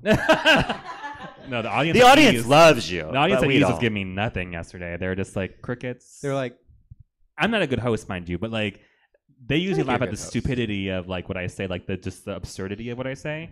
But last night they were just not living. yeah, it was one of those nights. But they were watching the show. I mean, Well, and I felt like I can't speak for everyone. I feel like the second half was better. First half, I was like, work. I'm gonna take my $8 and get Jack in the Box after this. Get that.